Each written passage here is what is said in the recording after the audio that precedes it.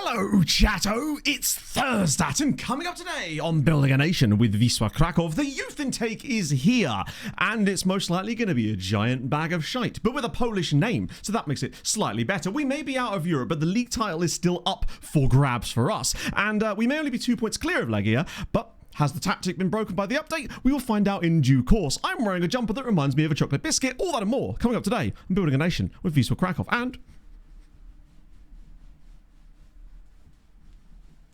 Squat on the Inferno. Love to see it, friends. Nailed it. I'd say so anyway. U-shaped sofa. Oh, excuse me. U-shaped sofa.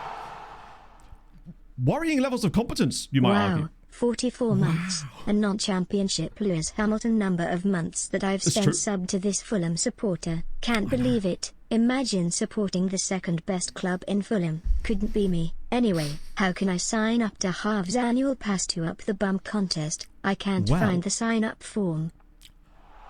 I don't do halves admin. That is very much a him type of situation. Firstly, you're going to have to consult with the big man. Did you know that is 27 months long? Thought not. Knowledge. No fucking way. You got to be careful dropping kind of knowledge on that kind of level is dangerous, JM. Like, the government will get you. That's like water-powered car levels of knowledge. Thank you very much for the 27 months as well. I hope you're well this morning. Beautiful. Did that actually turn the sound down properly, or was it broken itself slightly? There we go. Wrong button it was. After all, Sharpie now with a 40. No, 50. My apologies. Months. Happy? Just got my travel notices for work. Was hoping to return to Wyoming for another year, but I got an upgrade. I now get to go to Nevada to work in one of the biggest mines in the US. Hell yeah. What? That is a fascinating... I mean, you don't have to tell us, of course, but what is it that your job is? That sounds incredibly interesting. I mean, this is where you're like, Matt, I'm a miner. You've just seen the evidence of that. I'd be like, no. It sounds like you're Bitcoin mining. He's just hacking away at the wall. Coins falling down like Mario Kart. I'm here for it. That sounds brilliant. Right, let's get off my big face straight away. We've got stuff to do, friends. There are. Don't tell Discord. They'll have you. Them and their water-powered car. Mind your own business. Gold digging! To be fair, it was an obvious one, wasn't it? And I can't believe no one else said it, frankly. James and Kathy! It's been much too long. Not liking having to go into the office Tuesdays and Thursdays. See it. I may need one heck of a tack up here. That's fine, James. What was the last thing you saw? And I'll catch you up as best I can. How's Kathy? Crucially. The only Overstep and number of months subbed. Oh, is that his new number? Of course, yeah, he can't win number one anymore, can he? I like that. You'd love to see it. Thank you very much for the 3 months as well. That's very kind of you. Oh, Matt, I'm safe for the time being. However, it could all go tits up.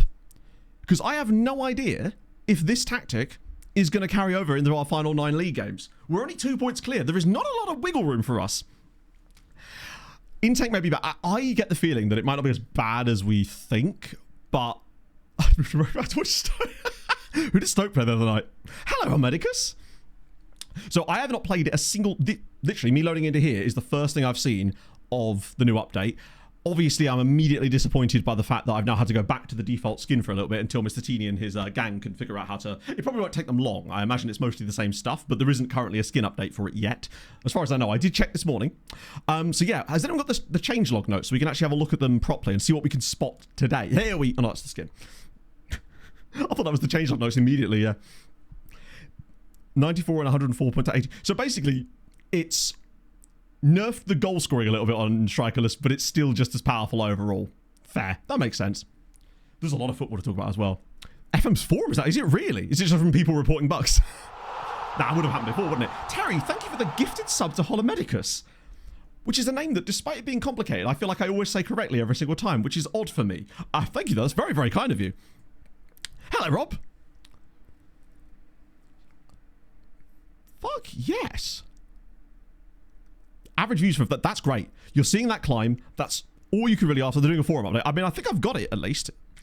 Czech versus Canada tonight. So I don't know if anyone else watched the Sweden-Italy hockey last night. I imagine you probably didn't, but bear in mind, Fulham were 3-0 down at this point, and I went, you know what? I don't want to watch this anymore. So I decided to watch Sweden versus Italy, and oh my god, that was very nearly one of the best hockey upsets of all time, to be honest. So non-exhaustive. Wait, non-exhaustive. Yeah, is it Damien Clara? He's a Ducks prospect, isn't he? At one point, it was 2-2. Italy had 4 shots, and Sweden had like 43. Incredible, like, goaltending. Defenseless works. I mean, to be fair, Kima, it's kind of what we've been doing this entire time, just laying there like Bambi's mum. So, I'd have thought that this would have been an exhaustive one, rather than a non-exhaustive one now that it's out. So crashes and stuff like that, which is fine. So this is the strikerless bit, but it's actually only defensive improvements, which does make sense, because it's going to cut down on the number of goals you score, but it still means that you win. 60 to 22 is actually not bad. I'm surprised they got as many. I guess that must have been third period action, right? Garbage time, so to speak. Magic Feet! Thank you for the 4 months at tier 2. That's very kind of you. Haven't caught many stream lately, but always catching up on the VODs. Up the Wisła, sick Wisła, sick Wisła. Fair play. Thank you for that, Matt. Thank you everybody on the VODs as well. It's actually kind of mad. The views on the VODs for this save, or just particularly this save as well, get nearly as many views as my old Let's Play content did. To give you an idea of why that wasn't viable anymore. Like, it's actually kind of wild. So I do really, really appreciate you guys that watch on the VODs as well. I always forget how many of you actually are still engaged in the save, just not always in chat all the time. And shout out to you guys as well. We've got VOD comments come up later, as you can see as well.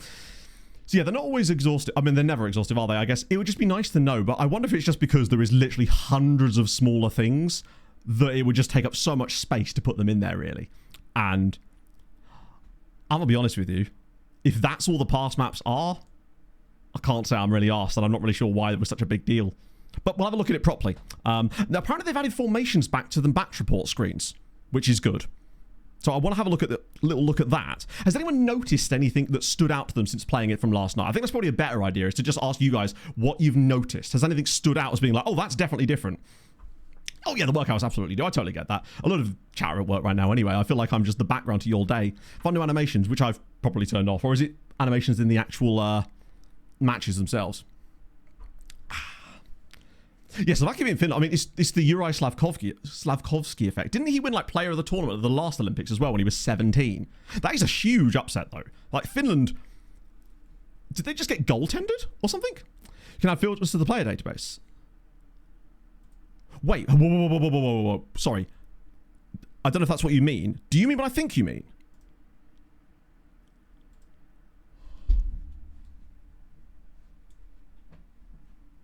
Oh, Taylor. Oh my goodness me. How was that not in the patch notes? I didn't remember. I looked through the damn things. Oh, baby. 20 is plenty is back on the menu, boys and girls. Summer, we 20 is plenty in. Oh my God, thank fuck for that. Right, that's even better then, because I'm working on a new scouting video and I now get to actually finally put my scouting filters up for people to download again. Oh. SI. Lead with that, please.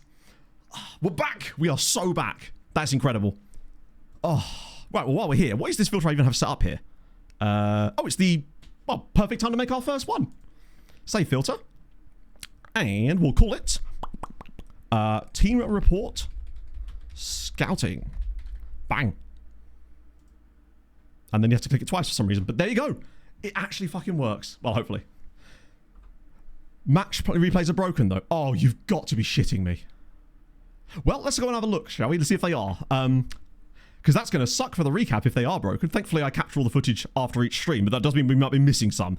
So let's have a look at a game we know all about, which was first leg against Inter. I remember the goals very specifically. Montperu scores that P roller that deflects off everybody. Augusto gets too much space in the box, and Furman scores that tap in from the near post. So, in theory, let's...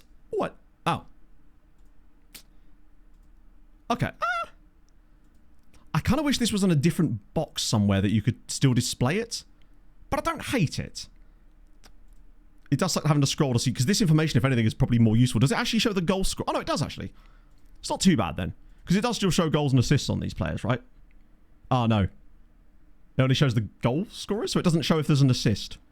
That is unfortunate. Oh, it's Blunieri. Fuck me, I just noticed that. Usually these don't break the, Huh. None of the last updates have broken the name fix. We'll have to sort that out. I didn't realize that was even going to require one. It must be a much bigger update than if it's broken the name fixes and stuff. Let's have a look then. See if it loads the right game for a start. I hope they fixed the issue with the clock though. That would be good, because that was a pain in the ass as well. Let's find out. Oh, it would suck if it did, because I would not have a clue what to do about that. Okay, so this looks like the right highlight. It's the right game at least. But I don't know if that's going to be because this game was already recorded prior. So it might only work for games going forward from now on. So say games we play today, it might load the wrong games when we load into it. Unfortunately, they haven't fixed the issue with the clock, which is a bit of a shame. Opposition instructions. Oh, crap. Really?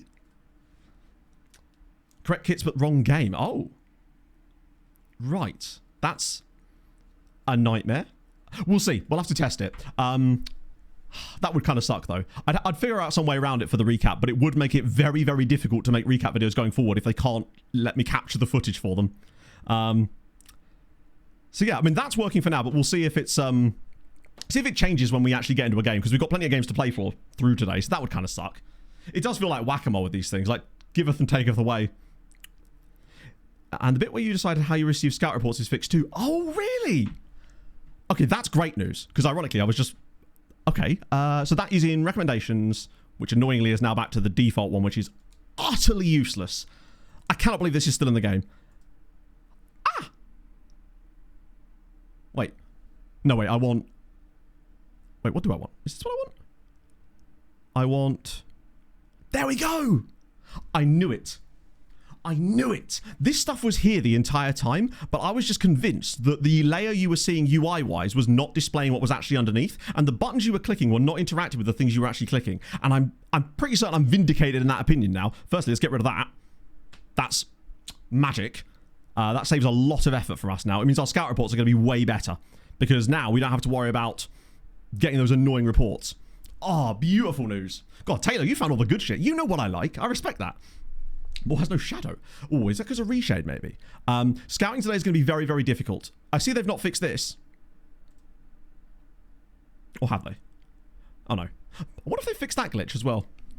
Right, so basically, you'll sometimes get a report that will essentially be a report to tell you that they've started scouting the player. It doesn't give you any new information about the player. It simply puts it in your scouting inbox and says, hey, I've started doing my job. But it's a useless report because you then already know what the player looks like at that stage, because you looked at them in the first place in order to send the scout to look at them. So what this does is it stops them from doing that, and it now means they'll only send you reports when there's actually something new to report. That was the biggest issue before. It meant that it will cut down on the number of unnecessary reports in here, so you don't have to keep... If you keep seeing the same players coming up and you're like, why am I still seeing this player even though there's no new information on them? That's why. And stuff like that, basically. So that's good. What isn't good is this view. It's actually kind of baffling that this is still the default view in the game. Get completely masked attributes. I don't know. Basically, it just means that if you tell your scout to go look at a player, they sometimes send you a thing to say they've started doing it, and you don't want that, basically. Right. This is so difficult to use. Wait, doesn't it even... I don't know how we're supposed to interact with this fucking thing. Because we don't know how well scouted these players are. I mean, this is... I've just realised how the default... Sorry, my God. How do you even navigate this now? There isn't even... Yeah, we may have to do the shortlisting again, which is a pain, but we've probably still got the infrastructure set up for that, right? Let me find the shortlist. So we had one called Scouting Recos. Right, we'll use that for the time being. You can't customize it at all. No. Not only can you not customize it, but none of the views show any of the information that you would actually want. It's a disaster. Right, well, that's a shortlist. I'd forgotten how bad it actually was. So that's still broken as well. That's awesome. I can't believe that bit is actually still broken. Why is it still saying 67 recommended? I cleared it, but it's still saying there's 67 recommended. Okay, we'll have to look into that in a minute. Database filter is great. Oh yeah, the last 7 days thing doesn't work like that, unfortunately. It will display all sorts of stuff. I had a look at this yesterday. Yeah, the shortlisting for now is going to have to be our bread and butter. Because look, we can actually see information. Ignore those. I hate the fact that it carries views over from other saves. Like, I messed with this view yesterday because I was dicking about with some stuff in my test save.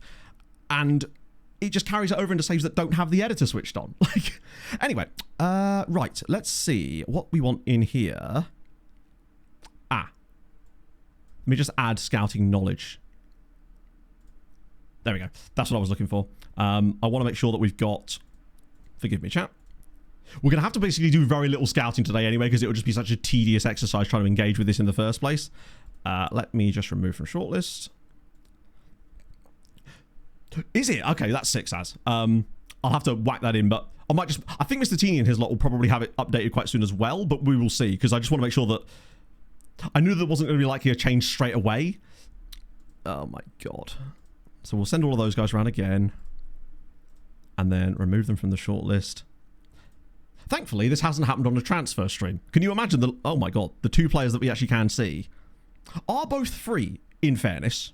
So that's not too bad. We'll have both. Mario Viala, why not? See the other save? Honestly, no. Particularly as I decided that I'm going to work on this. Basically, I wanted to investigate that thing that chat brought up last stream, and I spent 8 hours investigating it yesterday, so that's probably going to be the next video I make. Plus, I can put some of this new scouting stuff in there as well, because it's another scouting video. But with the Plymouth thing, because I am going to just keep doing it, because I honestly don't care if it's similar to something someone else has done, because it isn't going to be like... It's not the same, is it? It's just not. Provided you know exactly what I'm doing, it is just simply not the same. And ultimately, there's always going to be crossover. We're all playing FM, right? I've been working on this for like 6 weeks now. I'm not going to stop doing it now. Because I think it's going to be a fun idea. Plus, it'll just be a long project I want to just keep working on anyway. But it's going to take me some time because it does, particularly if the highlight thing is fucked. That will be an absolute pain in the arse. That's quite a big wage, you know. Which is a little bit concerning. But French left winger for the Lone Farm. Can't really go wrong. The guy called Reasonable Knowledge. It's actually pronounced raisonnable. Thank you. Obviously. 2K. Wait, he's French. I can easily get him down to like... Probably less than this, right? I always hate that scrolling down makes the number go up. It just feels counterintuitive to how it should be in my head, but it might have always been like that, to be fair. Yeah, I will have to give him a clause. I'll give him one of these. I'll get it even lower. Why not? Let's go 950. Love to see it. Les Reasonables. Where the bread is reasonably priced. Yeah, exactly. For those of you unaware, basically, I'm doing a 10-season save where I've appointed the worst director of football in the world and appointed him to do all of my tasks except for managing the team, which means I'm essentially doing 10 years of punishment where I'm basically having to fight against him for the entire save to see how much success I can have in spite of having a director of football that's an absolute nightmare to work with. That's the idea, basically. Similar trends. Yeah, I mean, to be fair, like, it's not like other people don't do agent videos now, which is cool. I like the fact that that's a thing that's even become something, frankly. So, I was always too scared about, like, stepping on toes when ultimately no one cared about stepping on mine, right? Except for Clates, actually. Clates messaged me about a video before he did the director of football thing years ago, even though it was nothing similar to what I'd done, because he's just a good egg, isn't he? Ah, dear. Yes, new youth guy. Actually, do it now, Jose, because I'm still signing these players up, which will give me a chance to have a look at it. There is a limited amount with FM, for sure. But that's why I try to find inspiration from outside of the FM niche. Because I think sometimes you can learn a lot from other, not even other games, but other styles of content entirely, frankly. Challenges were like, yeah, it's such a sick idea. It's just cool. Exactly, Mick, yeah. It's different between like where the similarities and when someone's like outright copied someone, which I think has happened in the past, but certainly not for a while to my knowledge. That being said, I don't really keep up with the FM creator space zeitgeist for the most part. I'm just kind of my own little island of silliness over here. Imagine that. Jack and Kev just fighting over the Let's Plays. Did they fix the women's team's injury? Sven has just lit up a cigarette in delight. He's been playing too much RV there yet. Yeah, we'll have you as well. Why not? Because we do need to bolster this. Well, I was noticing that our youth team is a little bit light on the ground. Speaking of, I don't know if this happened on stream or not. I think it must have done. I offered out loads more of our players for loan to the affiliate side, and you would be shocked by the sheer number of them that actually went for it in the end. Why am I offering them 12 grand a week? Holy shit. I thought that was 1,200. That could have been really, really bad. Can you imagine? Just casually offering the lad £12,000 a week. Right, that's more like it. Why did I offer him that? I didn't even need to in the end. Jesus Christ. Whew. FM narrative content. I like narrative stuff. It's I think it's where it's going at the moment. I feel like the silly stuff that I used to do, with the way FM is right now, that'll come back in a couple of years, I think. But I think that right now people want stories, and I think that's cool. Could use all in it though. Oh, he's like, he would sign immediately. This is where he turns us down. Oh, right. Mental stats that can easily be improved. Basically, physicals, mentals, and technicals, all of them can be improved to a certain extent for the most part. A lot of them, though, some of them are completely almost hard locked. Like, you will sometimes see variation of maybe 1 point over the whole save. So they're all kind of flexible to different levels, really. So something like composure, decisions, off the ball, these things can all shoot up with the right training.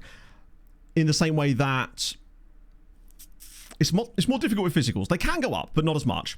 But there are other mentals, things like concentration doesn't always go up very high. Teamwork and work rate rarely change all that much either, because they're more intrinsic to the player's style, I guess. You need to ask why? Yeah, it's just Ricardo's like, hi! Okay. DQ'd for his helmet.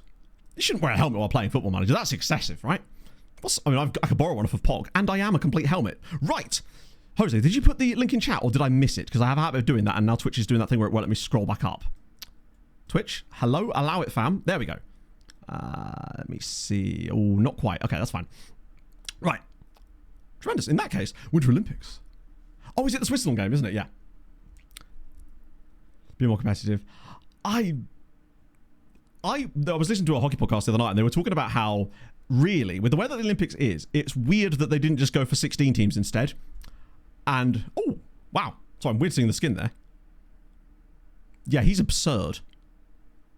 Because 16 would have been so much easier for them to do the knockout rounds and the stuff, because it would have just been 4 groups of 4, bang, bang, bang, bang, bang, nice and easy.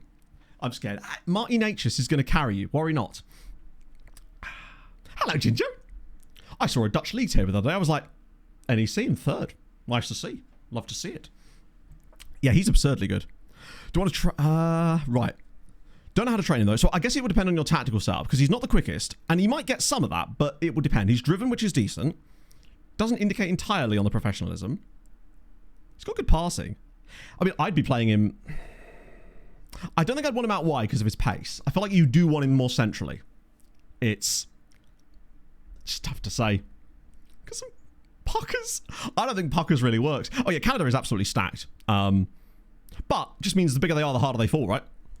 Pass maps. I want to see what those look like. So let's actually get into a game right now, and then we can have a look at the pass maps and stuff. Obviously, Montperuse is injured. Oh, one more thing before I do. Look at the number of loans now. 179, baby. Little pictures next to the shout. Oh, now we're talking. So we're up to 179 now, because I offered out loads more of our players to Pushta Mitsa, and an amazingly large amount of them. Oh, I hate this screen again. A rather large of them actually said yes. Some players that I genuinely would not have thought would have said yes, did. I'm trying to find some examples of them. Like that Norwegian fella did. Like some serious... It's like 2-star CA to 2.5-star CA guys are saying yes to them. So expect them to potentially be in with a chance of promotion this year. They're already in the playoff spots, nearly. I reckon they make a push in this last little run and end up qualifying, which would be really, really cool. Kojak Nivek, thank you for the follow. Katala goes to Spurs. Nah, he's not going to Spurs. He doesn't even want to go to Spurs, crucially. By the way, though, on the Spurs thing, look at Katala's value. Because Spurs have been rumoured in the presses again. 70 to 87 million now for Catala. We actually have a player that must have surely reasonably high PA at this point. There was the thing in the press that said Spurs are willing to pay up to 75 million for Catala, which is the exact reason I do not want to get rid of him unless I absolutely have to, because he's one of those players that we will not be able to buy for a very long time. And so having him for as long as we can to begin with is going to give us such a huge leg up. It's great. Would you sell him? Absolutely not.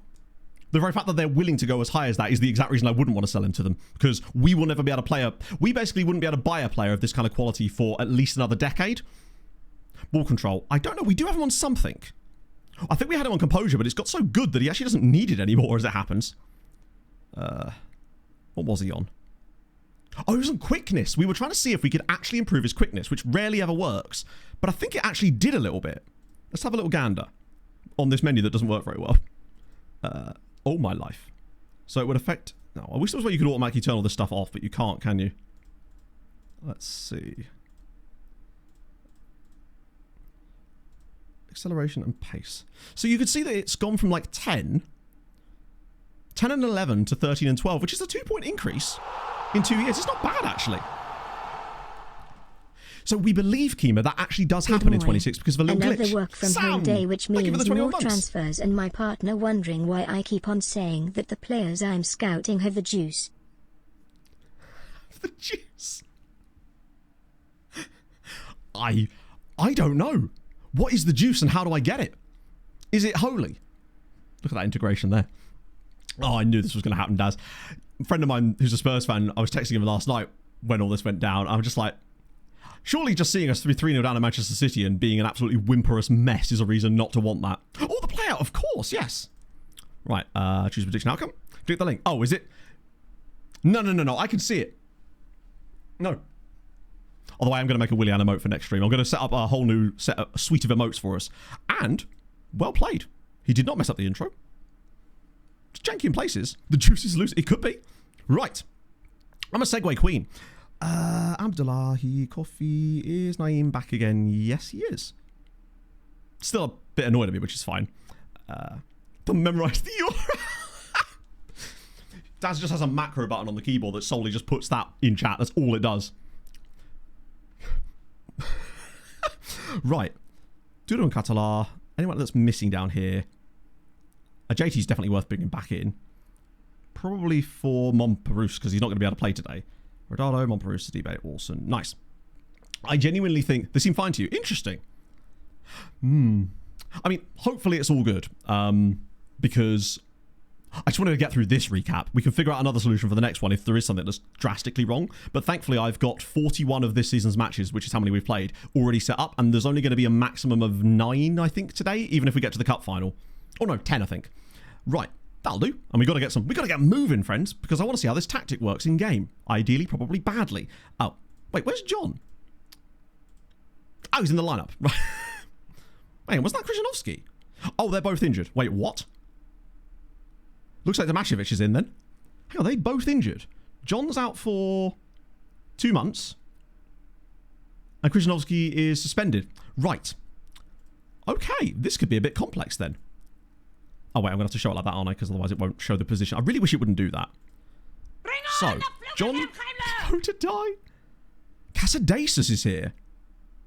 It has to be Tomashevic. I mean, he's actually got some good numbers, and Tomashevic got called up to the Poland squad in the last international break. He didn't play, but he got in the squad, which is mental. I don't really know why, either. They must be really lacking at left-back. Endoplastic, thank you for the follow. But he got in there. Yeah, Casadasas on the bench would make sense. The only downside is that it would be a difficult... It's a bastard to find him. Because with the bench slots, you can't just do what you do there. It won't let you filter by position, so it's just all players in a nondescript order. And it's... Unless they're in the first team already, it is such a pain in the arse to add anyone to the bench that isn't already in the first team. So I'm just going to put someone else on there instead. Like... Oh, awesome, perhaps. And do I put Rodado on there? Why not, eh?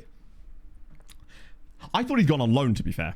So that's on me. Right, okay, that'll do. Hopefully. Unless the game's going to screw us again. Really? Who's getting a squad number? Rodado didn't have a squad number. That makes me a little bit sad, actually. 99 it is. Flake on me, friend. Let's go. Oh, I've just updated that twice. Watch that crash now. Oh, dear. Bench longer gets scrambled in matches. Oh, that's good. Agent offers. Oh, I did actually sign a guy on deadline day as what? Oh, no. FM, please. Okay, it didn't crash from that. That's... I feel like early FM 26 would have crashed from that. So who do you think is the next Spurs manager? Like, realistically. And Forest while we're at it. Yeah, the squad numbers thing, I think it's because it doesn't remove them a lot of the time when players leave. Or things. That and it keeps assigning squad numbers to players that don't really need them. Affecting tactics. I've not found... I mean, this is the first game I've played in the new update, so we'll get an idea of it from this first game, I suppose. But so far, the update has been hit and miss for me, in the sense that I'm really happy that scouting filters are now savable. That's amazing. There was something else we found on there that was really good too. Oh yeah, you can finally stop them from sending reports about players. Hey look, it's rain. You can finally stop them sending reports saying they've started scouting a player, but then ultimately they've also potentially broken some other stuff elsewhere. And I thought they'd fix the rain, which is nice football at least. But plus, with us not playing a strikerless system, hopefully this won't affect us anyway. Naeem takes his man on. Okay, that looks a bit more like it. Watch them nerf the one player that's really capable of doing stuff for us. Here we go. The build-up's glorious. Naeem cutting inside. Oh, it's beautiful. That was nice. Spurs get diced. Yeah, complete sacking switch, perhaps. Interim then Poch. Okay, who's the interim? Maresca and Frank at Forest. I just think that... With Spurs, I just don't know who would want to go in there at this point. It just seems like if managers keep getting sacked so quickly, Surely there are bigger issues that aren't solely down to just a specific manager. Like, if there's a pattern... Oh, I'm liking the little extra animations on the ball rolls and stuff. It feels like high flair players might even look even better in the match. Now, Naeem, cuts back inside. Is he just going to keep on going? Good Lord. I mean, we lead. It definitely does feel different. Andrews, get him in there. Advanced wingback. Yeah, we tried... Or is it... Yeah, we did have an advanced wingback, I think, in our original tactic. Fraser lucky with injuries, but didn't Ange have the same exact problem last year? So is there a reason why they're getting so many injuries? The build-up is very ticky-tacker in the box. Like, more controlled than before. It's... Yeah, Forest, from the stats in that game, from what I could see at least, looked like they had a stupid amount of chances against Wolves. My prediction of Wolves finishing above Burnley is now looking a bit more bleak, considering that... But it's crazy. I saw the second Strand Larsen go in on my phone. I was like, okay, cool. He's doing really well for Palace there. Came upstairs to check something, and I was chatting to my mate. And then he goes, lol Palace. And I was like, lol Palace? Looked at the scores, and it was half-time, and it was now 3-2 to Burnley. Like, what on earth? Squad of cats. Interesting. It's definitely something. After 2 seconds, it looks like it's sensible. What? Yeah, it's... I was just lots of... Yeah, but they still had chances. Like, statistically, you should still be scoring them, right? It's... You can shoot from range a lot, but eventually, if you shoot from range enough, one of them is going to go in. Just see Aston Villa. Although, less so lately. Yeah, the Dyche one is so strange to me. Hasn't he got the best points... win percentage of any Forest manager under Marinakis? It does seem odd. Like, I realise not beating Wolves is not a great look, but sometimes football just happens. And at this point, I don't see them appointing anyone else that's going to do a better job points per game, percentages-wise, than Dyche was doing for them. That's tough to beat, right? I just don't see that happening. We've had a really... We're winning the game, but they're a bad side. But crucially, we're winning. It's just hard to know if this is good or bad. I mean, we are obviously winning, but I want to see us score a few more goals. How's the DM looking? 6.9 for Stapelfeld. That's interesting. Vitor Pereira. So he was the sacked Wolves manager from before, right? I believe. And why do they think that's going to... I mean, they don't, obviously. Marinakis is just... I hate that for Forest fans because you know that you're only one step away from him doing something crazy, even when there's something vaguely stable. Like, I know Forest haven't been great in the last few, but it seems like he just got, like, an itchy trigger finger because of the fact that West Ham have started to look a little bit more stable lately. Albeit, you know, that draw against Manchester United... It's 1-1. Andrea Carboni has equalised for Ruk Horzhov. Right. Come on, lads. This is not it. There's a man on the line as well who somehow flinches away from the ball and then knees it into his own net. Awesome. Good work there. Actually decent under him, I guess, but then you can only really judge him on his recent results, right? I mean, I guess you can't, but like... That's the thing, like, I'm not saying Dyche was going to take Forest back to the promised land or whatever, but I felt like he was going to be a stabilising presence there, which he clearly was to an extent. I don't like the fact that both of our strikers have had a shit game, but that does happen sometimes. It's just a little bit concerning. But small sample size, I grant you. Naeem has still been amazing, though, which is a good sign. Do I want to bring on... I probably don't want to switch to Ranjbar and Duda. We want to keep some quality in there if we can do. Pena's been okay, but I still think Stoyer for a bit because he's a bit of a match winner kind of vibe, particularly with how badly we've done at taking our chances. Just a lot of shots off target for us today, concerningly. We'll leave Catalar on for the time being. Winning without the goal. Yeah, I was going to say, is Chris Wood injured? I feel like I haven't heard his name as much lately. Yeah, I mean, I bet Spurs fans are very happy that West Ham didn't win, not just because of rivalry reasons, but because that... If West Ham beat Man United there, that gap is very, very small indeed. Right, Stoyer, come on. Drill it across. Oh, he's cut back inside.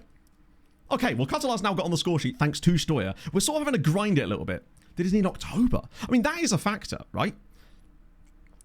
I know Chris Wood overperformed at times last season, but there was something about the way his movement and the positions he got into just seemed to suit perfectly the way that they were playing. Really rivals? I get the feeling that West Ham and Spurs fans might disagree with you on that one. I mean, maybe you're one of them, I guess, but from all the Spurs and West Ham fans I know, they would consider each other quite reasonable rivals. Like, I'm pretty certain they are. Just because they're not from the same exact part of London, I think it's a different type of rivalry. I was going to say, I thought they were very much rivals, in fact.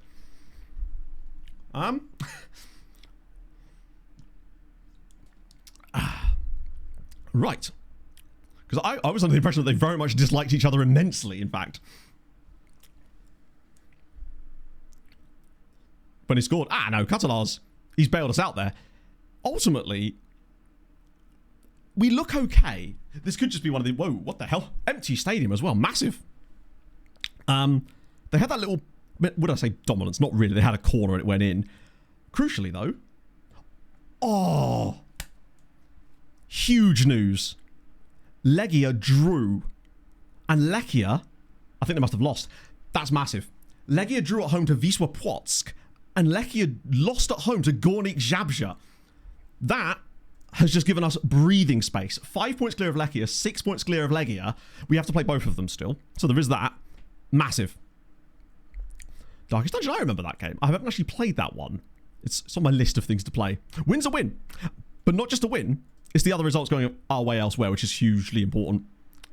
Testified with the London State. Oh, did it? I thought they were historically always, like, didn't like each other. Right, so where's the pass maps then? Let's have a look at the pass maps.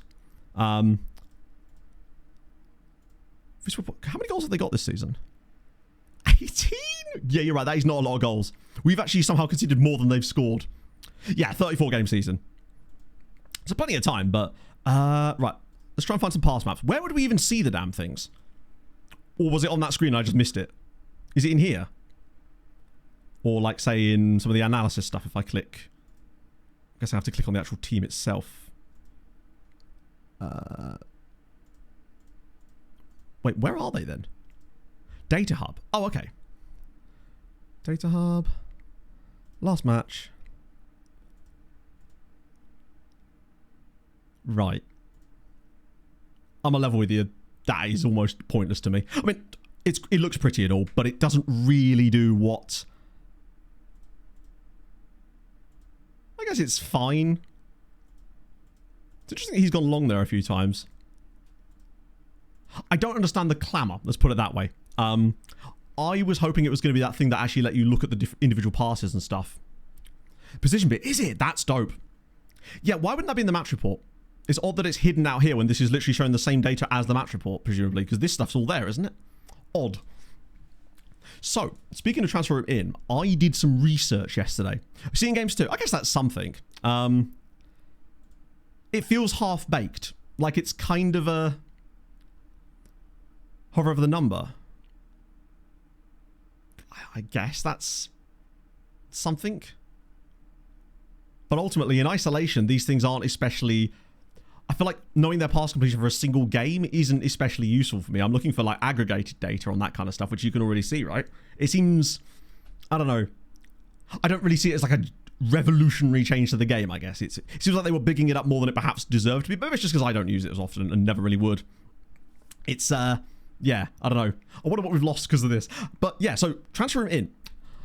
As a result of that discussion we were having last stream with the things to do with directors of football, I decided to, unfortunately not, spend 8 hours yesterday looking at the influences that directors of football could have on transfer room in requests. And I've still got a lot more work to do on it, but the general findings I've found so far is, yes, it does affect it, crucially. For a couple of reasons. One, your director of football is actually the one giving you the scout report on these players. So when a player comes through here, he's the one. So in this case, Fernandinho, it's his opinion of that player. So Fernandinho is only competent at judging PA and CA, which means having a director of football with better judging PA and CA is going to make them way more accurate at these. Because I had a little look between one I had on a Ferencváros test save, and I took the sample of the top 10 players according to him, and then I took a sample of the top 10 players according to him when I set all of his attributes to 20 instead. And Songbot's not... Oh, for God's sake, Songify.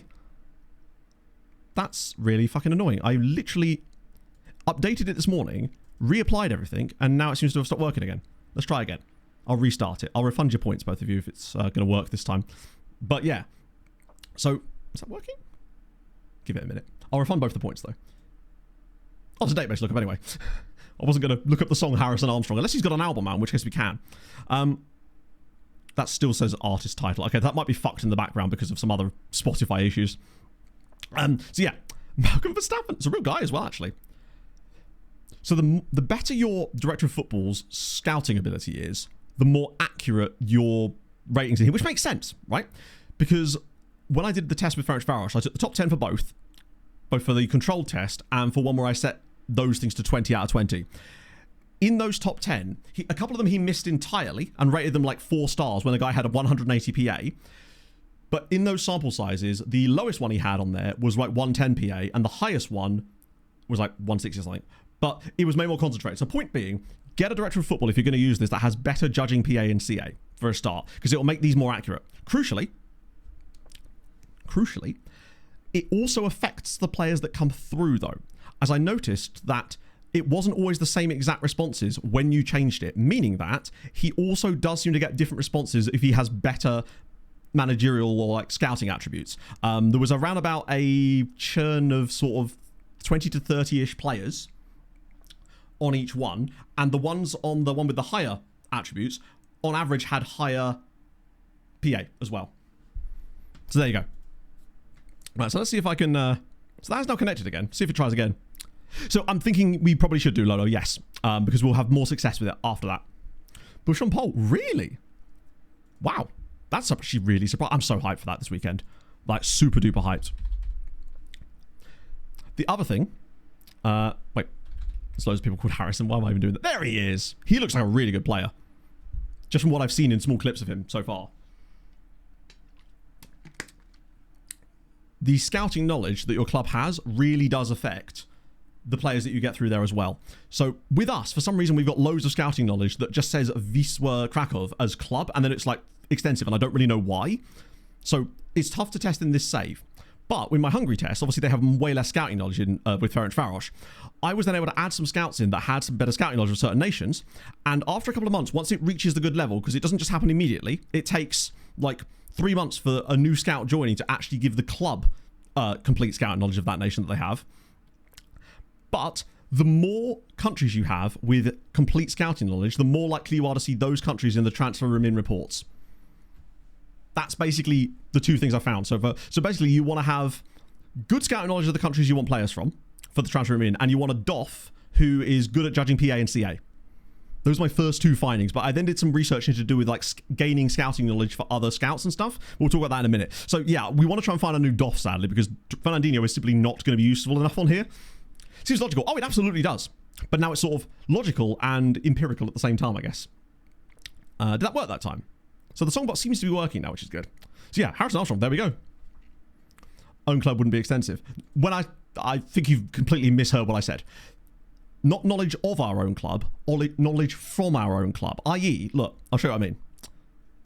If I go to recruitment focuses, and into here, if you go to nations, you'll see that there's loads of things here with like random nations down here, like Uganda, that just says outstanding and Wisła Kraków. Well, where's that come from? Why do we have that knowledge? That doesn't make a lot of sense to me when most clubs don't. So that's what I was on about. We just have all this knowledge of random nations that just attributes it to the club itself, and I don't really quite know why. But yeah, so that's what that is. But most clubs won't have that, so you will have to obviously gather it yourself. Fernando does not have the juice, exactly. Nice. But yeah, so those are the two things I would really focus on, for the time being at least, is DOF with those high attributes for those two things, and just good scouting knowledge overall. Okay, loads of... oh, no, it's not... wait, there are faiths. Oh, of course there's loads of faiths. It's a lady name, isn't it? Previous scout reports. It doesn't work like that, though. It would attribute it to the scouts and not the club. If it's from a scout, it will say it's from a scout. Just I've done the research on this yesterday too. I tried to see how quickly you could get a scout knowledge of a nation by training them manually. And it's quite quick if you do a little trick I found out as well. Sorry, apologies, Kima. As always with these things, it is tough to read context and tone through chat, you know? So yeah, lots of new names for the player pool. 10 years into this save is going to be great, because we're just going to find all sorts of crazy stuff. And knowledge. Let's see what we got here. So yeah, we're going to probably have to move... oh, there is actually a guy. Knowledge Musona. Big up knowledge. I think we've looked up Knowledge Musona before. It's just good to know because that means it's in there. Nah, there'd be no point in touching anything in there. As far as I know, you can't even set that in pregame editor anyway. I couldn't even figure out a way to change transfer preferences in the pregame editor anymore. Harrison Armstrong album? Why not? Thankfully, we don't have any promises. Oh, I would never make a promise. It only gets me into trouble. There's loads of promises. I saw a guy called Teenage Promises once, I think. Mercia Promises. There's a club called Promises. And then we've got Promise Day. There's actually a couple of promises out there.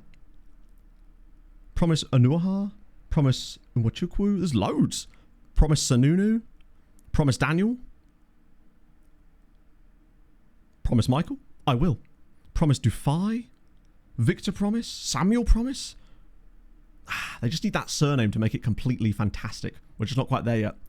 Clubs World Knowledge. So you have to have a recruitment focus set up in order to see this. So you go into here, and then go to assignments, and then it appears there.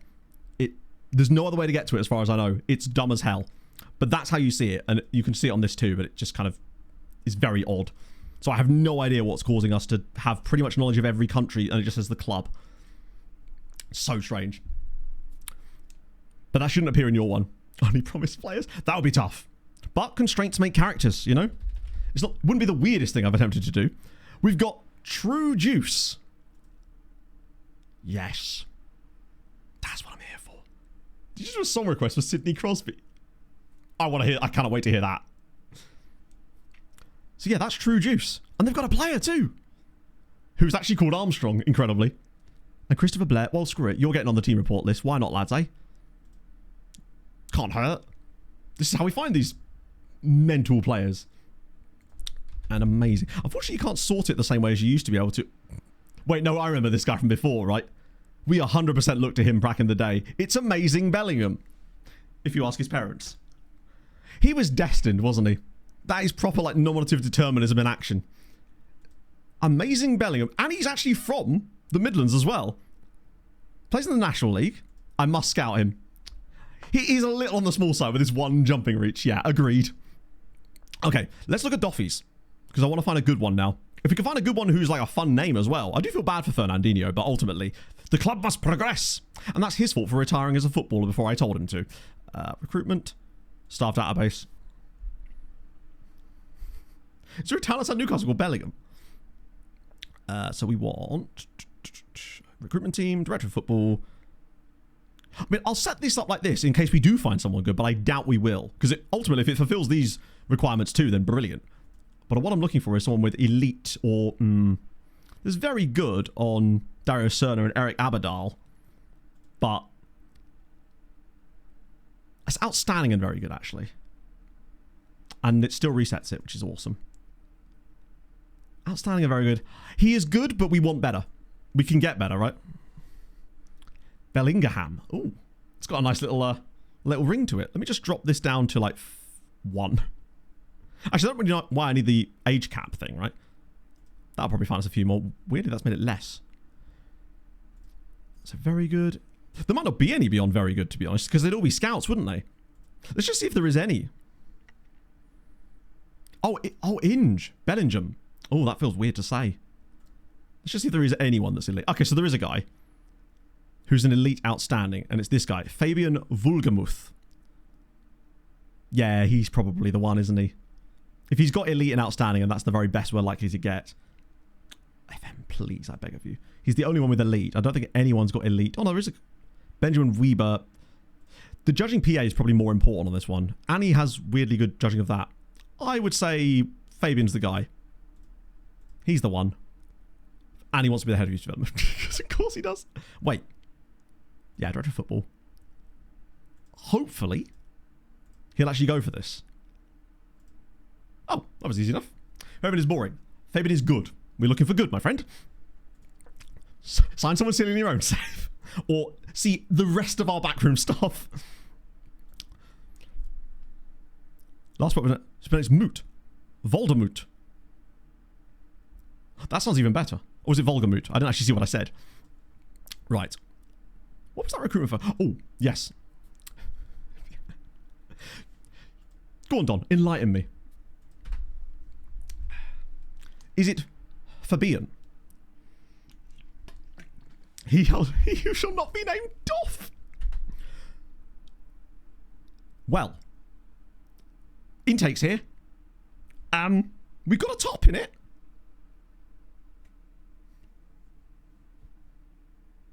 There's a guy called Damien Cott in here as well. Yeah, bear in mind, we were promised a half-star intake. So, anyone in here who is not complete garbage is a bonus for us. I'll be honest with you, that's better than I expected. When I saw half-star, I was expecting them all to look like these guys down here. That's... We never seem to get any fun nationalities in our intakes either, despite our backroom stuff. So here's the best guy. He's a winger as well, which means lone farm for you. Piotr Buri. He's going to get buried, isn't he, really? I mean, what can we even say? Hello, Stewie. 2 thumbs and a chest. Oh, you don't like to see that. He's got 1 jumping reach and he's 5'2". I'm not convinced he even is 15. He's like a 12-year-old sprinter.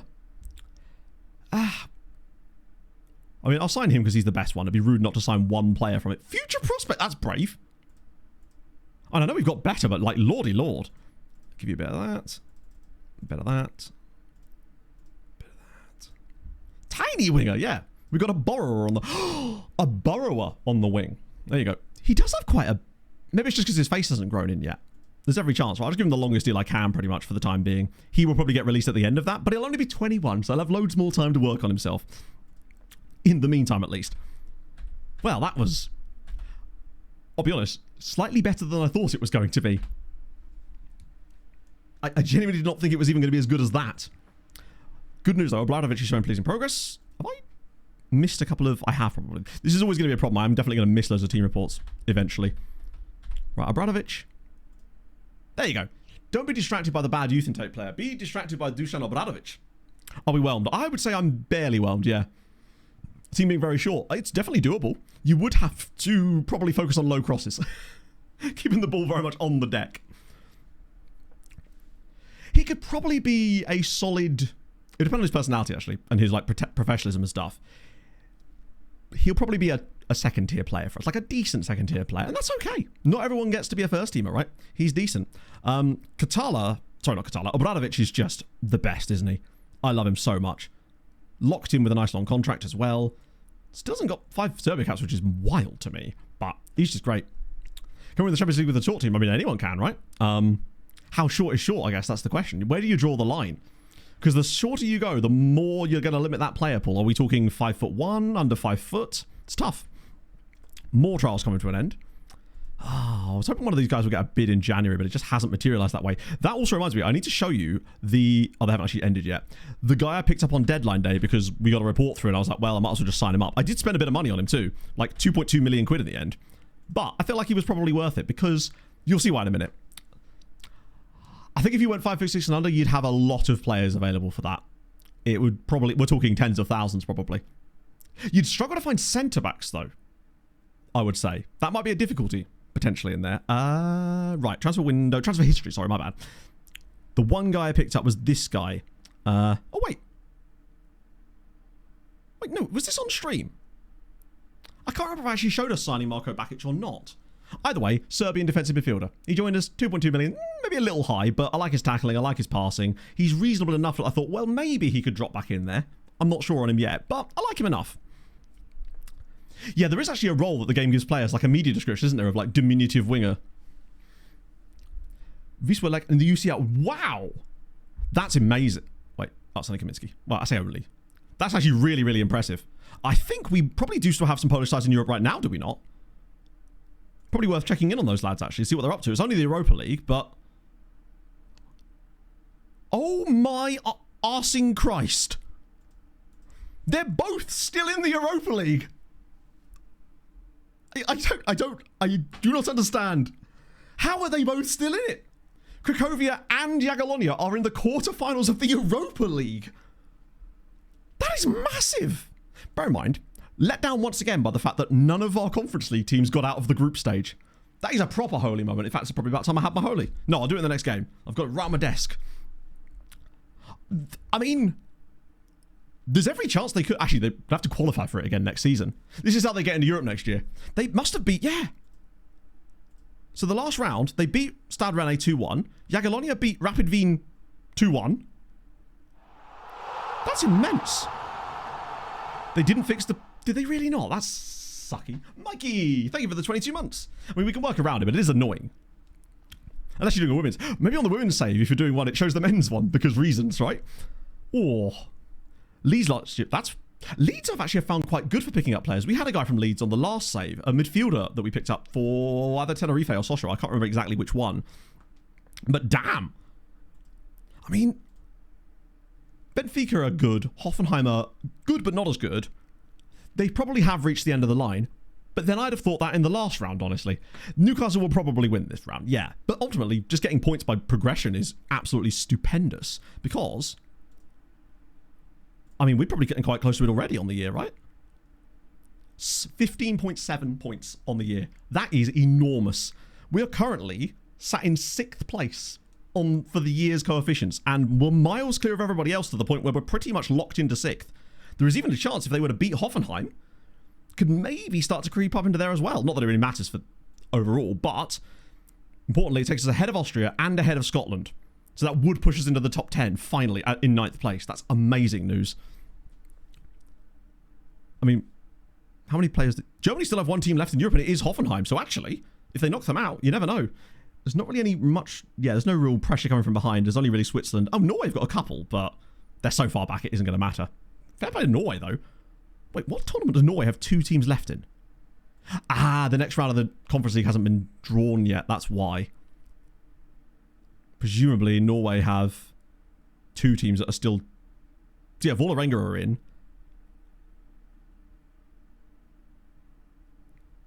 Was there a Norwegian team in the Europa League?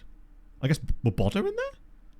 Or am I missing a Norwegian side on this one, or is it just glitching out? Oh, it might be glitching out as well because of the Norway League thing. It tends to double up the Norwegian teams until a certain point. So it might just be that there's one team left, but it's doubled it. I forget about that. Yeah, so West Ham losing to Siska Sofia. Fair. Big up the Bulgarians there. I mean, West Ham were in Europe, so I guess there's that. Speaking of Hoffenheim, in fact,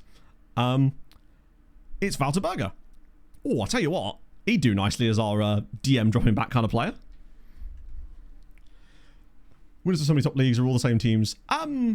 True. But I don't know where else you'd... I mean, certain ones, right? But I imagine a lot of the top leagues in a lot of continents have a similar problem, really, because you get that kind of dominance. It's always likely to happen. It's one of the downsides that when European money trickles into a smaller league there and you get that one team that's able to just get it that one season and just get that absolute domination for years to come. I mean, it kind of happened with Bulgaria with Ludogorets, did it not? Although it looks like Ludogorets might not win the league this year, right?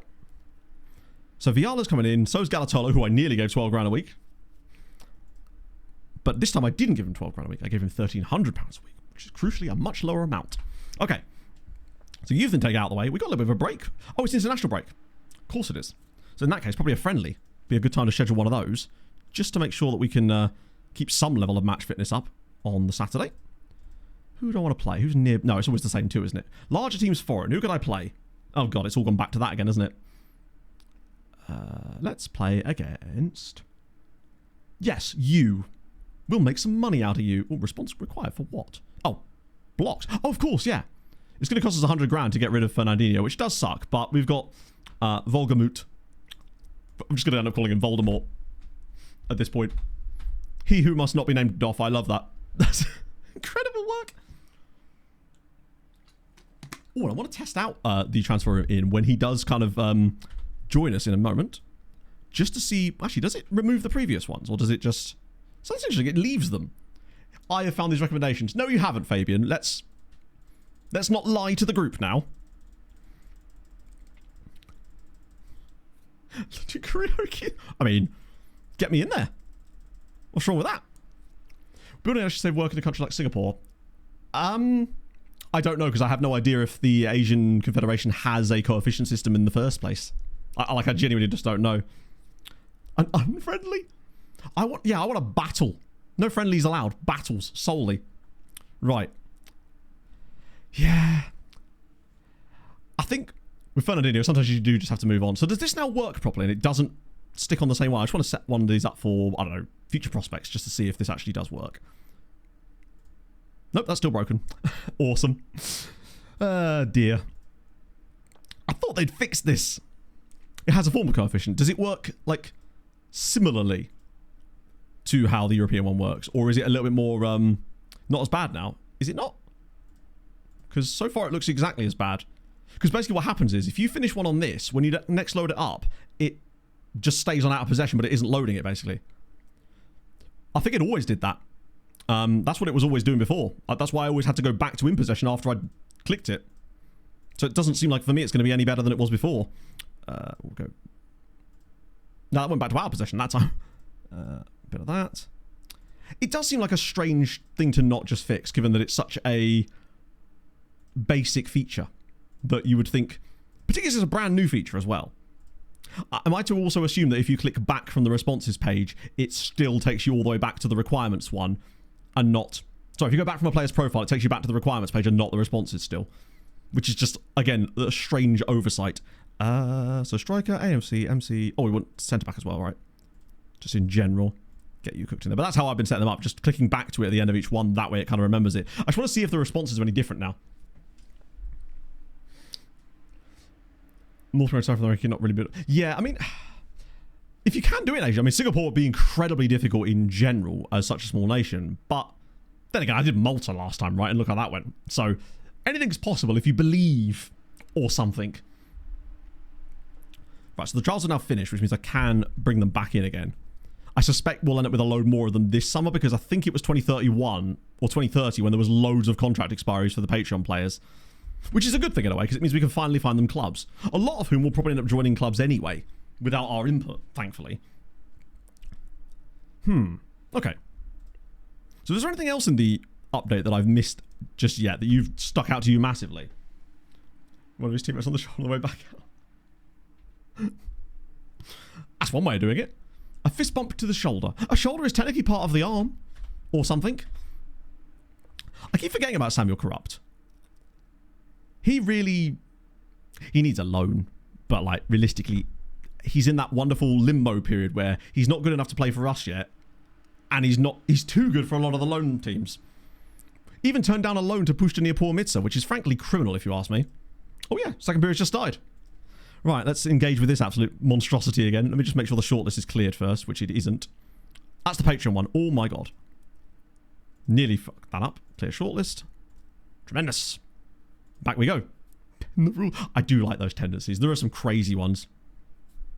Bulgaria. I don't know. I don't know what the rules are like in Bulgaria. It's not a league I've ever managed in. I've always kind of wanted to. Fuck it, let me just do the select all thing. God almighty. That skin can't come soon enough, man. I hate this so much. I totally see now, when going back to this, why people still dislike this game. Because obviously they've not got access to the skins and stuff, or haven't known of their existence, etc. You could totally be like, a lot of these design decisions are absolutely catastrophic. Want to make sure I don't remove them from the Patreon shortlist. That would be really bad. Is there any older players on here? Oh no, they're all actually within reasonable amounts. Few more extensives in there. At least this one doesn't disappear on you. So there's that. Scout those guys again. Remove from shortlist. And that leaves us with a few guys still have a little look at here. The league history guide. Oh, did they actually? So it actually is now like usable, I suppose. Should work on the patch. That's fine. I'm willing to wait. I mean, like, ultimately, if it's not fixed by like Sunday, then I'll just install the previous one. I mean, I don't mind the UI when it's been up.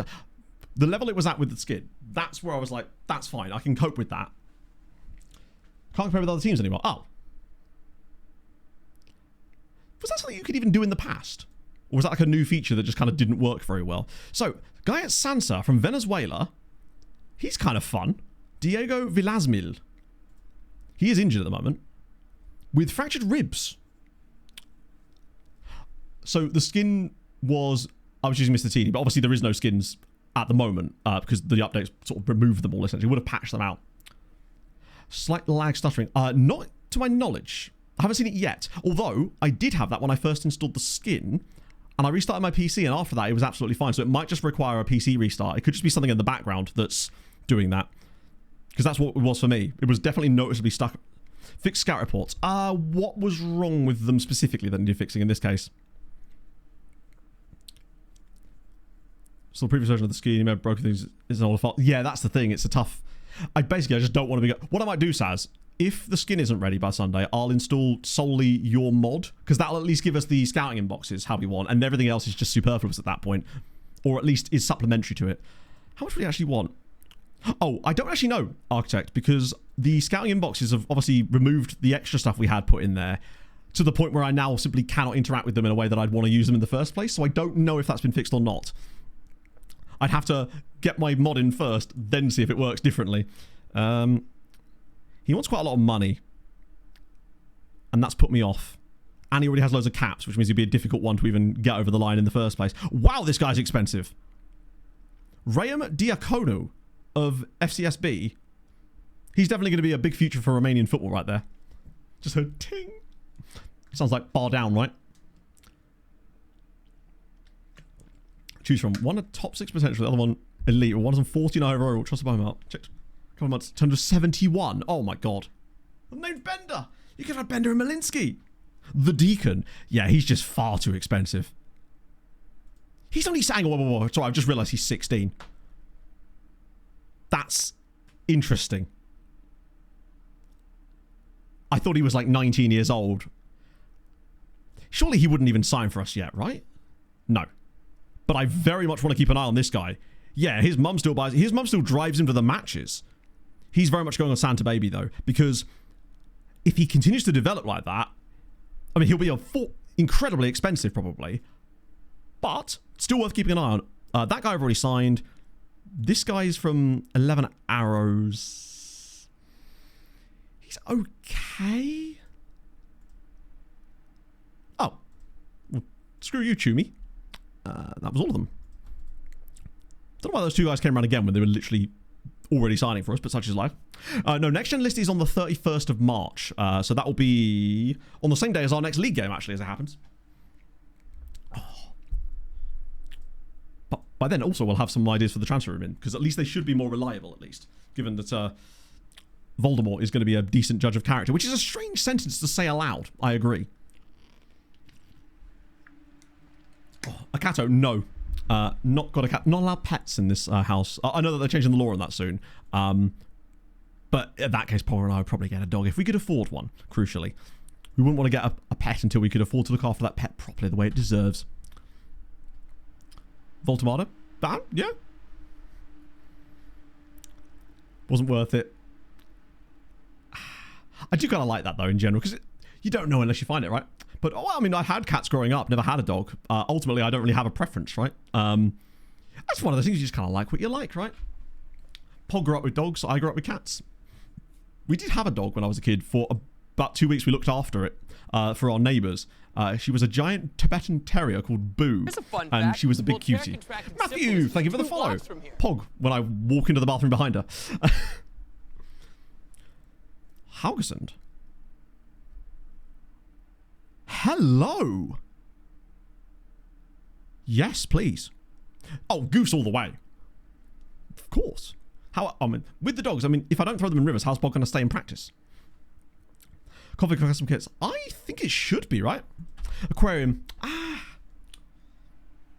mean, again, I loved, when I was, a lot of you already know this about me, but when I was a kid, I really wanted to be a marine biologist. I loved fish. I had like the Dr. Axelrod A to Z thing. I had all that sort of jazz, right?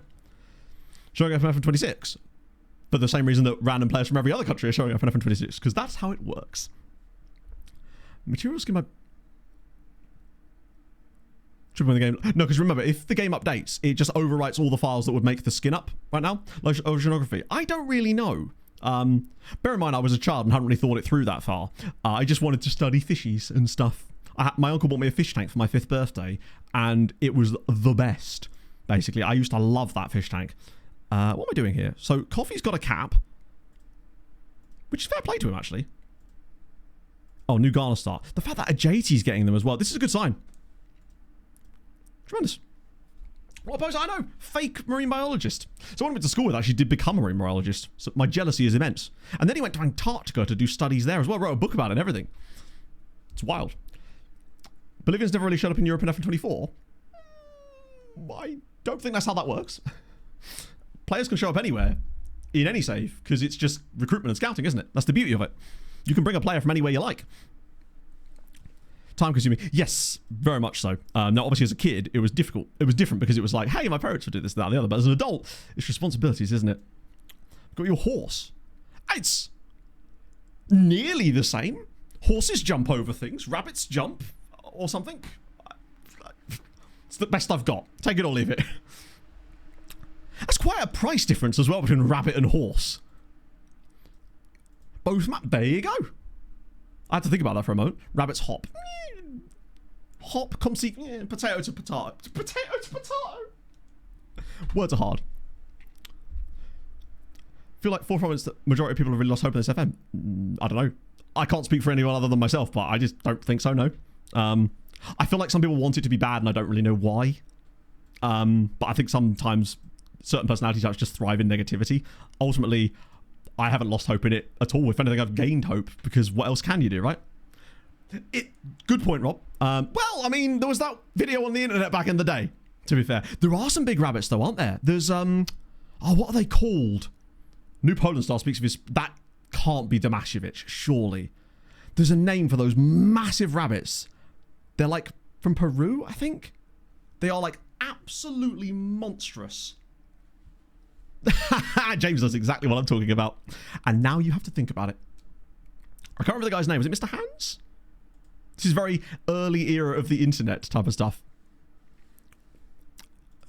Damashevich just got an international cap. Well played, buddy. That is... Adrian Damashevich at 19 just got a cap for Poland. Fair play. Aren't comprehensive enough. I don't know. It's one of those things where how long's a piece of string? How comprehensive is comprehensive enough? I think sometimes people have unrealistic expectations at the same time. Do I think it's a great stage? No. Do I think it's improving? Yes. But I feel like if you lose faith, then what? Like, we can't just go and play the other Football Manager competitor game, unfortunately. So we have to just try and hope that this one gets better and do what we can to try and assist with that, I guess. The Belgian Rabbits. No, there's another name for it. Is it Flemish Giants? I feel like there's another name. I just can't remember what. Not so expected to hear on here. Well, now you have. Wait, what? Sorry? Play career mode. I mean, I want to do my player. Thank you. Want to keep left back from Poland? Which guy? I mean, he's technically usurped his own teammate at the moment, as it happens. They are unhappy, and I don't blame them for that. Demands are unreasonable. I've still not managed to find a way out of this menu without pissing everybody off. They just... There is no way out of that menu that doesn't make them fucking 15-year-old. Which 15-year-old? We had a right-back guy that came through last year. But this Damashevich is a left-sided player. From Jaga. Oh, he was a centre-back. Sorry, my apologies. That's why I was... Jadub! Thank you very much for the 3 months. You mean, Simenjevic? That guy. Yeah, he's a centre-back. That was...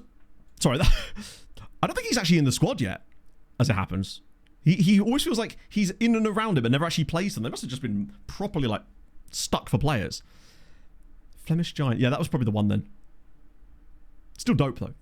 They're just fun. I like larger versions of creatures that traditionally are smaller, you know? Can you poach him?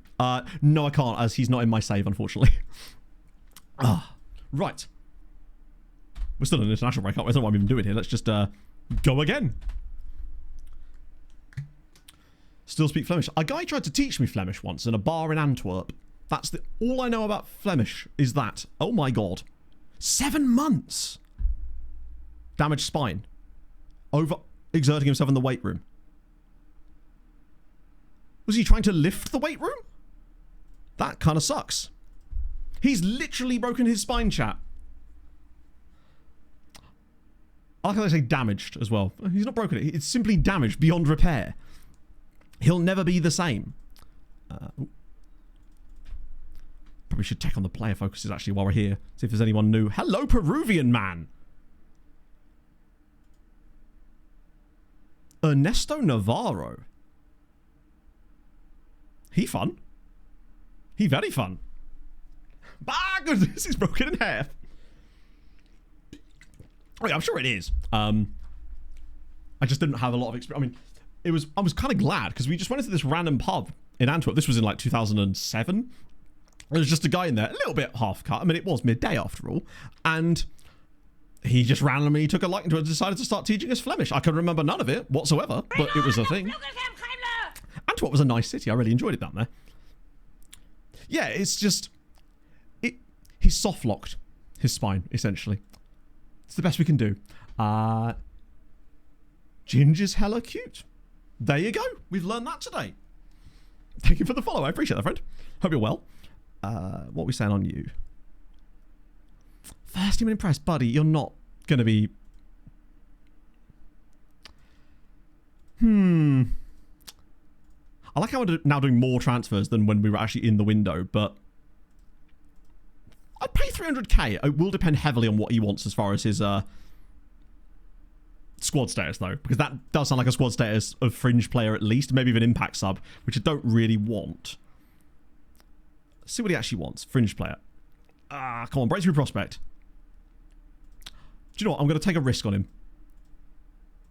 Fair enough. He either says yes or he says no. We'll give it a go. Hello, my big forehead. Exactly, Kima. We need more number 10s and more goalkeepers. It does seem like the most prevalent role amongst all of these is those exact two things. Considering how the AM dropping back into CM role, the one that we use at least, is not super common because you do need to be able to tackle a little bit. It's amazing how many of them we find. He believes Duru should win next gen. I'll believe it when I see it. Speaking of next gen, it's here. Okay. Make sure I get the report on Al Ahly.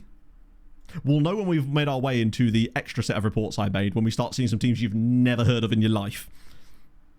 My expectations. Okay, next gen's here. What do you reckon? I think it could be Duru. I think he'll be on the list. Oh, I hope they fix the next gen, yeah. Belgium Genk, that would make sense. I'm going to go boring and say Scottish Manchester United. Yeah, I think he'll be on there. At least we want to have a couple of guys on there this year. And I think Catalar's too old for it now, isn't he? Piatkowski could be. Mid-Saudi. I haven't seen as many of them lately. Maybe they've cut down on the mid-Saudis. For the time being, at least. English Arsenal, what are we saying then? Oh, of course we have to click it, don't we? Oh, you weren't far off, James. It is the guy we looked at, but he wasn't at Genk. He was at Anderlecht. It is Bart Thirion. The name is fantastic. And Duru was second. So damn close to it. That's a good sign, though. The fact that... Oh, Montparnasse is on there as well. Brilliant news. 2 in the top 10 is great news. Anyone that's like signable. I mean, obviously, Thirion is insanely good. We have actually had him scouted before. We've just lost some of the knowledge on him. The Mumbler's in there. Let's see if this is fixed. It takes you back to that, but that isn't really the question, is it? He's at Gladbach. He's at Alaves. These are all kind of guys that, unless they're stupidly cheap, which they... Wow! Farquad. Are going to be super overpriced. Arca guy, though, who isn't one of our players. Audi... There's another Audi. Audi Shabani. And he's French, too. Where did they pick him up from? Dijon? He is mustard. £1.6 million they paid. And he's next gen. That is a great signing for Arca. He's going to be playing in the second tier next year because Arca are getting relegated, mate. But he's fantastic. He's cheap because Poland, isn't it? This seems to be looking a bit better. Reggiano, he'll be on loan, right? He's not? It's a goalkeeper. Why couldn't you be anything other than a goalkeeper? Europe Rodege. We've seen you before, right? Ooh. I was kind of hoping he was more of the DM centre-back kind of chap. Relegation release clause. What, the Arca guy? It doesn't matter if he does, we can't sign him. But probably not. I think if... Actually, he might. Given that he was playing for a club that were newly promoted, so there was probably an expectation of relegation in there. But I don't think we can see that information without a proper scout report on him, although we did seem to know much of his attributes. Nah. He might do. Hopefully he doesn't, so they can keep him in the second tier. It seems like a Legia pickup, you're right, yeah. Hamburg guy, Roman Flicker, another goalkeeper. You better have high... He's got low flair. Keep him in Poland. That only really works if there's actually bids on him, right? I'd rather just him stay there. Like, if he's not going to leave, then... Plus, it does seem like they're getting decent money these days. which is something. Right, does this work better now? This seems to be a bit more fluid. Ooh. David Holman at Viking. 19, which is a little annoying. But no Norway caps. Looks fast. Crossing could be... His crossing's likely probably about 13. Tackling looks decent. Marking's all over the place, but who cares? Dribbling is a little on the sussy side. I quite like him. Certainly worth scouting further. So, Cracovia sold Saba to Newcastle for £5 million, but they do still have Diarra. Sorry, not Diarra. Amara Diouf. But I think part of the reason why they've suffered a bit this season is because of the lack of Saba. Although, admittedly, the last time we encountered him, he was doing weird stuff as it is. Bayern, Atletico, Valvik, Ronnie Barmecher. Oh, wow, he's worth £50 million. Okay, maybe not. Good to see him in there, though. Obviously, they've got the random English dude at Real Madrid. You're going to be crazy expensive as well, aren't you? Oh, we've seen Trashioni before. Look, rejected the extension. Oh, mate. Yeah, we've done that before. It's more of a last resort thing, but I will do it at times. Shea Porter, he's literally from Real Madrid. He actually he's from their academy, which is wild. I think we did look up where he was from in the like his actual. Wait, he's got Bermudan second nationality? Oh my god, it gets better and better. He came through Real Madrid's academy, but he was born in Bermuda, Spanish Point. That's the link. So he could be Bermudan. Oh, imagine if he declared... He's not going to, obviously. He'll declare for England and play for them. But imagine if this guy was greatest Bermudan footballer of all time. I don't think we actually looked as far as that into him last time. That's so sick. Oh, I kind of hope he doesn't get England caps now so we can declare for Bermuda instead. That's glorious. Right, none of these. Come on. Is there any scoutable players for us? Konyaspor, that would be crazy expensive. Turkey tax. Oh my... Sorry, I was not expecting it to be that much. 40 million. Turkey tax is getting even higher. Raheem Miller here at Millwall, on loan from Arsenal. Okay, another goalkeeper. San Lorenzo guy, Daniel Decima. Okay, that's more like it. A bit better. Deportivo Guadalajara dude as well. Jose Daniel Milan, or Mian. Very expensive though. Mexico, you do have to pay a premium. Sorry, who is this? Pablo Purasato from a team called Agropecuario Argentina. I've actually never heard of them. Like, never heard of that football team before. Have they changed their name or something? Or is this like a name fix thing? Because I've legitimately never heard of them. Definitely going to add them to the team report scouting, though. Are they even top flight? Yeah, get those... Fair. I'm not saying he's great, but he's on there. Certainly worth a scout. He could be one of those guys we retrained to play DM out of possession. Second tier. Wow. That's cool. Another guy from Deportivo Guadalajara. They've had 2 players on the same year, which is exciting for them at least. We probably won't be able to catch them before City get in there. And then, ooh, a guy at Erkules. Swedish. Nicholas Højberg. Højberg? Either way, he's come through in Spain. So Spanish youth rating on him. Who is a marking merchant? I mean, we literally can't see his tackling ability or his heading ability. So, like, it could easily have 16 heading. Tough to say about that on a player when you can't actually see their attributes. That's why we scout them, I suppose, though. Herman Montoya, he's definitely moved. No, he's not. I thought he'd come from Colombia to Alcacon, but he actually hasn't. Got Aruca? Bit on the pricier side. Still worth a look, though, right? Guy at Benfica. He's... Oh, no, he's Portuguese. I thought he was from Guinea-Bissau. Sparta Rotterdam. Koen van Kempen. Slightly cheaper for the Netherlands, I suppose. The Venny for the 2030. I haven't, no. Oh, wait. This guy was on it last year, right? Yeah. We looked at him last season. But this guy, maybe not. Manthos Contidis. Oh, no, we have looked at him as well. 18 million quid. Okay, that's a lot. But him, though? Emir Vasic. Plays for Grazer AK. Again, not an Austrian team I'm super familiar with. We've got Simon Bank. And he's, yeah, going to cost it. That being said, he is actually obscenely good. Oh, wait a second. Simon Bank. Tackling good. Marking good. Heading good. 6'2", minimum 15 jumping reach. Can play DM. Could potentially pass a football as well. I like Simon Bank. Perfectionist personality, so he would be a pain in the arse to deal with. Let me just prioritise that report. because I want to know about him fast. Because if we could maybe get in there and spend a bit of money before the window, 2 Denmark caps is... Actually, before we do anything else, would he even talk to us? He would. I might just do it now. That kind of wage is not even that much for us. It's a huge risk, but... Let's see if I can bring it down even more. I might...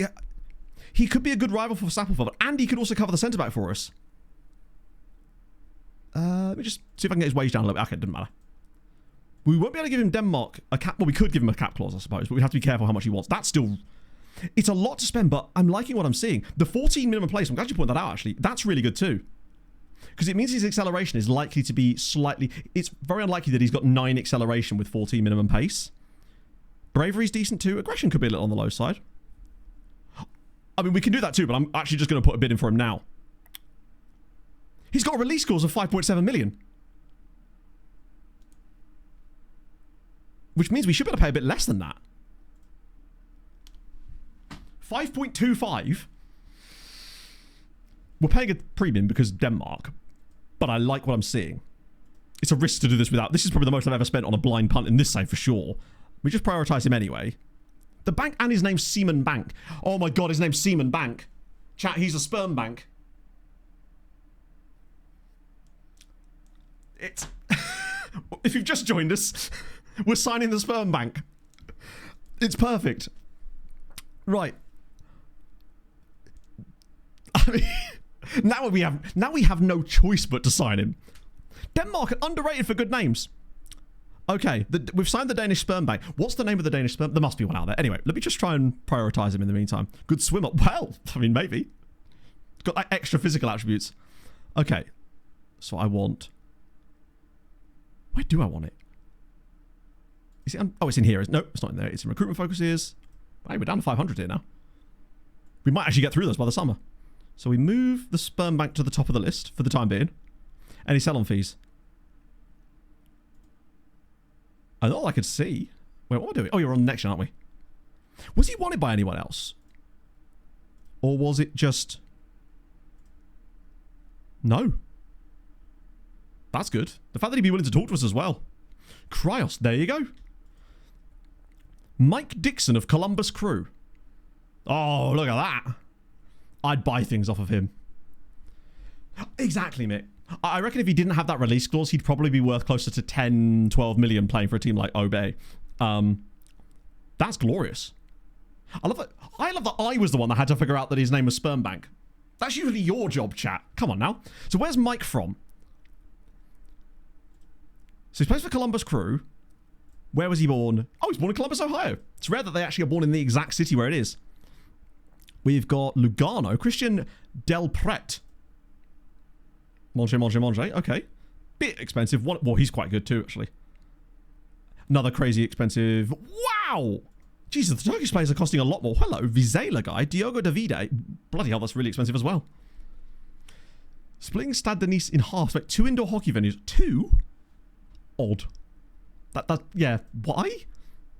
Got Pachuca. Oh, he would be the villain in a Disney film. I love it. Bit expensive, though. Hugo Venegas, we've seen this guy before. He's on it. I think he's been on it the last 3 years in a row, actually. There's our random mid... Well, no, actually... he's already made the move. He was at Ibiza.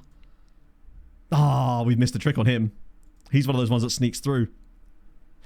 I nearly fell for it a second year in a row. Matthew Cord is on it again. For a second. If that got me 2 years in a row, I'd have to delete my account. I'm sorry. Amadou C? It's a choice. Yeah. Just tweak it down a little bit, right? Rosenborg. Here we go. Kai Erik Ringstad. Hey, he's kind of tasty as well. Another striker, annoyingly. And lastly, Mohamed Esakati. Ooh. Oh, I'm already scouting him, apparently. Oh, I'll tell you why. We already know about him because we've already seen Renaissance Zamamra in our team report scouting. Okay. I mean, it's rare that we sign a player blindly out of there, but... So who's out of the contract at the end of the season? Grujic, Rodado, Onwe, Faye, and a few sort of less quality younger players who will just go back into the system. That's okay. Lovely. Now I just need to see if we can get this signing over the line. Because plus also, when we... unfortunately not. When we officially, hopefully, confirm the signing of this guy, it will give us a lot more scouting information already. Yeah, the fact that potential doesn't show, that makes no sense to me. To his low cap. Yes, Gordo, there's so much we can do with this. That's the beauty. Fringe player. Totally fine by me. If anything, given what we can see, I think he's probably more than that. 11 grand a week. Okay, little on the high side. 2-year deal is not happening. What I'll do, actually... 27 grand. Come on now, Seaman. I'll pump this up to like 13 and a half as a way to try to get rid of those clauses for a start and try to get in like some stuff that makes it better for us at least. Willyfoot, thank you for the 21 months, my friend. How the devil are you, sir? He's asking to leave. Yeah, I just don't trust his attributes yet. We're going to pump him. Yes. I'd like an optional extension if I can. Just at least get it to 5 years. Oh. Makes me think I probably could have gone more than that, but it's okay. 5 years is decent. It's a lot of money, but is it though? We won't do a loan back because we wanted to join us. Wait, hang on. Loan back? How would he be loaned back? We're not in a transfer window, are we? So he wouldn't be joining us anyway. How odd. Yeah, the relegation release clause has been a bit more powerful this time around, I would say, which is nice to know. That was a very fruitful next-gen list for once. The first part of it was dull as dishwater because it was just the same old players, but once you find Seaman Bank, it's over. Right, transfer him in. 61 responses. Excellent. Let's see if there's any crazy good ones. Okay. That... Oh my God almighty. It's super annoying to not know anything about these players because we have no idea which even clubs these play for. But... Which is why, goddamn, I missed the SAS thing. Okay, so it seems like, yes, having better... Wait, why is a scout... Oh, no, that's a scout there, yeah. So, yeah, was Fabian doing it? Excellent news. Okay. This is a good test, though, for the summer. Kevin Barco. I mean, there must be one where I can see something better than this, right? Oh, my days. You genuinely can't. God, look at these teams they're playing for. This guy's free. Oh, he's F-rated. Wait, does he not remember the order? Oh, it doesn't, does it? It's not usable. Because you sort them by potential on this screen, but then if you switch it over to this screen, it changes the order. I think. It must do. Keep some of them in place. Right, that's unusable then. Either way, that does feel a lot better though. For when the summer comes around, that'll be way better for us. But I can't use it in that state. And I'm not adding them. I added 111 players to a shortlist one by one doing that yesterday, twice, in order to do those control test comparisons. It is the most tedious thing I've ever done. That's probably not true, actually. I'm sure I've done much more tedious things than that, but it was certainly in that kind of ballpark. So, Luis Eduardo and Abdullahi for this one. Naeem, Tomashevic. Probably should bring back Big Jacob. Nothing to watch this year before. Barthas 24. When does that start? I imagine if I just turn it on at some point, it would be. And there's an emote, you're right. It would just be on, wouldn't it? Pena. Is Montperus back yet? Oh, he is. I was supposed to be at the international break, didn't we? So everyone's kind of fit again now, which will help. Although it means I probably should check the bench just to make sure that there's, other than, of course, Kaminsky, who's going to be missing some time with us. Right. Who's coming back in? Pena probably should. But I feel like there's someone else. Oh, John. Oh, no, he's still technically out of play at the moment. Saturday night, my time. Okay. Passwords working. I mean, they work. I'm just not entirely asked, I guess. But then not everything is for me, right? Possible 3.5 star CA player. Oh, yeah, there probably was. In fact, not even probably. I definitely saw one, right? FM. This guy here. I should just sort by that. Ah, there's this guy. He's a DM. Alejandro plays for Lower League Spain. I mean, be rude not to try and pick him up as well, right? Ooh, he's out of contract in a couple of months too. I'm still going to bid on him for like barely any money. Oh, really? Just because I don't want to have to pay any like compensation fees. I'm not doing that. There we go. 40 grand. I'll pay 40 grand for him. I just want to save these reports for the most part until such time as we can actually see that screen properly, because having to navigate it using the default setup is genuinely painful to you. Oh. Who's coming to the bench again then? Tomashevic in for... God damn, probably Rodado. I hate to say it. He had his chance, and by that I mean, wait, where are you? Oh, he's just in the lineup. Didn't even notice him there. Right, a JT's in, which means the JT's, he now moves out again. Probably should have next match only this one now that I think about it. It would be nice if they could make this screen just a little bit more user-friendly. Just to make it a little bit easier to navigate when you're switching players around. There's too much like clicking. But that, I suppose, is the ultimate thing with 26 in general. I think if it was to sum up the biggest complaint of the community overall, it would be too much clicking. And I think they've reduced it slightly, but it still ain't great. Ooh. This should be a winnable game for us. It better be. At least now we've got a little bit more wiggle room to drop points, which we inevitably will do. Although we are at home. I don't know if the other teams are playing at the same time as us, but we have gone straight from the kickoff there. 6:45 Saturday. Okay. Yeah, it does mean I probably missed a lot of it, because Pog and I are going to, because it's Valentine's Day on Saturday. So Pog and I are continuing with our normal tradition of going to a random museum. So this weekend, we're going to the Imperial War Museum in London. But first, we're going to go have a coffee in town, get the train into London, go do that for a little bit, come back, and then we're going for a nice little meal. Outside as well. In a restaurant. Very unusual for us. We're getting absolutely rinsed here. This is concerning. They've started very strong. Well, they've had some shots, and we haven't.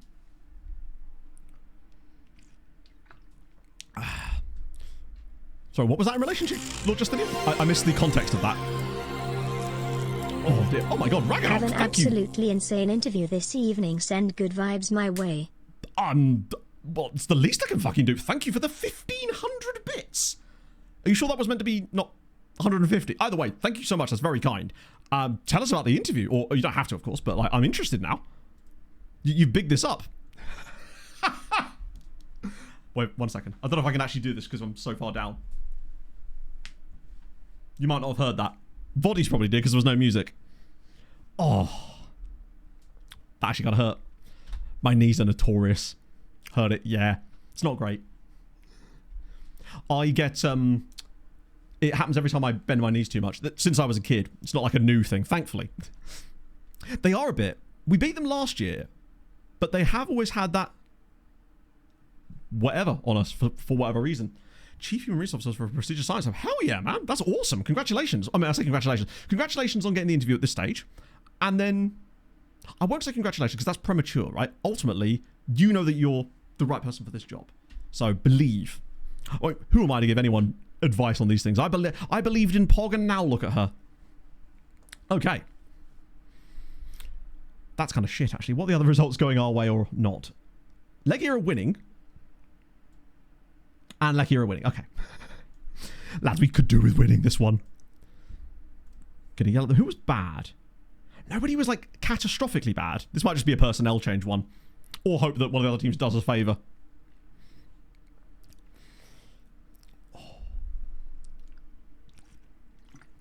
Hyperextension Brother in Christ 2? Yeah. Yeah, I am. Less so in some areas now, just because I have really tight hip flexors, but I'm still overly flexible. Like my thumbs bend all the way around to the back of my hands, for example. And shit like that. Right, Katalar, finally, about to do something perhaps. Never mind. We believe for a moment. Berger Hansen, I remember him scoring against us in the past too. Svetlin's got it out on the right-hand side now. Feels like there's not been a lot of highlights in games lately. I wonder if they've cut down on the amount of superfluous highlights. You know those nonsense ones that didn't lead to anything that you saw sometimes on key highlights?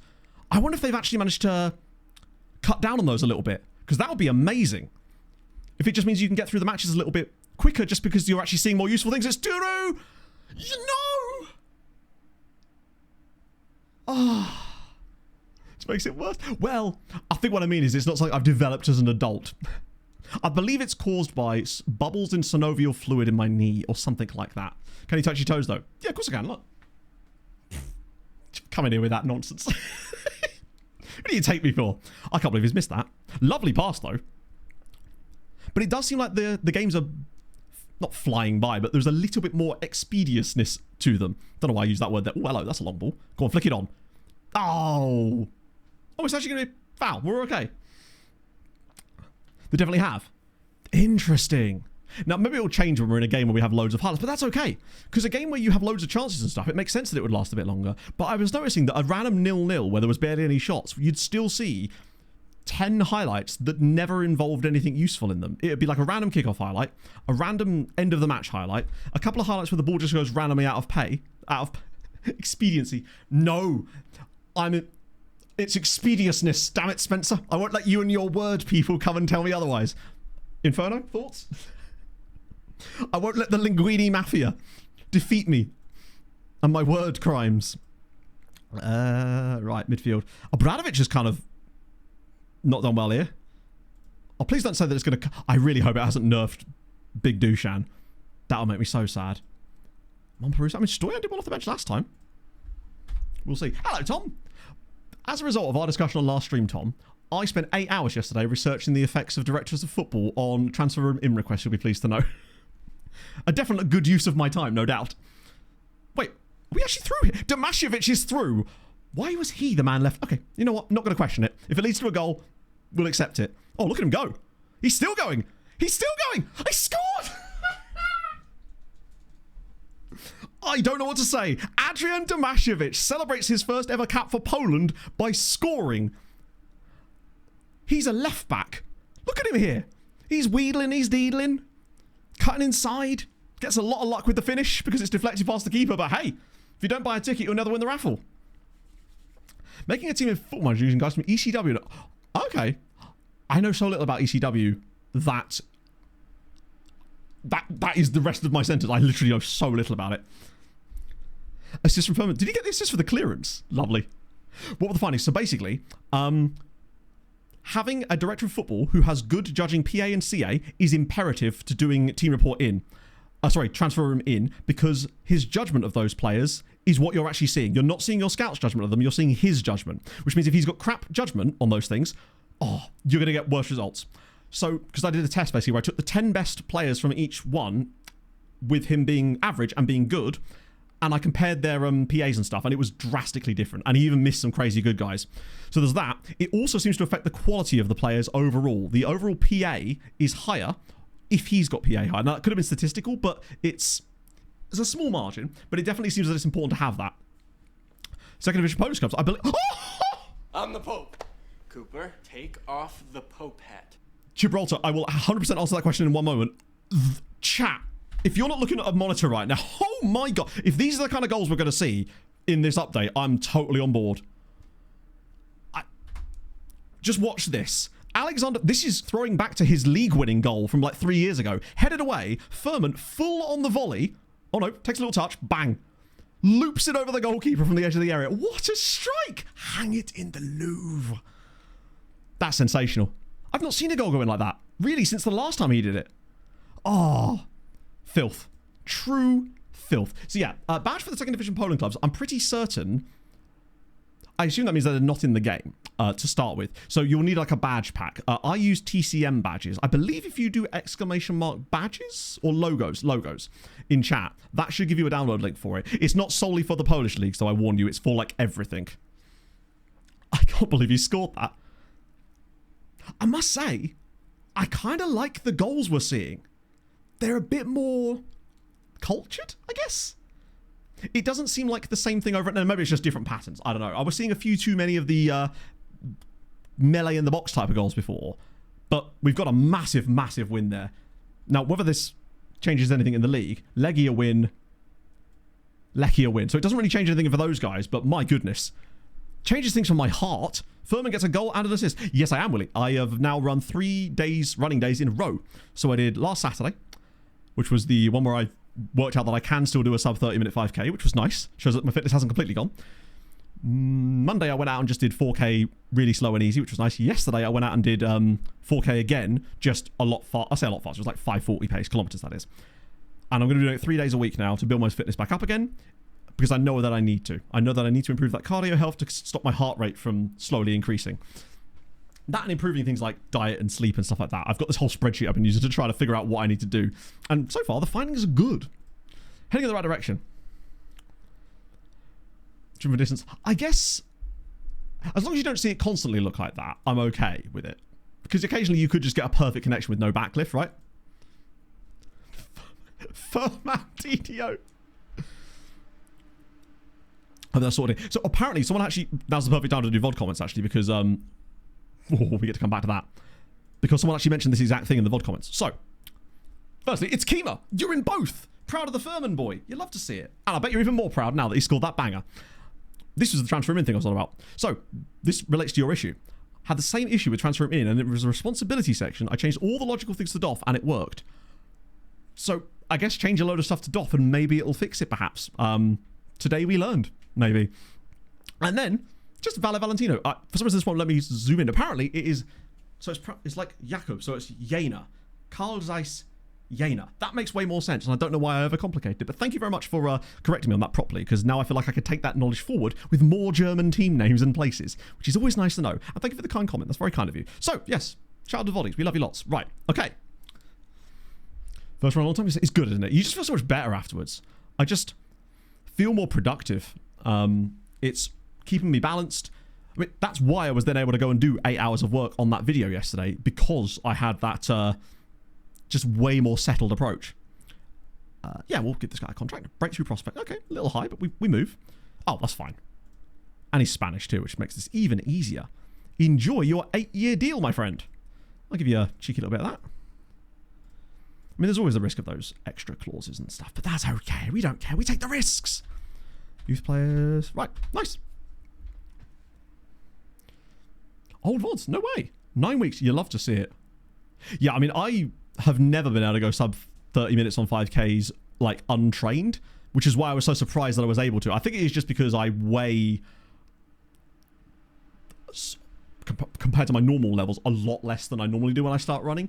Because usually it's done as an extra weight loss tool, but at the moment it isn't really for that. If anything, it means I'm going to have to eat more just to maintain the weight, just because of the way my heart rate is these days. But I may have eaten an entire tub of ice cream last night. Not like the big ones, like the dairy milk ones you get, whilst drowning my sorrows about the Fulham game. Because just, there is, that first half against City, I don't think we had a single opportunity in their entire half for about 22 minutes into that game. It was just... It was like watching a Terminator that you know is going to murder you and there's nothing you can do. Kind of sad, really. On the finish line, yeah, it's good. I can only encourage it. Even just getting outside and walking, right? It's... Target 5k in 30 minutes, 10k in 60 minutes. That's always a good like thing to look up, really, is just to start with that. And the biggest advice I'd ever give is however fast you're... Like, for your normal runs, however fast you're running, you're probably running too fast still. Marta's leaving. Wait, where's she leaving to? Hell yes, it worked. Marta could be about to take charge of Vidjev Wodge. This is brilliant. This is exactly why we did this. Come on. Set your inbox for scouting. Right. So they've changed it as well. The box now works properly. You go into here, and then you go to filters, and this is where it is. And they've actually now made this work properly. Everyone's too click. Yeah, it's too easy to do, particularly as I went out on... Yesterday I decided I was going to run quickly, which was fine, because I decided that I was going to listen to the new Elwood Stray album, and it was impossible not to run fast while listening to that. That BPM was never going to work for me. This is incredible. I hope Marta says yes. That'd be so sick. I did a lot of work on recruitment focuses, not for actually finding players, but for increasing your scouts knowledge yesterday. And I found a little trick you can do where you basically make a top priority recruitment focus 5 times, set the same 2 scouts on it, and it will generate them knowledge of that nation faster, even if it's identical to the other 4. I managed to get a guy full knowledge of Sweden from nowhere in like 40 days, which was very interesting. So the sperm bank is in. One of our biggest transfers of the entire save, quite frankly, but huge fan of that. As a manager, she was decent. So yes, that's another thing you can do. Another thing you can do as well is I tried another test where I basically set it up for... I set up 10 recruitment focuses just for the Middle East as a region, and I had 2 scouts for that as well. And I still managed to get full knowledge of every single nation in the Middle East in 8 months by using top priority focuses that way. Obviously, one scout had really high adaptability and one didn't, because I was doing a testing on that as well. So you do want scouts with really high adaptability for that, because they will gain it a lot faster. Ooh. So if you want to do a bit of map men and don't want to have to buy the scouts yourself, then you could just train your own scouts to do it and use recruitment focuses for the benefit of that. I wasn't looking at any of the players, because it was going to be the same ones pretty much every single time, but just utilising that. It's hard to do it with this save just because of the way that our club scouting knowledge is. Yeah, the star factories are making a huge impact. To give you an idea, I had one guy who had 20 in adaptability and one guy who had 11. And if you look at a scout's knowledge, they have little notches on it, which I think there's 10 of them. So if I just choose a random scout. So they have like, oh, it actually looks different in this one. So there's still 10 notches, I think. When he'd got complete knowledge, the other guy who had 11 adaptability, I think still had 7 notches done. So it's quite a big, about 30% faster, I would say, on those guys. Naeem's also injured, which is not great. More bank knowledge, you're right. Has the interest gone up? Oh, there's so much. Chat, that means that we're going to get a notification at some point, which will say something like, Manchester United show interest in bank. And we'll be like, well, yes, where else are you going to show it, lads? Where is he? Bank set to sign for Wisła? Right, come on.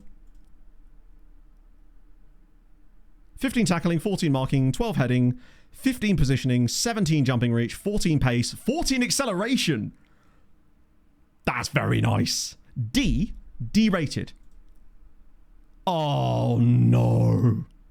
Who did this report? That's concerning, because the guy that did the report has elite judging CA and PA. Either way, he's a good player, but we may well have overpaid a lot for him. This is... bank rejects Manchester United. Yeah. Oh, that was the other thing I tested.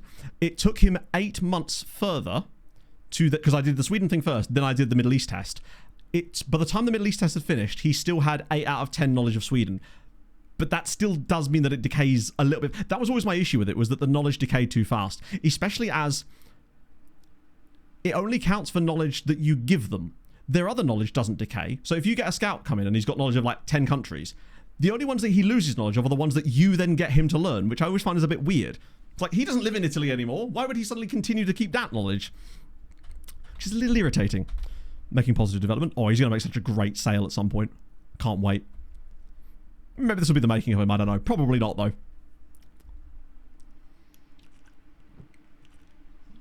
Also, Rennie's map men thing, which we talked about last stream, is now in the Discord, so you can have a go at it, both on Excel and in Google Sheets, where you can actually put in your scout's knowledge into it, and it will make you the map men chart, and it's all really, really nice. Marta's in. She's done it. We have Lady Manager in the top flight of Poland as well. I mean, maybe not for much longer at this case, but that's okay. She won't bear the responsibility of this. She's not even that good. She's kind of average, but shout out Marta, which means we get to find a new Marta, which is always good. We refer back to our chart from before. That's great. They probably will keep it. Yeah, we'll sell him to Chelsea for 10 million quid. Looks like so much. Does it? Ah, it's about the shadows, isn't it? I guess it's just... I think it's just that it's... Maybe it's my... That, if anything, makes it a little worse. Yeah, back to Reshade. Only has national B license. Yeah, but she'll get it. She'll get the licenses. It means that she's decent. Oh, well, that's what you mean. You mean that she can improve. Yeah, fair. We'll come back to that in a moment. There's a guy in there. So I'm on the full normal version of the game now, because as far as I know, they are completely identical at this point. So I saw no reason to stay on the public beta, and I used this update as an opportunity to hop back onto the normal version of the game. Because as far as I can tell, they both get the update at the same time, from what I could see. It was both of them said 11th of February, which was last night. Wait, we got down bars one, and we didn't see a player in the reports, which was concerning. Usually they have some absolute monsters. Wow, none at all. Incredible. Yeah, there's no real advantage, as far as I can tell, to being on the beta anymore. Whereas before, obviously, there was, because you'd get it like super early. But now it's just both. I guess it's because the updates aren't coming as frequently as they used to be. Nah, there's no reason to be on it from what I can tell. I mean, I was on it up until yesterday, to be fair. What was this? Oh, it's a staff, isn't it? So we want I guess, a random coach. I can't even remember what position Marta held. Was she an under-19 coach? I genuinely can't remember. International apps, at least 20. If we just narrow this down even further. Wait, really? Is this even working? Surely these can't all have 30 international caps. No. Is this... Oh, hang on. It's not ticked, is it? I'm an idiot. That'll do it. She was... Oh, she was the ass man. Okay. In that case, let's see what we got. Anyone coachy? Oh, my God. Can you at least add rating on it? Why would that not be included? Just staggering to me. Darren Fletcher? JT? I feel like Darren Fletcher would be quite fun. Roy McCarthy. Oh, no, he's already at Motor Lublin.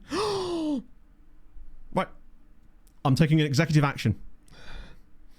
It is decided. Depends on what role he wants, actually. Coaching. Under 19 ass man. In you come, Steph Joe. There we go. Had to. Oh, Tom, thank you so much for the tier 1. That is very, very nice of you, my friend. You really didn't have to do that. That's very kind. I really do appreciate it. We got Steph in your hands, and I had to. That shit housery that he will bring to us is perfectly what we needed. Wait, you've got Salah as your head of youth development? I mean, he's a model citizen. At the very least, you'll probably get some good personalities on the players. Who's he? He's Mo Salah. He plays for Liverpool. I feel like you've got to up your ball knowledge. Chris, come on now. Silly. Struggle again. Ooh, losing some under-19 games a bit more recently now, which is a little bit odd. Like, quite a lot, in fact. QPR player. Ah, you mean a former Fulham player? We ignore his QPR history. Steph Joe is just one of the best shithouses I've ever seen play for Fulham. He was just brilliant at winding up other teams, and I adored him for it. Such a good player for us during those championship years, I guess. Wow, there's really no Generation Foot. Don't seem to be offering much. Dork, I am. Agreed. Ramadan Sobby. He played for Stoke, didn't he? Which is presumably why you know about him, right? So Catalar is suspended. So is Redondo, actually. Ooh. This might end up being a Rodado start. Because I don't really want to put Thurman on that side. Because I don't think that's... Actually, you know what? Fuck it. Why not? Wow, is he really only 2 stars now? Mido? What a guy. Fresh number of ambition. Well, that's the thing. I think the reason it's got worse, Kimber, is because so many players have gone out on loan that the squad quality has just gone downhill like crazy. Which is why I have been plucking away at some of the amateur players we found today to try and boost that a little bit. Because you're right, we are running a little low there. Anyone on the bench? No. We are going to need a... Where are we? Oh, I think we're okay. John's still not fit again yet. Stoppelfeld is back now. But I do really like what a JT's offering at the moment. I don't feel bad taking him out, to be honest. Suspended. I prefer suspended. It gives you more... Unavailable could involve other things. Suspended gives you... Oh, I like it, actually. Now that I've said it again. I may continue to use suspended, in fact. I just think that a JT... He just does things in games that Stapelfeld doesn't. Now, he might be not as good defensively, but... Holy glaze, that's a good time, actually. Might as well have my holy while we're here.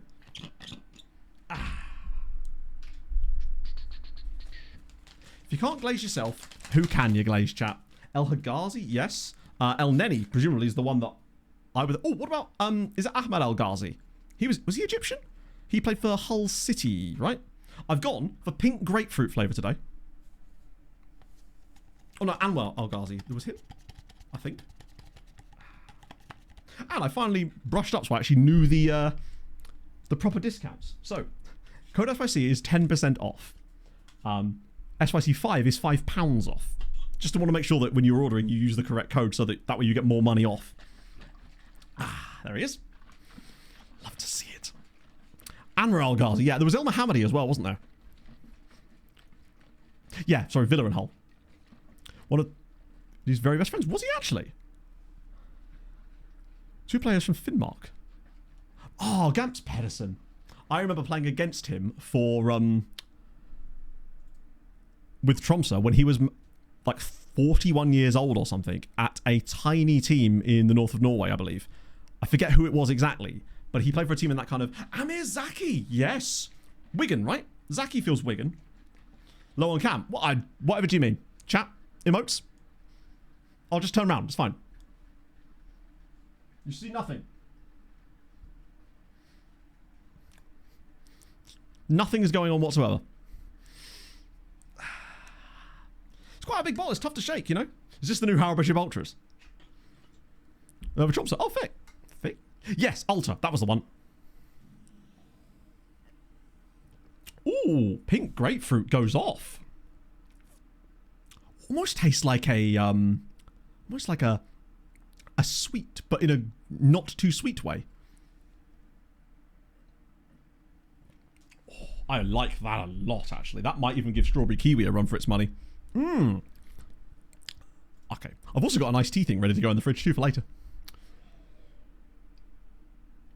Yeah, I went with Duru and Firm at the same time because both Catalar and Redondo have got slight knocks. And I thought, either I could play Rodado, or I just give Furman a chance to play in the other role for once, and just, plus it's just giving him minutes at this stage. We've got a bit more of a, oh, look at the build-up. Furman, find the pass! Ah, nearly. Wrong decision, really, but Naeem might still be able to come good for us here. He's got 3 men on him. That must be difficult to deal with, and it's a good save. Wait, we're still, oh my God, it's an absolute chaos. I'm enjoying this match engine even more, I tell you. I think they've actually made it better. Particularly as we've had a decent amount of XG and it's not shown us every little tiny highlight so far. We might actually, this might help us speed up seasons way more than we were doing before, which is even better. Your wife got you a gaming PC. That's so kind of her, man. What did she get? Oh my God, what a save. Forgot to get a desk. Yeah, you're going to want a desk. I mean, I suppose you could do a floor build. Proper, like, Japanese tea party style. But it's a little difficult, I'd have thought. Not great for air cooling and whatnot, I'd have thought. We do need to score a goal, though.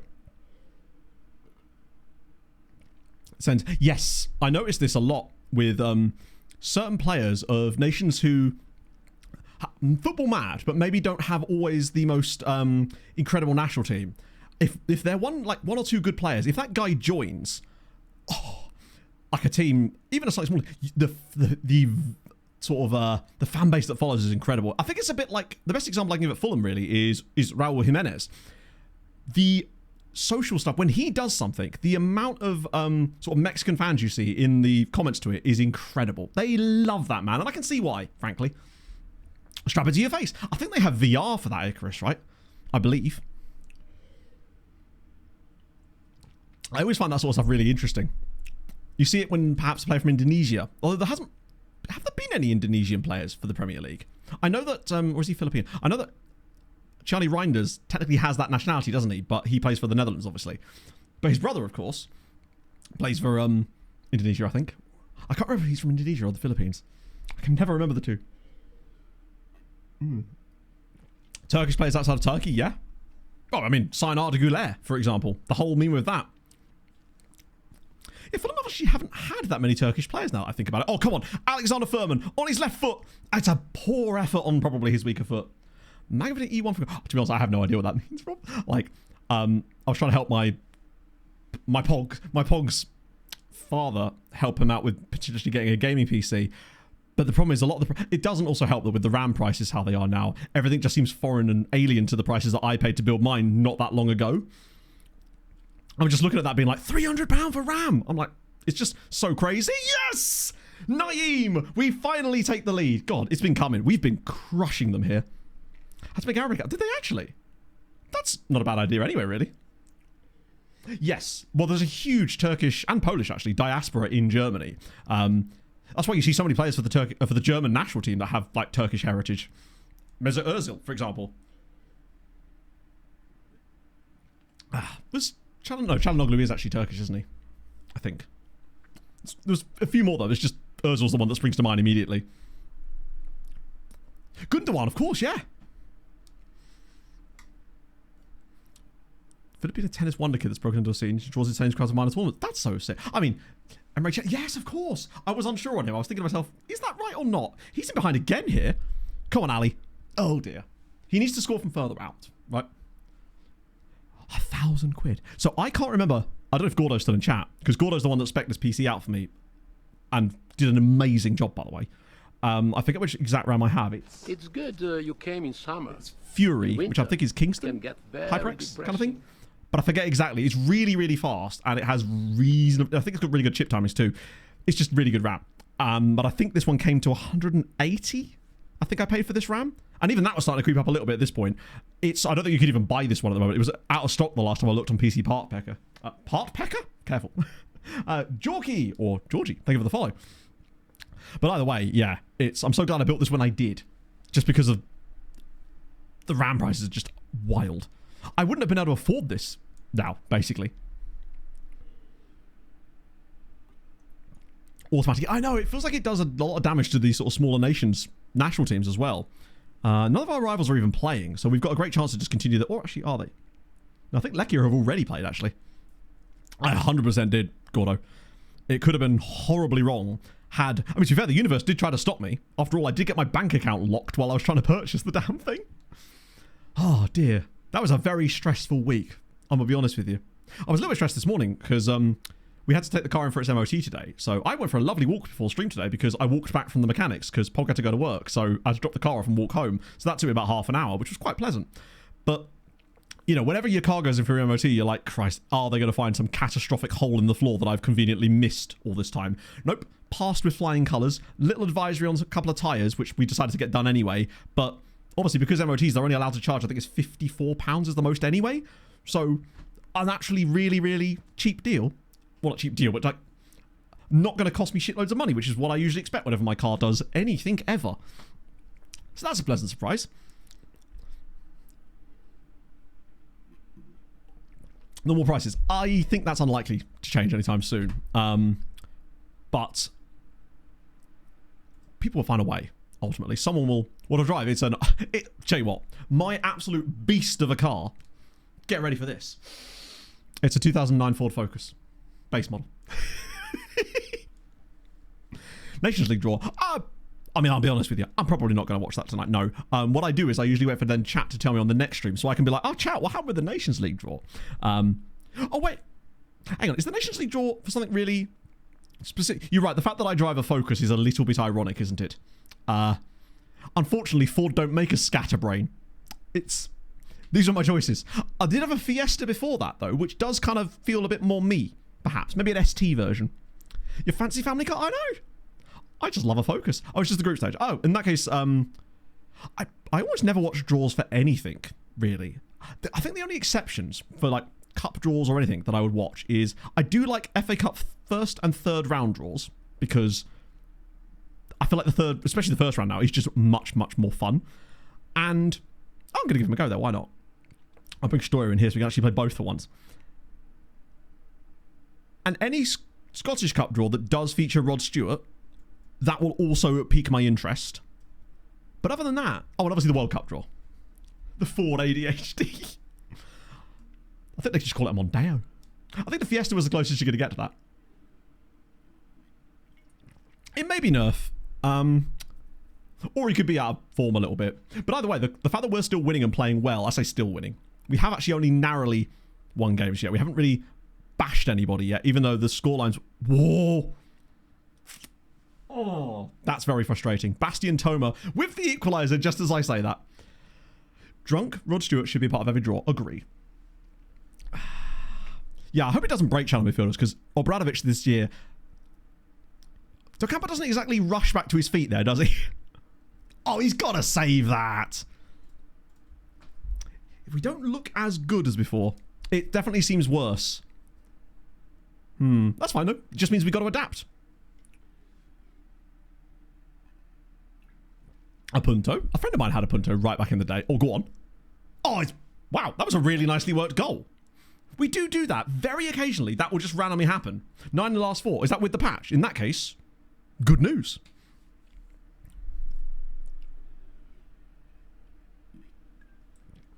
Yeah, I mean, I actually bought some stuff on AliExpress the other day for the first time ever, really, but it was just so much more expensive on Amazon. In fact, they're literally right here on my desk. It's these. It's in-ear monitors, but I don't have the Bluetooth wireless connection for them yet because that hasn't arrived. But hopefully the plan is once I get these sorted, I'll be moving over to a wireless in-ear monitor system for stream instead of these bulky-ass headphones. Honestly, Dave, there's things I like, there's things I don't like. The fact that scouting filters are now savable is a dreamboat. Having to go back to the default skin that makes all the scouting impossibly difficult to use, that's disgusting, but that's not something I expected to happen anyway. I feel like the pass maps are a little bit like, you know? It does feel like it's a nervous finish, but it's a nervous finish where we're always just on the boat. We're just about to lose the lead and always manage to just about come through. Oh, it's blocked again. So I think overall we're still playing well. Yes, you can. You can now save and load scouting filters. If you've just missed this, go into your save right now. Go into the databases and look at them. You can now save and load them like you used to, which yes means I will be making a pack that you can download very soon. Don't worry. Probably not straight away though, because obviously I've got recap video tomorrow, which is going to be a long ass day because I've still got to do all the prep for it tonight. Get everything ready. Oh, luckily the script is mostly written apart from the stuff that happens today. I like how it seems like the slightly longer punty efforts look a bit more close to going in these days, which is a bit nice. Make the pack now? I mean, I could do. I won't. What the hell happened there? Weird.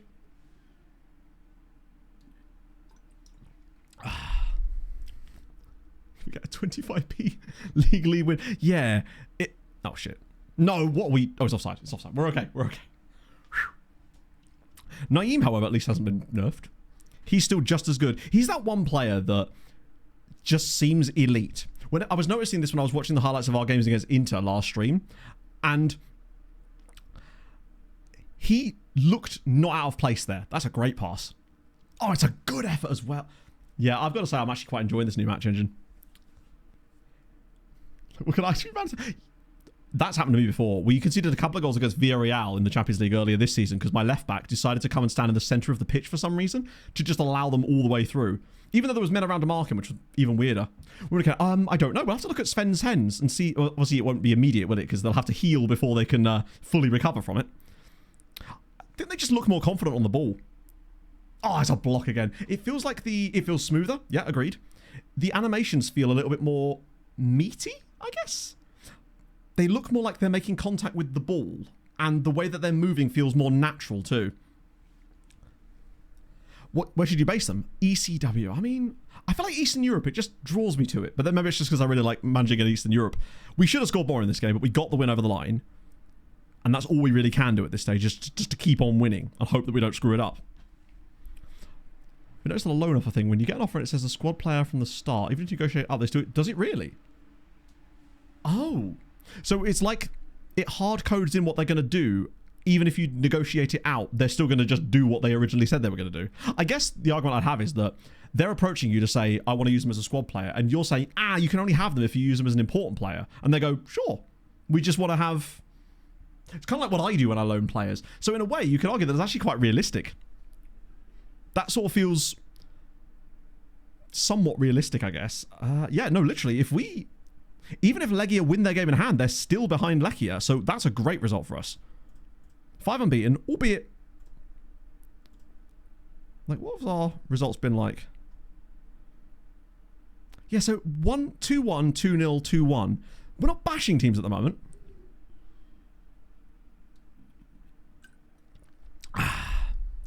Nice. Well, if you missed it last stream as well, chat, we pretty much decided most of the things that potentially would be for building a nation in FN27. I was unsure about it, but I think I'm kind of sold. To be honest. You know, it doesn't take much convincing for me. European football. Possible. I mean, I haven't decided yet on the team. It's one of those two. It's either Fap or Jug. I want to have a look at it properly, but it's definitely, if it's going to happen, it's probably going to be one of those two, yeah. Just for the memes. The header first touch. Oh, no, I haven't. One thing I have seen is a few more sort of ball rolly type things. I feel like Fap's probably going to be the one. But you never know, right? It's best to keep your options open with these things, just in case. Particularly if what you've told me about Serbia and the changes they're making, because then it would mean we wouldn't have to dick about with anything either. So here he comes. Stefan Johansson's in. He's still only 39. We got the sperm bank. The good nation. It's incredibly immature, but that's okay. Because fun. Basic graphics. Is it actually? That's mad. Because that's pretty much what I've got in here, right? DDR5, it's very high speed. I don't think it's quite 6K. It's still very good, though. It does the trick. You did a beautiful job, Gordo. And the GPU is fantastic. It's been such a long time since I've had like an in-date GPU, and oh my god. Rendering video is unbelievably fast. Before, it would take about twice as long... No. It was supposed to take about as long as the length of the video to render one. So if it was an hour-long video, it would take about an hour to render before, which was decent.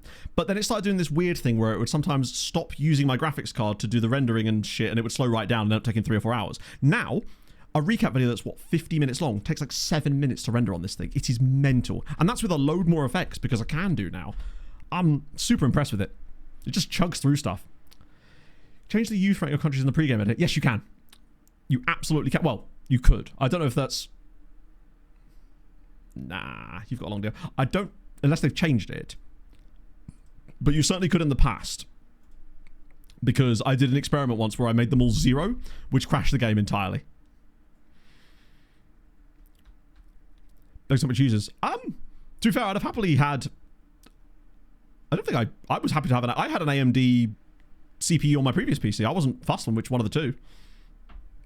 I don't know. I'm happy. I just wanted whichever one best bang for my buck I could get at that price point. Really, I'm not like a fanboy of either of them particularly.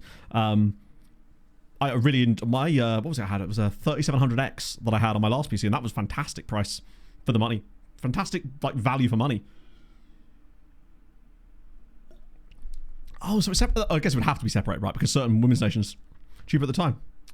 Yeah, I mean it's been a good CPU so far, at least. Current contract doesn't really rely on. Yeah, I mean, he says he's influential, but as usual, the squad's now going to get on my arse about it, but they can suck a dick. Yeah. It's going to do the trick for a nice long while now, which is pleasing. Plus, it's just... The one thing I was so frustrated by is the fact that it's a white case and everything's designed to be like ice white, but they put black case fans in it. Like, come on now, you know? I mean, the font at the front you can't see anyway. It's just the one at the back, the exhaust fan, which obviously I can see just staring at me being like, ha ha ha ha. I'm the odd one out here. Aoki's injured. We'll continue that loan. Kashima Antlers reserves. Top spec. Yeah. I mean, this is certainly not top spec. You can go a higher step, but I felt there was overkill. Like, this has got a 5070 in it, and it's been excellent so far. But yeah, basically, I'll pretend that that's its eye looking out at me. Did we just jump into the game so quick? Oh, it's the cup. Right, we probably should still take this fairly seriously, though, if we can. I'm liking what JT's doing. His average rating's creeping up game after game as well. Is Katala fit again? He is. But semi-impressed with Foreman in that game. Not immensely impressed, but he did it okay. Did miss some chances, to be fair. Right, I know we've got some unnecessary players, extras on the bench there, but we'll just accept that. And oh, shit. In that case, screw it. Coffee gets a day off and we'll start the 15-year-old. How's he looking these days? Development-wise. I'm not sure he's ever going to go, like, super amazing. I don't know why I'm conjuncting words today. He's super amazing if he's not suspended, which currently he's not. Let's go. They don't care about that. Outside the match squad, they can sit on the end of the bench. I think they've probably done as best as they could, Dave, given where it was. There's obviously always going to be an element of some people are just never going to be happy until it looks like F24 with this match engine, which it never will. Finally, on my lunch break, what's the new update saying? Things I've experienced the most. The fact that you can save scouting filters is goated, and weird that it wasn't even mentioned in the patches. And the match engine definitely does feel better for me. I'm enjoying it. Thus far, at least. Now, that could change if we bottle the league title when things go horribly wrong for us here. Wow! Lady Ref is very short compared to the rest of these players. Learn a new engine? Yeah. I mean, ultimately, they've had a lot of time to do that as well. 27 is going to be an interesting litmus test because a lot of people have just not got involved in 26 after the original stuff, and some people may come back to it as well. I'm sure that's not a unique perspective, but I always just find it weird to see people sort of preying on the downfall of it for some reason, as if having no game is a good thing, and I don't really understand it. I know that some people in chat, Jinx especially, was testing Strikeless. Managed to get his wonderful 61 goals in a season before that, thankfully. But I think the general consensus I've seen from people that have been testing Strikeless is that it's still effective, but you don't score as much as before. The goal scoring is not quite as outrageous as it was prior. Oh yeah, I think it's just very different experiences, isn't it, going from PC to console? Like, I have a console, but it's a PS4 that I've not used in a very long time because now I just game on this PC on my Nvidia Shield because I just use this thing, Sunshine. If you have a setup like that where your gaming PC's upstairs and you just kind of want to game on your TV or something and you have access to something like an Nvidia Shield or something like that, Sunshine and Moonlight is unbelievable as a combination thing to make that work. I'm not, Fry. I haven't really engaged in any of, like, Game of Thronesy type stuff for well, pretty much since I watched the finale, honestly. Steam Link also does the job, yeah. I love my Nvidia Shield. It is absolutely fantastic. Not just for that, it's just... Like, technically, my TV is a smart TV, obviously, but I hate smart TVs with a passion because they're just so full of bloatware and ads and crap that I would just refuse to use it. I'd rather have one that just doesn't have it at all and just plug my Shield into it instead. Oh, crap. Whoa, what's the defender doing there? I don't hate that, actually. I feel like before he would have let him go. The CPU cooler, yeah. It's an Arctic. Well, that's all lovely. And the ones on the RAD are white. It's just the one that came with the case that's black. And obviously the wire for it as well. And because of where it has to be plugged into the motherboard, there's a bit of... There was no real easy way to route that cable that didn't revolve when it going across the bottom. What biscuit? Oh, it depends, because it's like, are we talking straight up bourbon / custard cream type of style, or are we adding in others, you know? Because out of the two, I'm a custard cream fella, as you could probably guess. Passing tactic ends with a lot of scrappy goals. We've seen a few like that. Abramovich is on a 6-9 as well. That's a good sign. I just love a custard cream. Haven't had them for a while. Yeah, that's the thing. I can stream games to downstairs with Moonlight with 4K, 60 FPS, high bitrate, and I almost never get any issues with it. It's absolutely brilliant. Yeah, we do kind of have issues with Corona in the past, said the world. So it's not unusual that... I think what it is the system they play does seem to neutralize certain crucial attacking players of ours. Usually our striker and our number 10. So we rely on stuff from deep. So what I expect will happen in this is we'll slowly sort of grind through them a little bit more, and then eventually someone like Hjortadal or Obradovic will end up coming up with a goal for us. It's just that the shape that they play, no one else in Poland really plays this shape. And that's why I want to like change anything to try and match it off, ultimately, because we do still beat them usually. It's just never normally as easily. Like, a couple of years ago, they would have definitely beat us playing like this because we didn't have the player quality, but now we do. It's a little bit, oh, look at that build. Oh, that is beautiful. The little touchback from Dudu. Ah, that was lovely. Catalar gets another goal. My prediction of him getting 35 this season is very much dead. That injury and his decision to become an assist machine certainly scuppered that somewhat. But look at this little flick. Wait, I think that was between his legs. I think he's actually chopped that back to... Oh, love to see it. After giving blood. Interesting. Do you just give blood so you can get access to free biscuits? Because I'm not judging. That sounds like a fantastic infinite biscuit glitch as far as real life is concerned. I probably should give blood, actually. My mum is like absolutely legend. Like, the amount of blood that she's given over her life is crazy. I need to get involved in that. Originally, I couldn't, obviously, because it was to do with, like, you couldn't do it if you'd had a tattoo in, like, X amount of time or something. But now, I want the free custard cream. You're right. You've completely uncovered my motives incredibly easily. I turned off motive attribute masking there very easily. Don't tell me you're not thinking the same. Switzerland as well. What's the score now? Oh, 3-0. I literally could just look at my watch. See, we're still only 1-0 up, and it just feels like any kind of... It has made our goalkeeper a bit punchy, flappy behaviour. I feel like he's not catching the ball as much as he was before. Interesting. So, I mean, if you just made friends with a vampire, you could get free custard creams, right? Doesn't have to be a phlebotomist. Save a life, yeah. Oh, yeah, I mean, if that happens as a side effect of my biscuit fetish, then that's a really annoyingly nice goal. Oh, really? I don't know if my medication is counted as part of that. If anything, if you were to receive some blood from me with my medication, you'd probably be like, damn! Suddenly your house would never be so fucking clean, let me tell you. Many people trade blood for biscuits, yeah. Bring out your biscuits. If anything, I should be charging to have some of my blood. Ignoring everything else that's negative in it, but you'd get that. Okay, we're going to have to make some subbies here, because Montparnasse has struggled here, and I hate to see it. Especially as... Abramovich has dropped off a tiny bit. Is this a... No, it might be a Duda moment. Ajayti's had a bit of a struggle bus too, and Piakovsky has really not done well. Nah, we have to leave him on. At least it's the cup. We've got more time to go. Speak straight out the ICU? Yeah. It's because they didn't want any of that British blood infecting the Canadian gene pool offside twice. That's what it is. They were like, no, everyone will start liking fish and chips and Yorkshire puddings in here. And then what will we do? Probably apologise, I suppose. Oh, more of these animations, please, SI. I know that it's the Winter Olympics right now, but I think he could win a diving medal at the Winter Olympics. That's how bad that dive was. It's going to get given as well, isn't it? He's just put the ball between them and gone, whee! If it wins us the cup match, I'm fine with it. How much does he have to review this? Imagine if he didn't give it because it was a dive. I'll be here. It's awarded. Incredible. Absolute corruption of the highest order from Katala. The dark arts. I was writing in my script about Katala that I feel like he plays with an arrogance about him. And that, to me, he's all becoming like a heel type player for us. And I like that. We've got a bit of a bastard.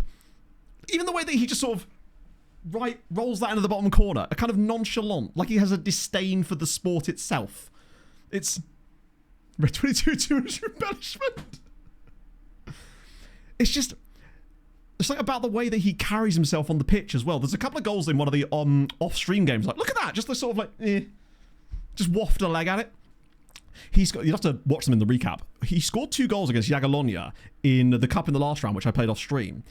One of them was an outside of the foot volley where he just sort of goes, and just smacks it into the net. And the other one just wafts a leg at it randomly. It just goes straight into the bottom corner. Like he's not even... Like he could be playing with a cigarette in his mouth. It's fabulous. I love everything about the style of play that he has and the character that he's become at this team. Oh god, this is an absolute mess, isn't it? Shit. Raul Martin. Yeah, proper nonchalant play. He has a tattoo of himself on his back. Yes. Love this. Oh, that was a bit stuttery. The Krakow Berbatov. He's like a Spanish Latan. Thinks he's too good for Moldova. Never. I feel like we could write there's a lot of work in there that we can do on him. That's frustrating as hell though. I mean, thankfully it's a cup game. It's not like it's going to cost us points. And like, wow, it is stuttering. Look at this. You see that? Do you see how stuttery the little mini map just got there? That was weird. Oh, Splatan. Well, yeah. We're going to lose on pens, aren't we? It's... Okay, that's a pass. Holy shit. What is the keeper doing? This better be onside. We're seeing some very different goals in this new patch. We were just not playing passes like that. Occasionally we would, but the run was sensational. Is this onside, though? No. He did look a little off. It's definitely coming. And it's not raining. True. Oh, wait. Why is it showing it from there? Hang on. How was he offside? He was still behind the player when the ball was even halfway through the air. So unless the other guy caught up with him, I don't know how he could possibly have been offside when the ball was played. Okay. That was... Was that revenge for the Katala dive? Because it does seem like it. They do need to fix it so that when they show the offsides, it at least shows it from the point where the ball is kicked. Oh, new screen. Hang on. You might have to put the link in chat again. For some reason, once again, Twitch is not letting me scroll up. I'd love it if they coded a bit of corruption into the game. We've already signed Samuel Corrupt. Now we just need the nation and team to go with it. I think we actually do win this. I'm feeling like a late goal. Maybe off this exact play. Did he just try to do a little... Okay, that was unnecessary. Although, we've still got it. This is one of these long-ass highlights which feels like something good is about to happen to... Oh, for God's sake. Jens. He's done that a couple of times, actually. For the man that never used to make a single mistake. We're going to lose it now, aren't we? Nice. Okay, good. Except they've still got the ball. They've still got the bloody ball. They better not score while I'm checking this screen. Nope, that screen is a screen I've seen before. I just can't remember exactly how I got to it. Oh, he's just put that wide. I swear I've seen that screen before. How did you achieve that screen? It seems like one of those screens that I would have accidentally clicked on once and then never been able to get back to. So there's every chance it was that. See you later, Lord Justinian. Sleep tight, my friend. Click our formation. Oh, what, on the, Oh, yeah, that, yeah. So on, like, the in-between highlight screen. Uh-oh. Oh, Rapu's just gone down. He's flushed him down. Oh, what a save! It's offside, it's offside. Oh, yeah. I think we're going extra time here. It's a free kick because of the offside, but they have got an injury as well. Right, so if I click... Damn it! Couldn't act fast enough. See, this is the kind of game where I would expect to see more highlights. Where it's a bit of a humdinger cup match where both teams are throwing crazy amounts of bodies forward and we are leaving enormous gaps. For some reason. Piakovsky has had a dreadful game, but we just simply can't replace him with anyone because of the rules. Steuer, okay. Oh, that's just it. Okay, so they haven't got rid of those annoying highlights still. That is a shame. So we're now going to go to... Is it... Do we have extra time or does it go straight to pens? No, it is extra time, okay. Do I have any more subs? Oh, I do. I've got loads, in fact. I only made 2 for some reason. Tomashevic. Oh, who do I bring on? Wait, we don't even have 4. Oh, I'm smaller bench, innit? Is there anyone I can bring on here that isn't Naeem? Because I'd have to have someone else. Oh, no, I can now because Tomashevic is on. And Ranji. Okay, let's go. I've rolled the dice. It's definitely scoring some nice goals. I feel like we're seeing less goals overall, but that might just be luck. Like, we're still creating a lot of chances. Maybe I'm just spoiled by the fact that in the last stream we had a 7-0 thumping of Marta's Vidjev. It might just be that we're going through a weird spell in form. As long as we have at least one game towards the end of the season where we at least put 2 or 3 past, well, 3 or 4 maybe. Like a 4-1 win or something in the run-in would make me feel a bit more confident. Because realistically, with the league, we are probably going to win it now. It would take a bit of a balls up for us to truly throw that away. But, of course, now that I've said that, I've spoken into existence. New bugs today. Don't know about new bugs, no. Or have I? I feel like we ran into something earlier, but that could have just been because I was not used to using the default skin of the game. So I think it's probably more stable than it was before, ultimately, because that's going to be the highlight, just kicking the ball out of play. God's sake. Right, it is going to pens. Where's my bare facts? There it is. Bring out the old bear almanac. Wait, I have to do this manually. Do you know what? I'm not going to. I'm just going to send them out there with vibes. Someone will have to take a penalty. If I don't set penalty takers, someone's going to take them. Okay. We're going to go from page 157. Asiatic black bear dens. Location. Steep, mountainous, sunny slope. Hollow log. Caves under rocks. Old brown bear dens. Burrows excavated in hillsides. Dug out in hollow tree. Probably 60 feet above the ground. Ground nest. Hole in ground. Description. Cave, brackets, hole. 1.5 foot diameter. 6 feet deep. Thick bed of branches, leaves, grass, and other vegetation. And that concludes bear facts. And we've missed nothing, because penalty shootouts still take forever. That's a Wonderwall, and I would never. That funny guy, that doesn't narrow it down. Do you mean Aussie Man Reviews or something? I don't know.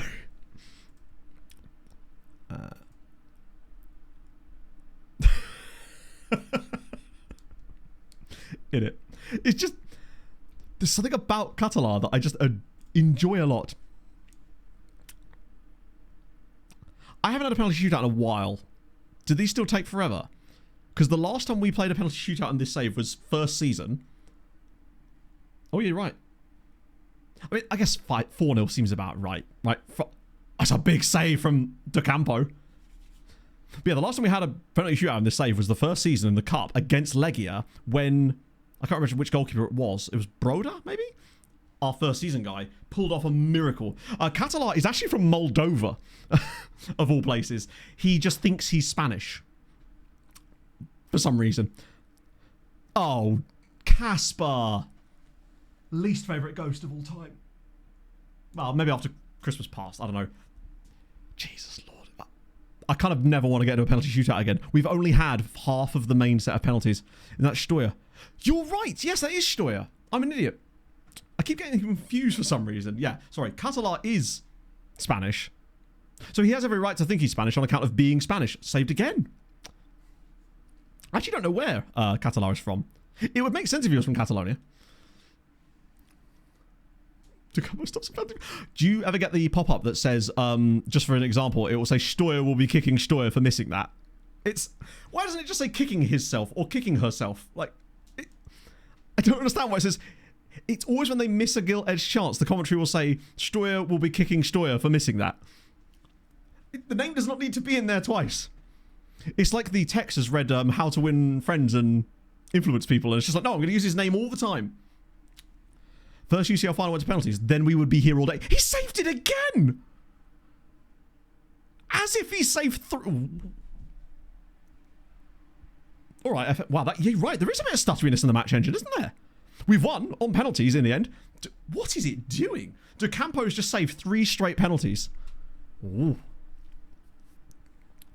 He did indeed, yes. That happened in the same penalty shootout last time too. Placed with player name. Yeah, but surely they just need to, I don't know, weird. It just does not work. ultimately, we deserve the win, but that was a little bit closer than it needed to be. Well done, lads. Got there in the end. Highest scoring game so far? He just wanted to make real damn sure that ball wasn't going in. That way, if he's all the way past the post, it can't possibly go in. We're going to play Cracovia in the final again, aren't we? Oh no, it definitely is that. It's just funny to see because it makes no sense because no one would ever say that. Squad unhappy with the treatment, are they? They're never not fucking unhappy, are they? Why do you care about some rando's contract, you melons? Let's see, can I click a different one? I'm not going to be bullied into giving what he wants. I'm the manager. Oh, that didn't work either. Cool. There's just no button you can press that does anything except pander to their fucking annoying childish whims. Louis MP, thank you for the follow. I hope you're having a fantastic Thursday. It is Thursday, right? Willian's bagged a coaching license. You know what that means? Spread the memes. Abdullahi's playing a bit more now, which is nice. We like that. 100 million on. I mean, if you can afford him. Oh, wow. He doesn't... I feel like he'd either be a striker or a centre-back. The fact that he's a central midfielder is very fun. Oh, if you missed it earlier, chat, and you've only just joined us over the last sort of 10-15 minutes, we signed a sperm bank earlier. For £5 million. Whole team meeting. Are you serious? Oh, just because of the title race. I thought it was going to be the one about the annoying stuff. G-Wally, thank you for the 21. There's a lot of 21-month resubs today. Like, a lot. Shorts flop. Oh, shorts. that sucks.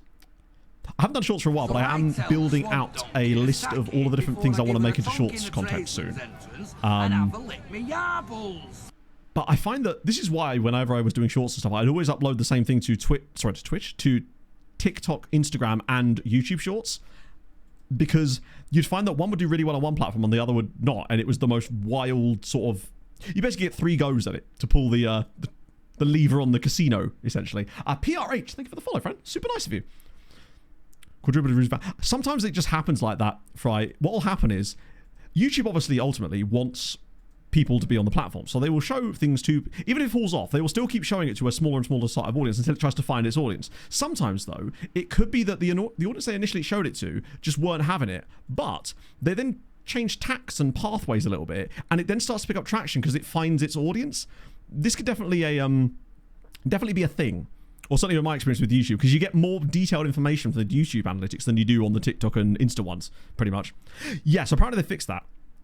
Showing it in bursts. Yeah, exactly that. It's exactly that. I've had a couple of shorts do that in the past. So strange. I do need to get back on that. Same thing can happen with videos sometimes as well. I had a video, do you remember my space video I did last year, where we made, I think it was Buxton. We basically made them play their games in space due to the altitude. That one did incredibly well in terms of its click-through ratio was enormous. It was like 11% or something stupid in the first 24 hours, and the watch time was incredibly high. But for some reason, it didn't get the impressions, so it was like a 10 out of 10. But then what happened is 2 days later, YouTube went, actually, this is who it's supposed to be shown from, and then it just banged, and it went to 40,000 views. It's weird how that happens sometimes. It's a rare example, but I have had a few videos do that in the past. Same with the original Aaron Walker Agent video.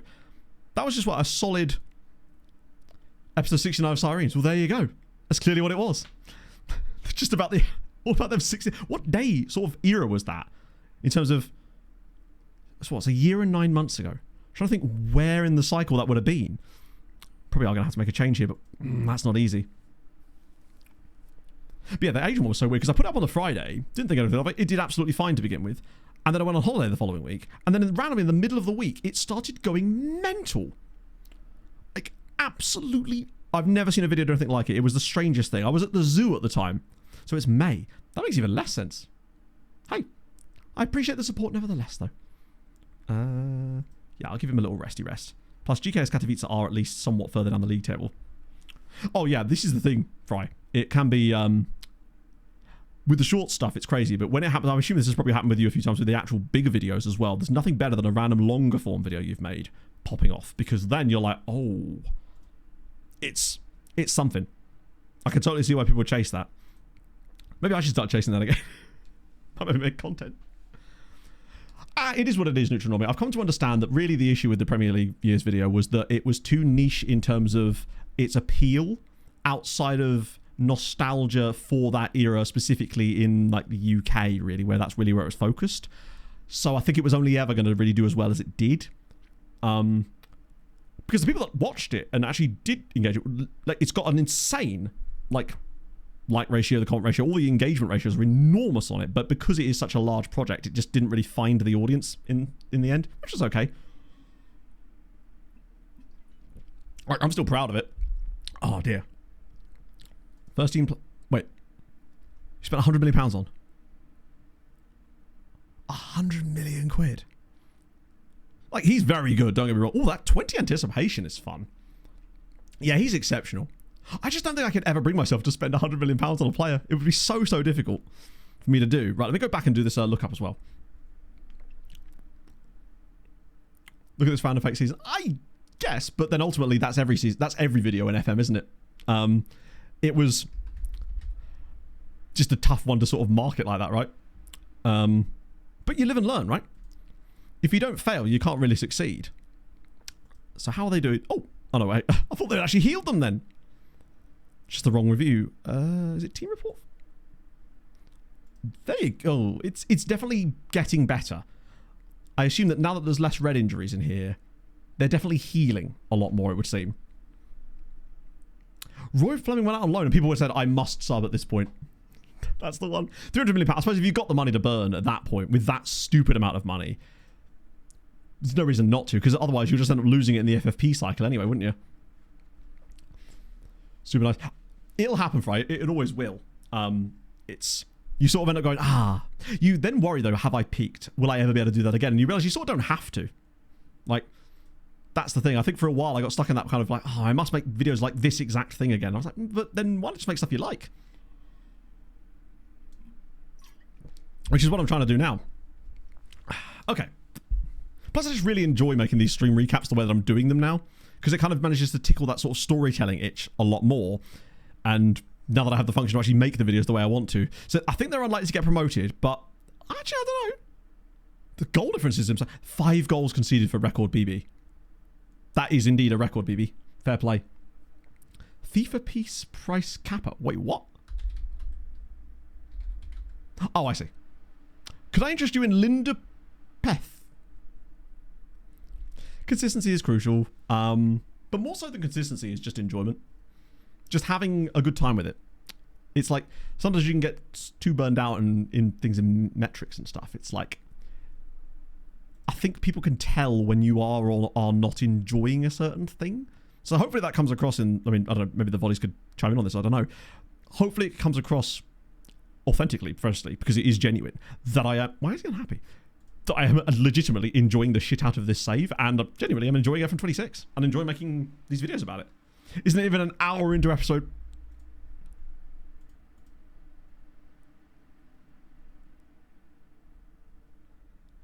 That's a lot of... Also, that's a hell of a shirt that I'm wearing. It's... Wait, what am I specifically looking for here? Other than the obviousness of the amount of players that we've signed. That's very us-coded, isn't it? The shirt is certainly... It's one of the shirts of all time. Right. How many transfers? Oh, yeah. In my defense, it was probably that we were near the opening of the window, and thus... maybe a lot of people that we'd signed before had just joined up. Or it was just one of my absolute mental ones, you know?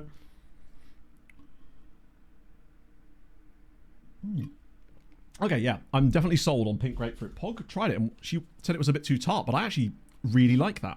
It's more refreshing than normal. And I've still got iced tea for later. Thank you, Daz. I need to have like a timer for that really as well, don't I?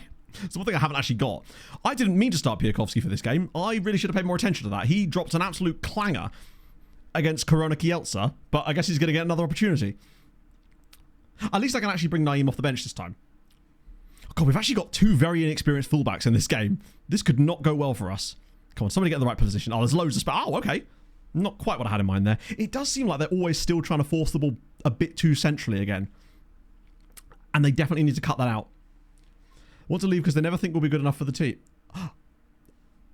Now that in isolation, I actually think that's a fair enough complaint. The problem is, the only time, and this might be what happened with you as well, the only time I've actually had a player come to me and say that is when they were literally a starting 11 player for me. I'm like, bro, what do you mean you don't think you're good enough for the team? You're in the team. Is it just insecurity? They're just like, oh man. Player gets imposter syndrome. Was Ray Houghton. I did have a look into the idea of making the Wiz quizzes former players from our saves. It would just be so tough to source them in the first place, actually. The graphic side, I think, would be the easy part. It would actually just be trying to find the players.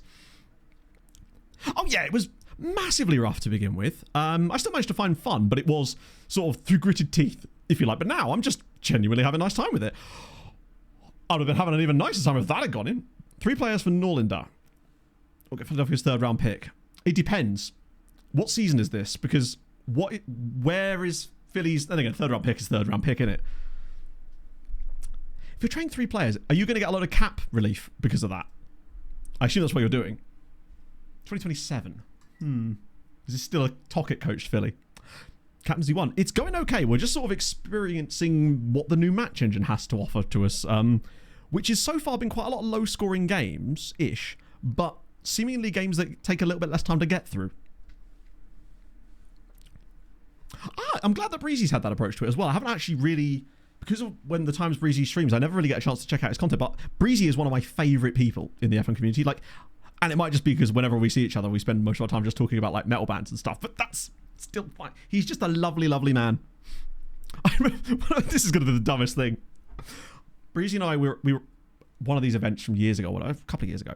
We were down in London and we were at this pub in London. I think it's called The Cow. It doesn't matter to the story. I'm over-informationing you again. And Breezy and I have been talking. I was telling him about how I get like pee shyness. So I'd always have to go, if I'm in public, I'll always have to find a cubicle because a urinal just doesn't work for me. For whatever reason, I just can't. It's like I could be about to piss myself and I still couldn't use a urinal for some reason. I think now it's a bit different, but back then it certainly was. And so we just randomly like, oh, I just kind of did piss now. So we went in there. And as I came out the bathroom, Breezy was coming towards me. And I just turned to him and went, use the urinal. And then he just high-fives me on his way into the bathroom. I was just like, that's my guy. So there you go. Now you've got that story.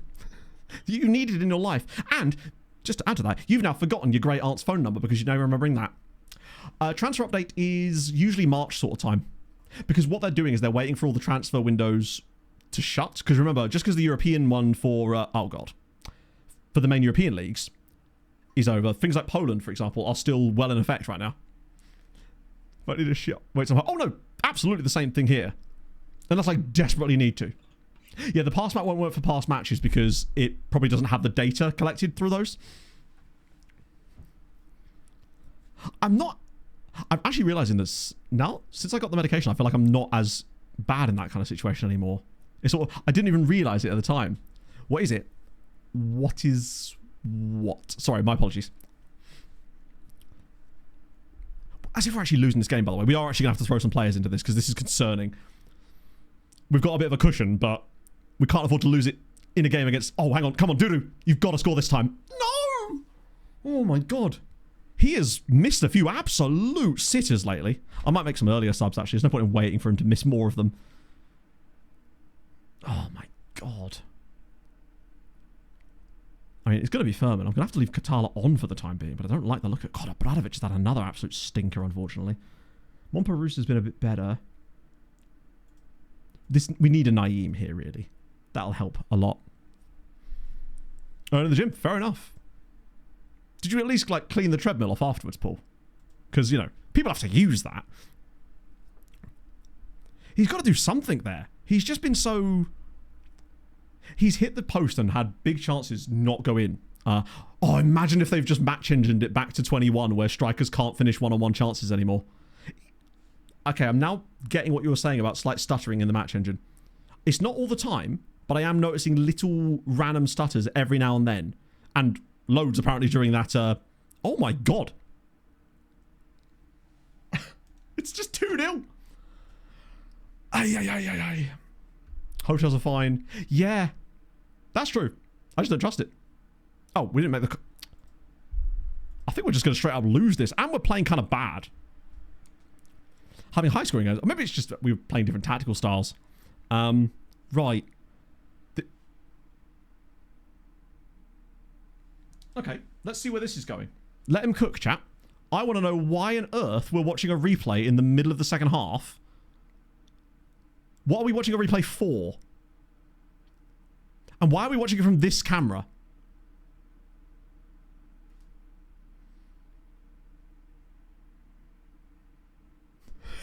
What the fuck was that? Yeah, it still says skip. I've never even seen that camera angle before. It was like the game loaded free cam in. Why are we on this camera angle? It still thinks we're in a replay. What the fuck is going on? We're going to have to watch the rest of the game like this now because we're stuck in this camera angle. Oh my god. Well, someone asked if there's any new bugs. Yes, this is a fun one. We're going to go 3-0 down here. He's going to walk all the way from the touchline. Oh my god, what a block. Yeah, I think you're right. We have to wait for another goal. Hopefully it'll be us getting a 2-1. Isn't that bad? Oh, I don't know about that, Chief. Skip the next goal replay. Yeah, but we have to have another goal replay first. Have you had it happen before? Okay, so it's not new. I've just never encountered... I mean, I'm sure this play is absolutely fantastic, chat. I wish I could see it. Let me just turn that down a little bit so we can see more of the game.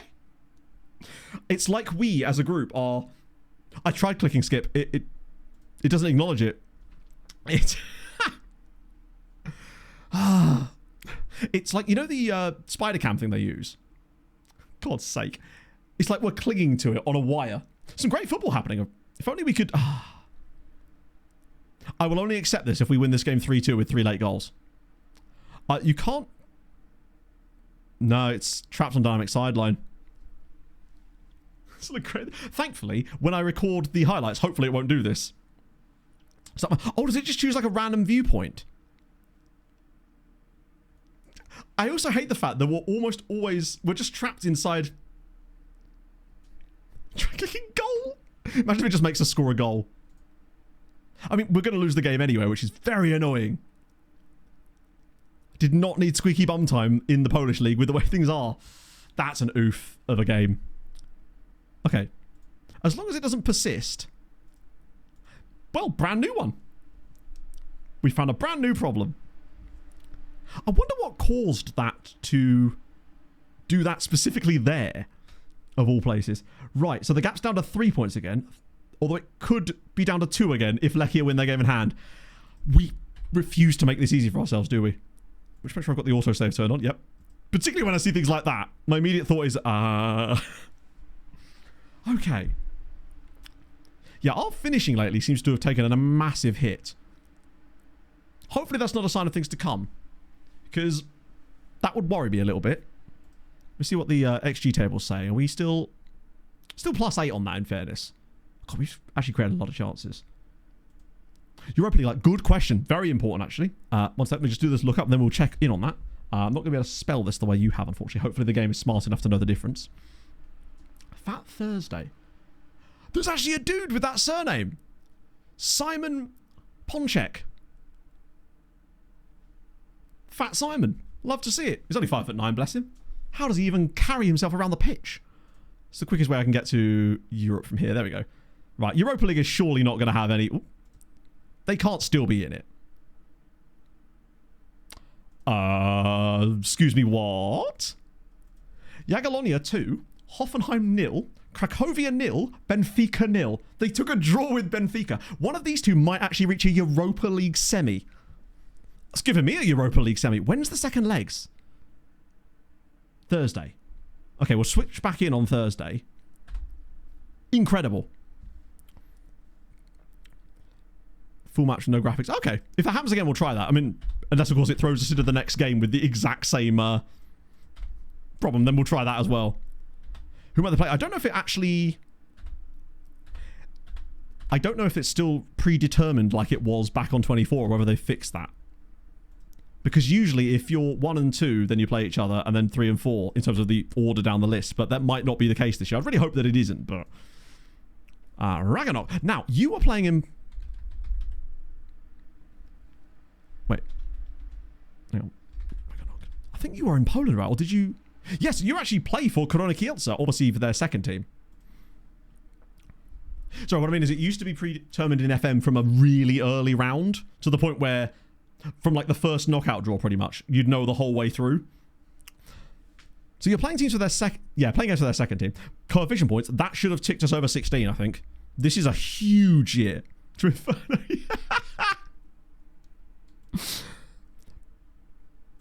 The only question really is whether you actually get pushed to the first team or whether you make that move, although you're actually out of contract again in the summer, unfortunately. Did he move to Fulham? Ooh. He can join Matthew Cord, the superior version of myself, who I'm claiming as my own. Yeah, coefficients now. 16.3. We are very close to overtaking Germany on the year, especially if they knock Hoffenheim out, because that's the only German team left. So if they do beat Hoffenheim, they will go above them. And we will go above Germany on the season's coefficients. Obviously, the next year, it's irrelevant, because crucially, we're going above Austria and Scotland as things stand, and I don't think anyone can take that away from us. Get in. So it was the 18th where that happens, and there's a random thing there. Can't risk injuries in game gives. Yeah, I just wish I could play NHL. Basically, I want to be able to play Chell on PC, but until they bring that back, I just can't get involved. It sucks, because the reason I like hockey in the first place is from playing Chell games back in 2003, 2004 kind of time. It's everything. You're above France, yeah. Yeah, England are kind of chefing again, unfortunately. We'll deal with that when we get a bit closer to them. Right now, it kind of doesn't matter what they're doing, because we're not going to be challenging within 5 years anyway, but we will have to have a word about England as to whether we turn off the English leagues, because at the moment they are just so overpowered, it's ridiculous. Quarters just happened. Oh, thank you. Did you see something from them, or did you just see that it happened? But thank you for reminding me again, as I would have just breezed right through that. A couple of injuries there. Right, back we go. How do I get to it? You know, I'm going to go to there. I'm going to go to there. I'm going to go to there. Saw the date. Interesting. However, did you know to look at the date? I've just pressed the wrong button. I mean, firstly, Newcastle are out. What? Hang on a minute. So Cracovia lost 2-1 to Benfica, and they drew 3-3 with Hoffenheim. Jagiellonia are in the Europa League semi-finals. I wish you could view other teams' games. Actually, you might be able to, just not from this menu. Either way, they put 5 past Hoffenheim, which means, well, it might not be quite enough. They may still be just behind them. Or Germany, that is. Nope, we go above them. 6.9. 16.9 points for Poland this year. This is mad. We could have been on for a 20-odd point season if it was just... if we just had Conference League teams capable of doing stuff in the Conference League. They've let the side down here. Whole thing was just someone asking what the question is, saying nope. Wow. Yeah, I think they'll just make an article out of anything these days, right? It's, the crave for clicks do be going quite far. Right, I'm going to have a wee break here. Look at me go. Because I've turned over a new Leaf chat. I'm no longer holding it for no apparent reason because that's unhealthy. But it also means you get a very long list of clubs for this next fella. I saw it, I was like, I'm going to have to make that a bit smaller. 1 second, my friend. Oh, I want to look at that chaser as well in a minute. Keep that link handy because I want to look at it when I come back. Right, I'm going to have a wee now.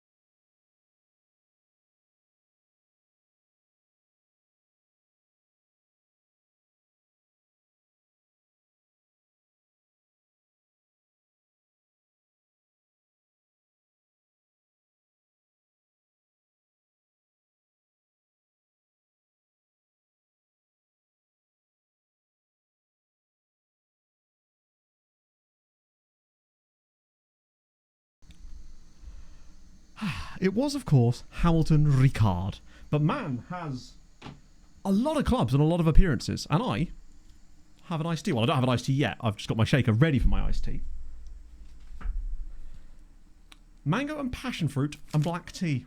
It's a crazy record. It's one of the better ones I've pulled out lately, actually, because I just normally go randomly around the list until I find one that looks kind of okay and is at least a little bit unknown. Because occasionally if I just randomly click it, it just comes up with a current Premier League player. I'll be like, hey, have you heard of Benjamin Šeško? And I'm like, nah. Not many goals. That's probably why I kept moving clubs, wasn't it? Right. Mango, passion fruit, black tea. Ooh. I do like the hibiscus one, to be fair, but can't go wrong with mango and passion fruit. Iced tea later. Ooh, which ones have you got? Because I've not tried all of them yet, but I especially like the vanilla hibiscus raspberry one, and this one as well, the mango and passion fruit black tea. Almost looks a little bit like a certain other fizzy beverage. That's nice. Also, fun fact. So, you know, we had the Beer 52 thing for the podcast, the sponsor for it. We obviously got sent like starter packs to test out. And then Sai just never got his for ages because he was on holiday. And now they've sent 3. So he's just got like 3 boxes of beer just rocked up. So that's great news. I can't wait to rip him about that on the podcast later. 2 national clubs. Sheffield. Oh, yeah, this is brilliant. To have guys get into the semi-finals in European competitions in Season 5 is mad. I mean, I know we had Legia in the semi-final of the conference in Season 1, I think it was, but that seems more realistic. But at the moment... Oh, that's the Patreon players again. That scared the shit out of me. Shout out to Ian Furno, though. Absolutely chefing there. Scouting record. That's more like it, I think. There we go. Phew. Get rid of all of the... Wow, that's loads of them. But anything that makes our scouts' life a little bit easier is better anyway. We'll remove from shortlist. That leaves us with 33. Most of whom we don't have extensive knowledge of. Actually, I'll tell you what, for the time being, since these are such a pain in the arse to use, what I'll do is I'll just select all of them and send them all round again. That way, we don't have to deal with it right now, and we can deal with that next stream. What I think I do need to do is make sure I clear this when I'm done, because it still shows 100 players. I think that has actually cleared. All your patrons in game. Yes. Oh, does it not work? Ah. We're in V right now. Yes, so Holy, I believe, are, in fact, I not believe, they are a German company. So they were massive in Germany first, and only recently, as of the start of this year, I think, branched out into the UK market. And that's where I come in. They're obsessed with these bloody meetings, man. NHL 94. Oh, I don't remember. I mean, I was 4 years old in 94. So the first NHL game I had was 2003, I believe. I think it's the one that had either Danny Heatley or Ilya Kovalchuk on the cover. And I had several in that little run there. And there was nothing I liked more than just playing Dynasty mode with the Avs, obviously. Who I only liked because I thought in my head that that's where Snow was. That is literally all it came down to. I wish I could say it was because they had really good players back then. But it was quite literally just, that's where Snow is, right? Because I'm 12 or 13 or whatever. Right. Let me just keep shaking this for the time bit. That's a lot of beer. I mean, it is Australia, I guess. It makes sense. Even that all the taxes on beer is really high. I don't know. Right. Ike Arumba. Where is he at these days? Oh, no way. Hang on a minute. There's a very good chance that Bay could be playing against Jagiellonia in that semi-final game for Athletic Club, because you've played 9 times for them in the Europa League this season. You're probably going to play against us. No. We're in Buffalo. I was just trying to think, would I have seen any playoffs? Yes, I probably would have done, just barely. That's mad. I'm kind of pleased that they're doing better now. It's just, a city just needs it. Well, they've obviously done well elsewhere with the Buffalo Bills and whatnot, but from a standpoint of the hockey team, just don't mess it up. Just get in the playoffs, please. There he is. That's Schwansk. Pluto Sakic. I mean, don't make me get my Sakic jersey out. Do you know if there's a train coming anytime soon? Shout out to my mum, who when I was 14, because it was much more difficult to get things back then, ordered me in a Joe Sakic jersey from the States, and it cost a fucking penny, because obviously it was expensive back then anyway, and then to have it shipped to the UK, there wasn't really an easy way to do that back then. Toomban, thank you for the follow. Or Tom Ben. That makes way more sense than what I said. I appreciate that, friend. Been so cheap, I bet. You mean you don't want to watch Tage Thompson smash people about? I kind of do, actually. He's dope. Looking forward to seeing him do that in the Olympics. Yeah, Shlonska's still trapped in the second tier. They've just never really been able to push up. Every time they've kind of been good, someone else has just been that little bit better. And now we're getting to that stage where some of the relegated clubs, which I've said really weirdly, have that kind of top flight talent from us as well. So it's even more difficult for them to get those progression. So Big Gorda, oh, you've made 10 substitute appearances in the Champions League and 27 in the league. So they're using you sparingly at the moment. Surely at some point they just have to say, maybe you should start for us. Getting game time is the crucial thing. There will be a Patreon update video as well, probably on Monday. Although actually I might have to drive up to Brampton on Monday because Pog needs to take her old van back to the HQ up in Huntington Way, and she'll have no way of getting back, so I might just have to drive up there with her. Model professional though is big old Ignatius playing for... Wait, hang on. When did that... I don't remember that happening. Ignatius Pennyfeather now plays for Zagłębie Sosnowiec. 2 goals. 1 year left on your contract. I love that. He's actually a decent player for them too. I like how many of you have just migrated to Poland in this save. It's perfect. So, Sam... Actually, if we type in Agrathor, it usually comes up, doesn't it? I think. There he is. Falkirk. 76 appearances. As of this season, they finally tipped you over into being a starter for them. Finally. OGI save. Yeah, it's... I wish there was some way we could stop that. And it's actually even harder to stop it in this save because sometimes they will just disappear. Now, it's made a little bit easier by the fact that... wait. Concentrate, Matt. Make sure you get the right team out there this time. Who's Krzyzanowski wanted by? Lech Poznan. I don't think I'd do that at this stage. Plus, it's Krzyzanowski. He's my guy. I just hope that he can survive the inevitable culling soon. Particularly if we do find another really good left back. Okay. I think that's fine. John is still not fit again yet. Wow, he had quite a serious injury, didn't he? That'll be fine. Back in the van, back in the back. There you go.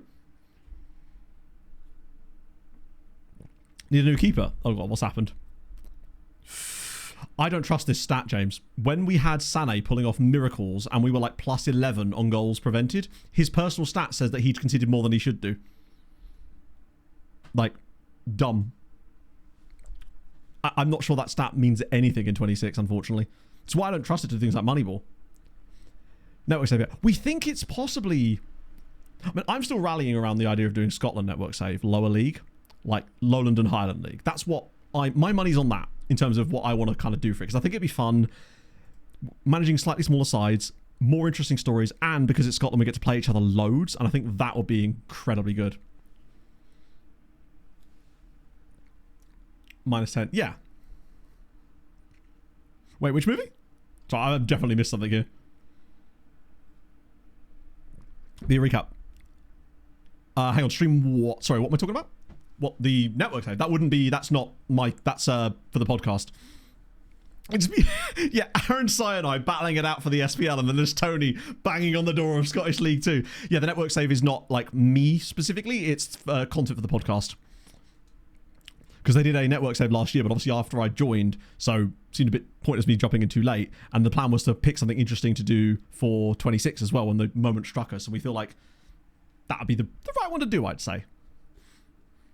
I'm excited about the idea of that. I still need to actually do something with the Tromitos as well. I might use them as the team to base, because I still want to try and build that Wall of Death tactic. But now the match engine's been updated, I could have another go at it. Because once I knew that they were hopefully doing a match engine update, I didn't want to start building a tactical thing.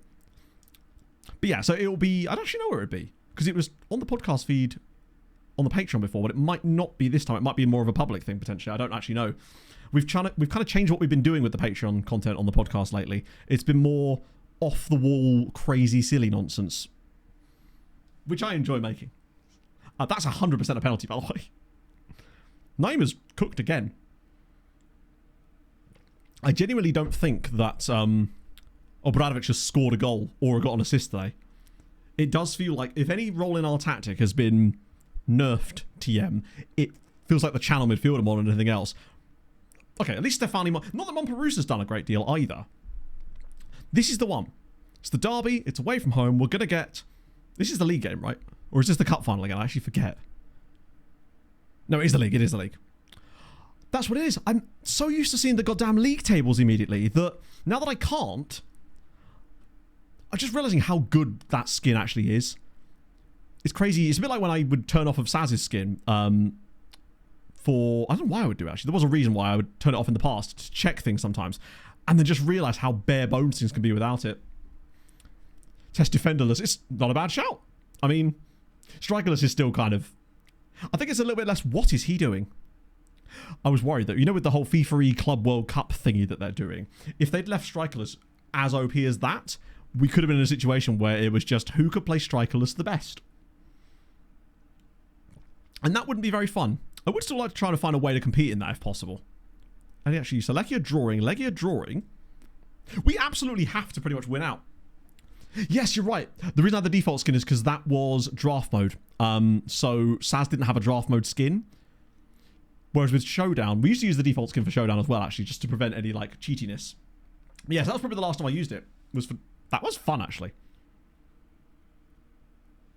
Was that broke? I don't know, it's tough, though, because it's just like, if you ban that, where do you draw the line? As if we've conceded that. Isn't that their first shot of the game after 37 minutes? I am getting a little bit of 24 vibes occasionally. We're having a few too many games now where we create tons of chances and miss them all, and our opponents get one opportunity and score. It's disallowed, which is weird. Was he offside? But that's what used to annoy me in 24, was there was way too many games like that, whereas in 26, I've noticed that it always didn't really feel like that. Hang on. He's not offside. The guy in front of him, I guess. I guess the guy that was in front of him from the header was offside or something. I'll be honest with you, if we'd had that goal disallowed, I'd have been pissed. But I think that's what it was. It was definitely the guy that was in front. I mean, how much he was really impeding the goalkeeper, I don't know, but we'll take it because it's bailed us out here. I just want one game where we just win 3-0. Play well, win 3-0. That's all we need. It feels like the offsides have actually got worse, I'd say. Oh, Monperus. What's that decision there? What's he doing? He just sort of overplayed it a little bit. They've got a guy called April, which makes sense, actually, considering I think that's the month we're in. What is that? Quite a lot of misplaced passes happening now. Oh, dear. Stapperfeld just pushed him up. Why are we seeing this, though? I'm starting to think I may have jumped the gun when I said that these meaningless highlights are there. Crossbar. Oh, that was me the entire time. We've always had a bit of woodworkery. Oh, good lord. Oh, come on. Yay. Dislike big matches. Oof. I guess it's only going to really matter when you want to start going deeper into the Champions League. And if one of them is your goalkeeper, you're in even more peril than you thought. Because having a goalkeeper who hates big matches in the latter stages of the Champions League is just asking for trouble, basically. I do worry a bit for De Campo on that, but he seems to do reasonably well. Yeah, this is just penalties, isn't it? It seems like the rain is less prevalent, particularly as we're now coming into summer. Robbie Keane? Do you mean Legia Warszawa's Robbie Keane? I mean, it kind of ticks all the boxes for the interim, doesn't it? Legend of the club. Boyhood club, obviously. Seems about right. Until he does really well and they have to keep him there. I mean, I still don't think they're in any danger of going down, but literally they'd have one shot in this game and it was a penalty. Ay. We can't afford for this to happen. As it stands, thankfully, Marta is doing us an enormous favour in the Lechia game. Because if they turn that into a win, we would be tied. Oh, God. Why is it we can never win a title the normal way? Okay, yell at the lads. Get your shit together. How's Obradovic? 6.5 again. Oh, I don't like it. I kind of hate that Obradovic is now... We may have to rework that role next season, I think. If it persists like this, at least. Because he has definitely been the weak link in this team. And he's one of our better players, so there's really no reason why he should be. Like, no assists, no goals, no threats. Watch him score now. Maybe it's because he's choosing to pass to weird places there instead of taking shots on. Krzyżanowski. Oh, as if that's not gone in. Do we just need to create bad chances so they go in? Nothing since then. Well, he's been good in the league as well. It's just that today he's really been noticeably bad, and I suspect it's because that role that he plays has clearly had some changes to it in this latest update. The strikers look a little bit less effective too, but that all could just be because of him, potentially. That's more like it. That was a bit... Okay, come on. Get the winner against Cracovia. We can't drop points to them, especially if we have to play them in the cup final. Duru, look for the square. No, it's deflected. Ay. They definitely seem less... They seem more toothless in games. They're not linking things up. Not really taking their chances as well. I think that's the biggest thing I've noticed. They seem to be missing a lot more. Like, really, really high quality chances. They are putting wide a lot. Duru especially has already had a couple... 3 or 4 today, like that. It feels like unless you get them an open net at the moment, they won't score it. Obradovic has been bad again. Nigel's in. Catalar. We still don't have Redondo back yet. Do I bring Furman on this side, perhaps? At least the wingbacks still seem to be relatively decent. Do I get Steuer in? No, Duru's... He's playing well in matches. Like, his average ratings are okay, but he just cannot seem to take a chance to save his life. That's the issue. He's always the guy that gets put through on goal because of the way that we play, and Catalar is a really good assister, as we'll hopefully see from Furman here. But unless it's completely open for it, and yet those ones go in. Steuer scores. We do lead. Furman with the assist. But word game. True. You know what? I take it back. He has been doo-doo. Score 13. Strike has 1. Now, admittedly... If you look at the distribution of goals in our team, it's actually not too striker heavy compared to some teams that you'd have. We have a lot of goals out of our number 10, i.e. Steuer in this case, and a decent amount out of Obradovic as well. So maybe I'm just imagining things, but I'd have to go through and have a look at how many goals have been scored by our strikers over the course of today. Because I feel like Catalar has got a few, so has... Duru definitely has scored. But we're still creating a decent number of chances in games. We just seem more susceptible to random nonsense now. It feels like we need to be... Whereas before, we could win a game 3-1 with 1.3 XG or something. Whereas now it feels like we need to have like 3 XG just to score 2 goals, I guess. But small sample size. We'd have to really judge it better next season, I'd say. Once we've had a full year of the new patch and all the stats are kind of relative to each other. Because this is probably going to get played to the edge of the box now or something. And... Oh, okay. Yeah, that's interesting. If yours was very striker heavy before and it's fallen off hard, then that's interesting. I mean, our top scorer is almost always a striker, but the gap between them and, say, our number 10 or even our number 8 is relatively small. I think Catalar's probably got 19 goals this season, but Obradovic has like 14, 15. The number 10s themselves, with Steuer included, have probably got about 14 goals themselves too. But I think Montperouse... Oh, that's a lovely bit of play. Oh, beautiful! Okay, that's more like it. Alexander Furman. Recent patch release. Yeah, last night there was a patch sent out. I don't know exactly. I think it was 4 PM yesterday afternoon, wasn't it? I didn't install it till a little later than that because I was still playing the game. I love this little stall that Furman does here, where he just sort of stops the play entirely, lets them all run, takes the inertia past them, and Duru finally puts one in the back of the net. Now we've got the 3rd goal. It's a tough team as well. Nigel scoring less. In fairness, Nigel's scoring less has mostly come as a result of the arrival of Obradovic. And Nigel still has a decent record this year, but he's had less opportunities in the first team. Do you know what? Actually, in total, this has been a reasonable performance. That actually looks fine. Especially with Furman getting 2 assists off the bench. Nice to see. Shows that that role is still going to set stuff up. So maybe Catalar's just out of form at the moment, because he has been kind of ass. Although, Lechia turned it around. Marta failed us. They're still only 2 points behind us. As if they're still only 2 points behind us. Why is John Carver feeding them? Fucking hell, man. I think there's 4 matches left in the league. Maybe? Or is it 3? It's not a lot of games. We just need to keep winning. The problem is, and this is the big problem, I'm pretty certain we still have to face both of them in the league still. Lechia, and then if we could just get to the final 2 games, we should be okay. But we have to play both of them in our next 2 matches. This could go very wrong. It seems like it. It's like, hey, we know you're going to want some fun stuff at the end for the recap video. We're going to make sure the league is never easy for you. We'll let him sign the rest of those recommended players. Because even at times this year, it has felt easy. Like, we've been top pretty much from day one. But every time, we've never been more than, I think, 5 points clear at the top at any stage, despite the fact that we're still tracking on for a really good points finish. We've got 60. We've won the title with less points than we have right now. A couple of years ago, we won the title with 62 points. We already have 66, and we still have 4 games left as well. It's... Shout out to Radomiak as well. Very much looking like Europe is on the cards for them. Arca are cooked. Europa League semis, good point, yes. I don't think it'll be super soon because the other one only just happened, didn't it? So it's probably not quite yet. But we can find out. Probably in a couple of weeks. Fixtures. Oh, Crush, you can't see it properly. Oh, you can. Thursday, the 2nd of May is the first legs. Anything worth? No. We got a player who was, I think, 3.5 star. Attribute-wise, he's very, very fast and technical. But he's basically a diminutive winger who's very speedy. Not a player we really have any use for, unfortunately. And he was not very good. And his name was Buri.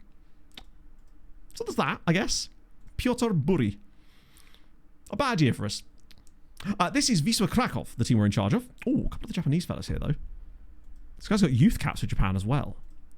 In fact, if you do ! save, you'll get even more information about the save itself. English is, yeah, they should be coming to the playoffs for the championship soon, right? I'd have thought. If I do this, it should show, yes. Arsenal winning the Premier League, it looks like. Oh, Spurs are 4th. This is unrealistic. BDV, thank you for the follow. Sunderland are, oh dear, Fulham and Sunderland are heading down, along with Forest. Although Norwich could be heading that way as well, as they've lost all the games recently. Their goal difference is appalling. You're going to need a very low amount of points to survive this season, aren't you? Coventry City, cooking up in 13th place. They've got some Patreon regions, that's what it is. Bournemouth doing okay. Brentford, Southampton have actually stabilised a little bit too. Any craziness further down? I won't maybe look at the full. Ipswich are cruising back to the Prem. In fact, they may already be there. Yeah, they are. The usual suspects up around the top. Speaking of Southampton and Leicester, did you guys see that Leicester were 3-0 up against Saints? I think at half time, and then Saints won 4-3. A couple of mates of mine are big Saints fans, and we were playing RV there yet, and he just lost his mind. I can't believe that. Particularly Saints on. Then again, Leicester aren't that good at the moment either, are they? It was after 60 minutes. Jesus Christ. Huddersfield have cooked there. Lincoln City, actually no. Ooh, that's a tight-ass relegation battle there. 30th. Port Vale to the championship. Sharpie's just lost his mind. Like, what? How is that allowed? Particularly as it's going to come at the expense of Stoke City. Things you hate to see if you're a Stoke fan. Shout out to Barrow as well in the League One playoffs. That's impressive. Down looking like Wigan. Oh yeah, Wigan are cooked. The fact that Stoke are below them makes it even funnier for me. They won. Oh my god, I remember that game. Preston in League 2 now. Preston did the exact same thing in my last save. They actually became a National League North side in my previous save. Aldershot are surviving. Mansfield and Barnet heading down potentially. It's pretty tight though. That could easily still change. What about the National League? What's happening there? York City, yeah, they're flying up. Shrews are in there as well. Truro City, ooh. As if Truro City are in the playoffs in the National League. Tamworth going down. Wealdstone might survive. Kidderminster smashing it in the National League North. Cheshire United right down at the very bottom there. Ebbsfleet, 114 points. Okay, fair enough. Western Supermare, one for Jinx, just gone down as well. Or likely to go down. So England's still doing bits. I think the biggest surprise for me there is some of the teams that you've got on the playoff cusp in League One. Like Barrow and Port Vale as championship teams is intriguing. John's finally back. About bloody time. Feels like he's been out for ages. Dorking, I think, were in there, weren't they? Did that. Cool. Sick. As we had last... I guess they... Yeah? Wait, who's this? Who is this? Is he going from a... Why has he not got a pro deal? I mean, I'll 100% offer him one. He must be one of the guys from the older youth intakes that's just kind of developed a little bit. Which is pleasant. Or we've just got better knowledge now that we've improved our backroom stuff. Yeah, I'll offer him the full works. Why not? Keep him here for as long as possible. It's got another one of those spiky haircuts too, which immediately, I would say, endears me to him, but not quite the other way around. Yeah, try that. Is that going to work? Lovely. We'll take a bit of that. Tukari's injured as well. Suwon Bluings. Yeah, so I think we're I think it's after the Asian teams again. That's when it should go into my new set of scout reports that I set up. Maybe? I forget. Might take longer than that, actually. I don't know. So I think it's that Friday... No, that Thursday there, the 2nd. That's when we have our semi-final. And by that, I mean Poland's semi-final. The semi-final for the nation. Because we're taking credit for what they're doing, despite having very few loan players from us. In fact, I'm not sure they have any. But we're all as one. We win together, we lose together. Unless we're winning, in which case they can screw themselves. Chesham bottom of the north. Where, yeah, hang on. Isn't Chesham... That feels like it's somewhere in Kent, but I think I'm thinking of somewhere else. Either way, it just doesn't sound like a northern... Near Watford. Oh, God. Yeah, that's a long way to drive. I guess they're north of the Watford Gap. Potentially. Might be north. Unbeaten or not. Let's just go straight to Ebbsfleet then. See if we can figure it out from there. They surely have to be, right? With that amount of points. Oh, speaking of Dorking, actually, while we're here. Swing by Dorking, too. Oh, managed by Ian Parker. That's not the guy, is it? No, they've got a mustachioed man, which could well be the same guy, just with a mustache on, in fairness. The glasses are really needed on that one as well. So Dorking actually do have a chance of going up still, potentially. While we're at it. Shout out to them. Looks like they took a draw with Ebbsfleet themselves. Imagine if Ebbsfleet only lost one game or something. They've lost 3 times, in fact. They've actually won another one since we last looked. Too much hair. Plus 79 goal difference. Imagine being Worthing and getting 99 points and then still finishing 18 points above top. So yeah, they actually lost 3 times. They've just won 37 games. They simply don't draw. Shout out to Yeovil Town, who've drawn 20 times this season. That's nearly half their matches have been draws. They've actually... That's incredible. Yeovil are in the playoffs and have drawn more games than they have won. They've only lost 7 times all season as well. 20 draws in a year is... Oh, and they're all...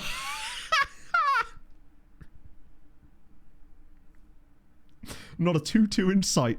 Desmond would be absolutely fuming. That's wild. 20 draws! Man United guy, I don't know. I do like how much he's got other people rattled, though. That is quite funny to me. Right, Redondo has to come back to the bench, because I keep reaching for someone like a Redondo on the bench, and he's never there.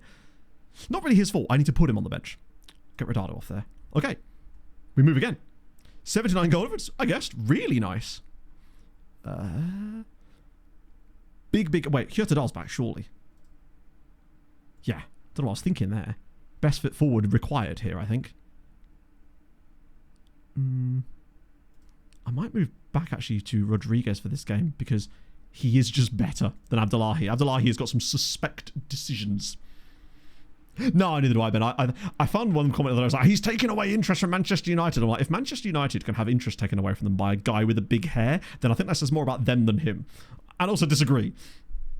Like, double digits. Probably not that many.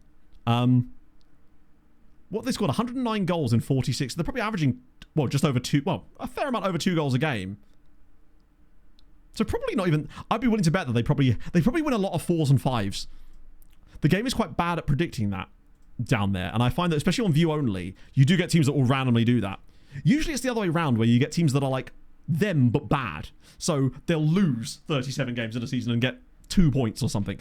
See, for example, Barway on my last save, who I think in the end managed 2 points that season, which is the lowest I've ever seen. I've just hit my step goal for the day. Love to see it. Does help that I put 4,000 steps in on it earlier when I was walking back from the garage.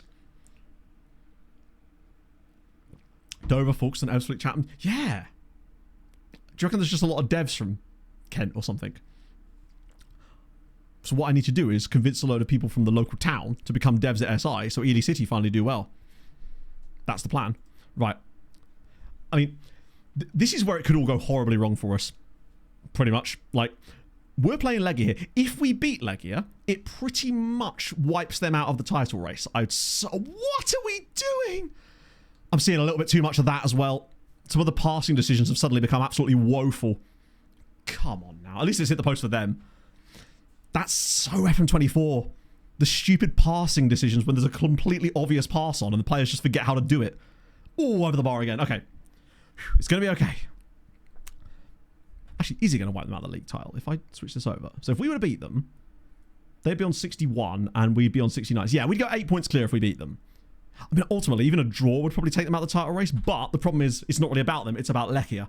We need to beat these guys so Lechia don't get the advantage on us. The thing we do have on our side is that we beat Lechia 3-0, I think, earlier this season. So we at least have the head-to-head against them currently. That could all change if John Carver's boys come and absolutely club us. But it would mean that we'd have the result there potentially on our side. But it doesn't matter because if they beat us, even if they don't beat us on the head-to-head, they'd still have the advantage because they'd have more points. Kenty's raised. Maybe you're just seeing them more.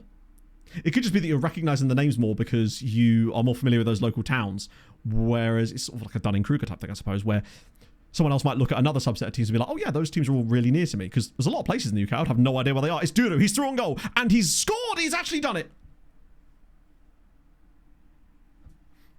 Just as you say that, Sam, he's done it as well. But again, the stutter. Oh, please don't tell me this is offside. Nah. Awarded. Come on. 1-0 Wisła. Huge. What a ball from Montparnasse. Is this his first time?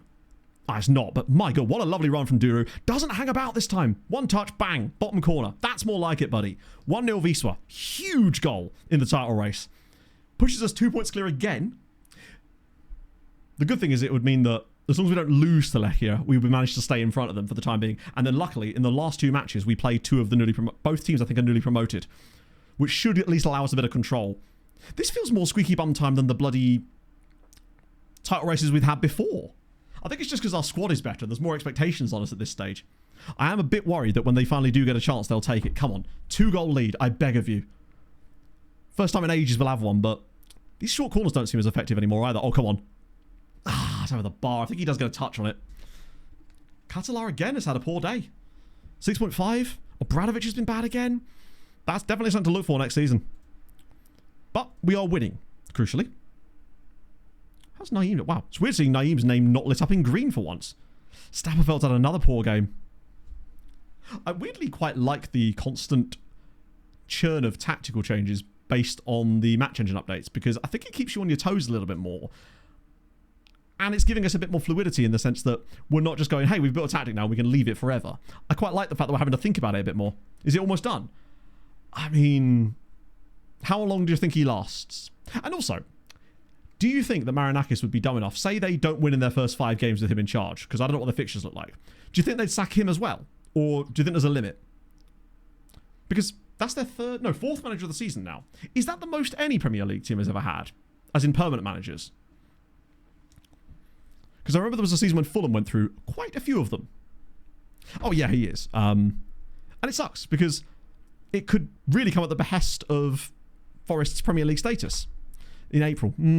Yeah, no, I mean, ooh, frustrated by feedback. What the fuck? I accidentally encouraged them while we were winning. You can't be doing that. What I am going to do, though, is try to bring on Red... Oh, he's apprehensive. Lad, we're winning the game, bud. Have I got a JT on the bench? Fuck, I don't. Or do I? No, I genuinely don't, do I? Shit, that could have been really useful right about now. Oh, he's injured, isn't he? Montparnasse is uninterested, which is always a good sign. Stoyer's done well off the bench lately, though. So maybe I'll do him again. Just winning the game is the crucial thing. And right now, we'd be kind of fortunate too, because Lechia have actually been quite decent in terms of the chances. We've had a lot of shots that have not equaled a great amount of output, other than that one for Dudu.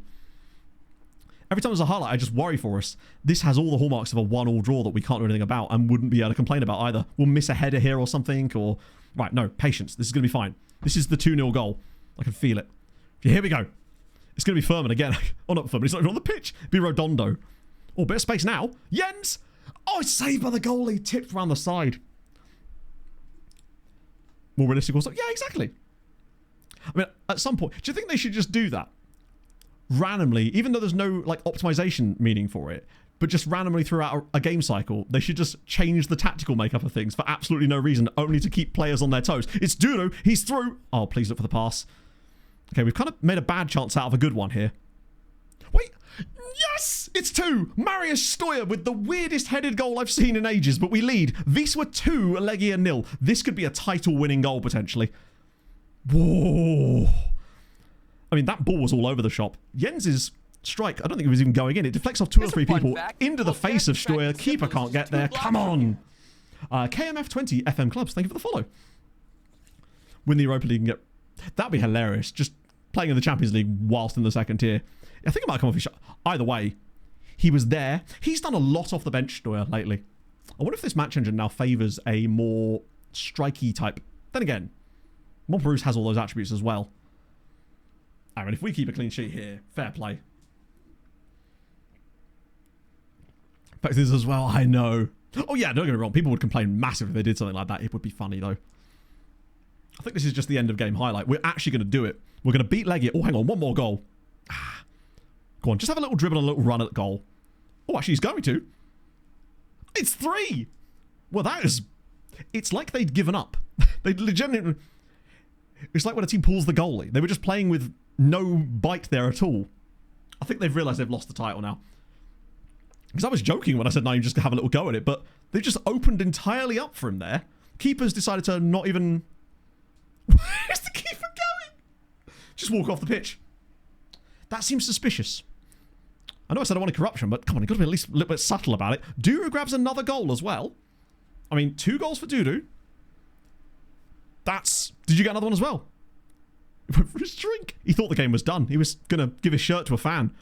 In the end, that tap-in has made us look better than we were in this game. But a 3-0 victory against Legia is massive. But Legia beat Lech Poznan. That was a really tough game for them. They're still 2 points behind us. Are we going to have to get like a record points tally to win the league this year? Because I think the highest amount of points we've ever had since we were promoted was 72, which we're one win away from already. There's still 3 games left. Southbound Herring with a 25 months. How are you, friend? Late in from work like always. Hope you had a wonderful stream. We genuinely have, even though the... Our form hasn't even been that bad. It's just... Their form is... Hang on, are they on another one of those absurd runs? Like they were that first time around, where yes, they basically just won every game for ages. now. I might rotate for the cup final. No, not rotate. I might insta the cup final, because we've already won it. Because it's only Cracovia. So John Carver's lads... Oh, they did lose. They lost to Gornik, didn't they? But outside of that, their form has been pretty special lately. Rum Plumpedo. Great name. Just so much to unpack there. But firstly, what a great name. It's good you came in summer. Lemon honey iced tea. Okay, I haven't tried that one yet, actually. All-time record. I don't know, actually. Casey Atto, thank you very much for the follow. Yeah, I'm not sure. Does anyone... I'm sure we have the polls in chat. What is the extra class, if it's 34 games at least, record points total? I imagine it's probably quite high. As if we drew 13 times that year. That's so many. Yeah, there's definitely a lot more points to be gained. You could definitely get into the 80s. 51? Imagine. You're right. Oh, nice. Born in 2011, so very recent, up in the 2nd division of Argentina now. Up a local entrepreneur who's a soybean grow business. Ezequiel Zeballos. Okay. Yeah, it's just not a team I'd come across before, pretty much. It's... Wait. Noodle, are we... We're not talking about the noodle that I'm thinking of, are we? Because I mistakenly thought what you might be thinking a couple of weeks ago, and then I was proven wrong, but now I'm worried that I might have been not right, but just early, which sucks. Does it actually have the proper data? Because FM's really bad at that. It has a habit of not getting the proper... Is it 88 points in game? Wow, that's so much. So where do we go? We go to League. I guess it's in here, right? Records. There we go. Yeah, most points in the season. Vidjev Wodge. Martyrs, boys. 88 points. That would take some... Yes, I thought that was that noodle. That fucking sucks. He was such a cutie. I'm really sorry to hear that, actually. It reminded me a lot of Pog's old dog when she was a kid. Well, not when she was a kid, but like the dog she had when she was a kid that then became a dog when she was an adult. Because he was a very old dog. Right. Stuff of her facing... No, he's not. Silly. Yeah, 88 points seems... The maximum amount of points you could get would be 102. Right? Yeah, 102. No? Yes. 34 games. If you won all of them, you get 102. So 88 isn't impossible, but you'd have very limited scope for dropping points, basically. And given how the league is these days, I'm not sure we'll ever get to that position at this rate. CU Academy. Ooh, right. Definitely do want to check in on the player database now for a minute, because if there's a CU Academy guy, which there isn't. actually surprised me. I think I may have already scouted these two, but nope, apparently a new one in there. It's pretty much just, oh, there's the best CU academy, guys. It's Vincenzo Garza. Who's he? Oh, no, it's not wanted by anyone. It's a youth contract. Hello, Pixar. It's the sort of thing we could maybe achieve later in the save, but tough. Particularly as no team has got anywhere near that total in this save. I think the record points total for this save is 72. Or something around that amount. Which I think might have even been us. Oh, imagine if they sacked the Cracovia manager. Especially if we would have beat them in the cup final. Nice. So it was 4 permanent managers. Oh, so the Nottingham... Cooper, sorry, the do Watford not one... hate me. I am familiar with over 600 dance moves and I am programmed to get So freaky. would this be the first time then? 3s. Oh, I see. So this would be the first time then with the Forest situation. Wow. Hello, Mr. Teeny. Lexus, maybe? Or just L3X02. Thank you for the follow. I appreciate that. If you're new and you've enjoyed what you've seen today, drop a follow. I'd appreciate that, friends. So we'll be back on Sunday. Still going to get through the rest of the league. It's going okay, but my God, am I missing your skin, friend.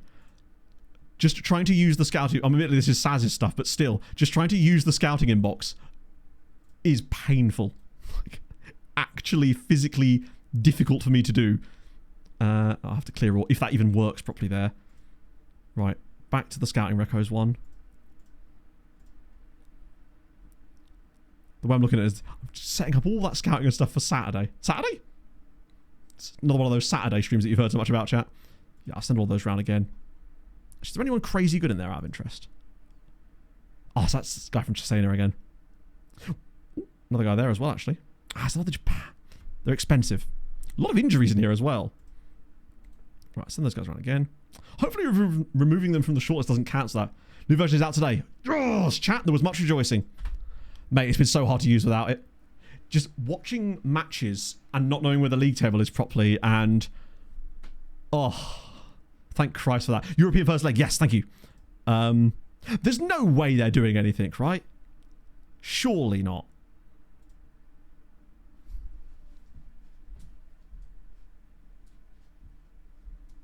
Okay. This is getting silly now.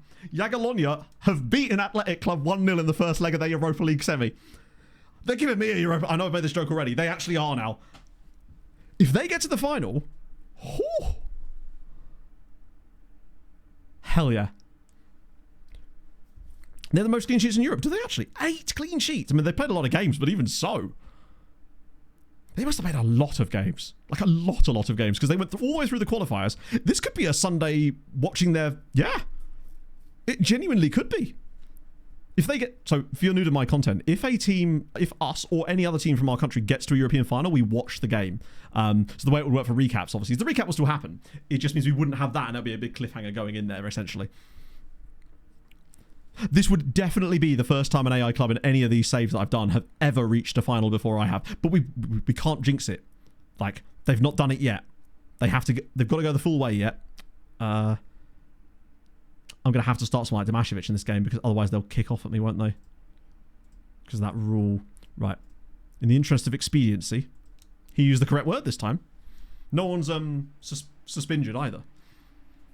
If they get Brugge in the final...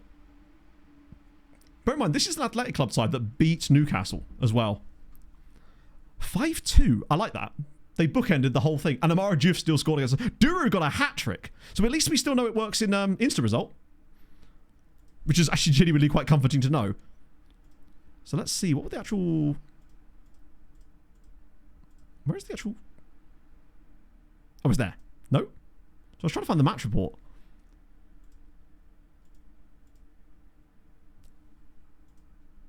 Where is the match report? There we go. No, that's still not it. That's the one. Got there in the end. So a hat-trick for Duru. Also, a hat-trick from Duru from the 85th minute onwards. That's impressive. They must have just been throwing everything at us at that point. Tocampo got a 6.2. Not great, to be honest. Super Speedier. Ah, okay. Fair enough. I'll have to let you and Inferno and... hang on. Forgive me, I want to give him proper credit here. And... Vale Valentino, our resident linguinis, discuss. Actually, Inferno, what are your thoughts on me using the word suspended to describe a player that is either injured or suspended? from a language standpoint. So Katalar gets a goal too. Ranji gets a... Wow, assists were just spread out across the board here. Also, we were losing at half-time in this game. That would have been an absolute cracker. Okay, at least he made substitutions too. To be fair, they did say in one of the patch notes that they were going to have AI managers make more subs. So I think that also applies to the instant result stuff too. Excellent news. And Abramovich is injured. Less excellent news. Katala scattered by Scotland? Scotland Hotspur. What's the fee this time? Still 75 million. Still not happening. Super late break. Just me when I'm doing F1 testing. When does that start again? I actually genuinely don't know. Like, when is the first F1? When's the Australia race, basically? Feels like a yesterday. Really? Huh. It's weird that they don't normally do races on Wednesdays. New one. Deborah Katala.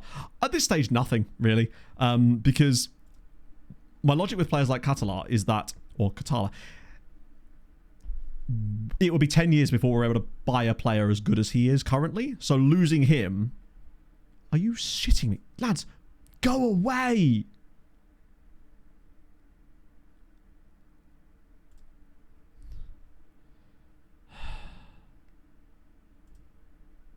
Another reason to... Oh, shut up. Oh, this is actually doing my fruit in now.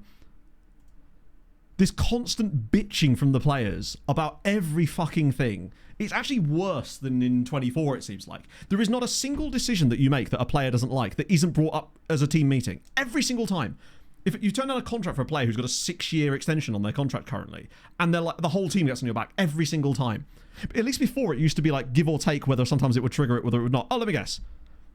When I say no to you here, you're going to kick off again as well. Like, you're a good player, but what's your contract status for the moment? You've got 3 years left, and to be fair, now he does only have 3 years left on his deal. That's definitely something. 8th mark. Okay, fair enough. Are they doing that in private as well? Along with most of the season, I suspect, right? But yeah, no, with Katalar, he's priceless to us right now. At the moment, at least, anyway. That, and I just think he's too good of a character to have around. Let's discuss. See what he actually wants. Oh. Do you know what? That's actually completely fair. That's more reasonable. See, he's got 3 years left on his deal, but he's not got that extension clause. This I'm actually okay with doing. What I don't like doing is being... Whoa, really? No. Is players that have 6 years on their contract demanding stupid amounts of players. So he said he wanted a longer contract, right? So I offer you that and like $7 grand a week. Oh. I mean, you said you wanted a longer contract. Can't help but feel like I've been lied to, sir. What about 1 year? There we go. I probably didn't need to give him all that, really, did I?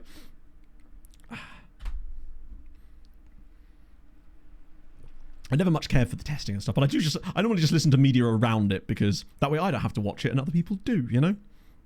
But it's fine, Andrew, because Daytona 500 this weekend. Oh, I'm pumped. Worked out fine. I think you might have the right approach, honestly. It sucks, though, because it's a part of the game that I feel like... My biggest issue with it is it feels like there is no right way out of it at any given time. And by that, I don't mean that I'm looking for a cheat code way that basically means that if you click that option, it works every time. I would just like some way that not every single meeting ends up with the entire team being pissed at you. That would be kind of good, you know? Just a little middle ground. Too much to ask for, I suppose. But on the plus side, pass maps, right? DeCampo's fractured his... What? Did these two have a hockey fight? Okay, so it would just be a fight at this point, wouldn't it? Can I even... Yeah, no, he's... You can't wear protective equipment as a goalkeeper. Although the team meetings before finals, I never do those. But you can at least step out of those. But it's the ones where players complain about the contract thing. That one is irritating us out. And Dudu's going to be out for 4 weeks too. So we just lost our goalkeeper and our starting striker for the running. No bubbles allowed there. I'm just excited for the season in general, Andrew. With the new points format, it seems like they've kind of steered in... Eric Eastep made a good video talking about this the other day. Yes! John's got the role. Fuck yes. I might start him next game now. Talking about NASCAR picking a lane and being like, listen, this is being that brash motorsport and stop trying to cater to an audience that is never going to like it.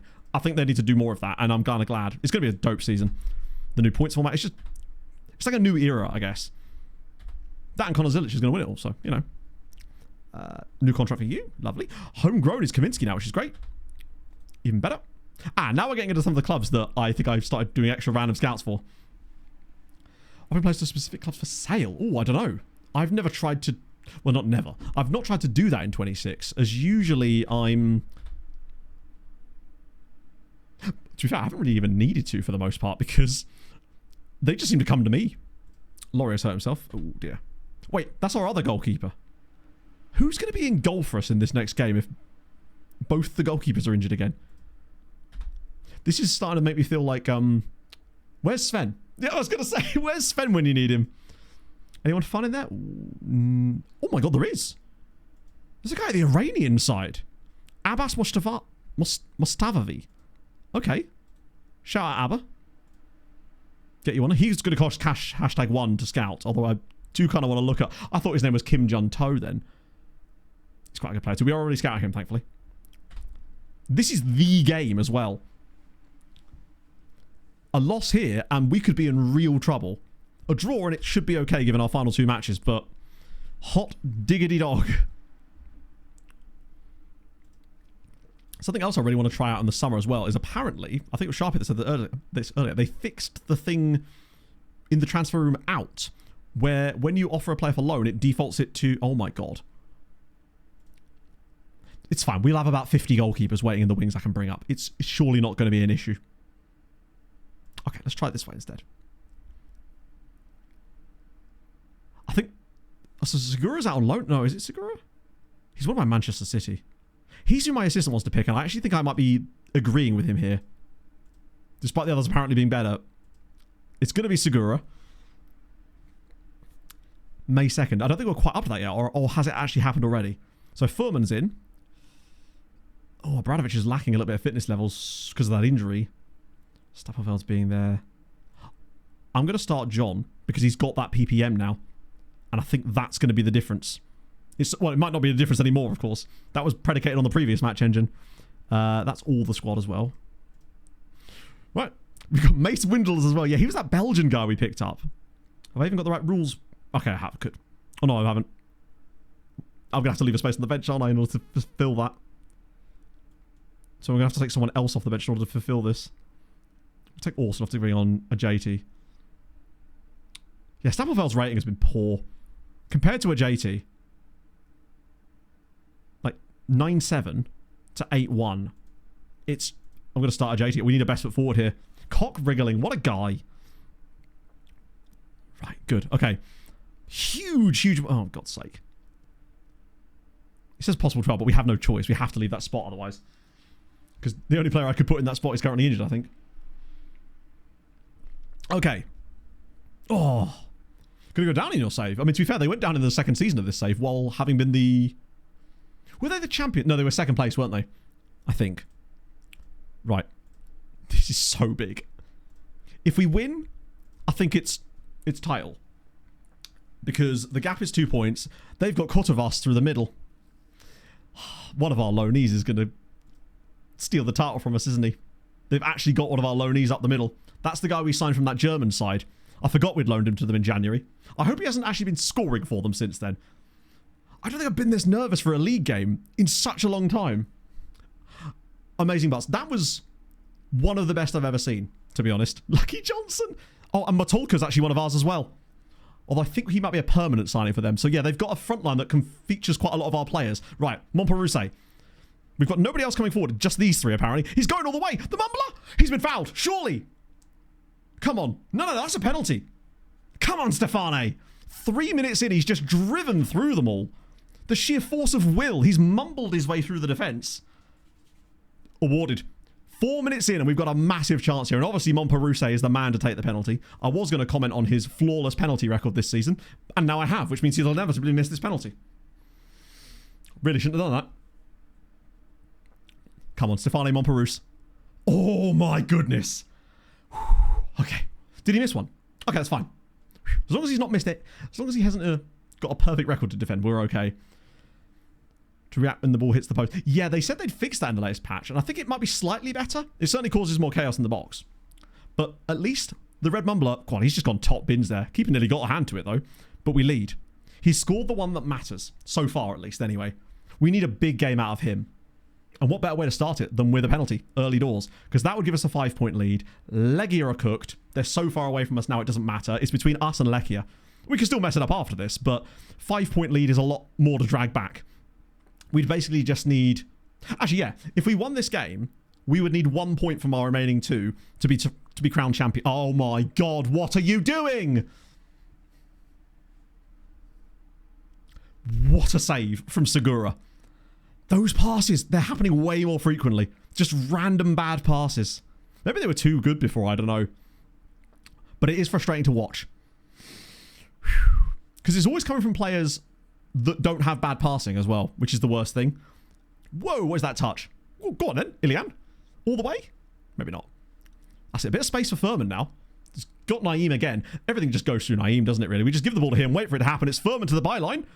Pulls it back for Naeem. This isn't where I One more park pass. my car. Obradovic, yes! Come on! Pistol Pete, thank you very much for the follow. It's 2-0. Dushan, destroyer of hopes. This is his first goal of the day. Oh, come on. Brilliant. And breathe.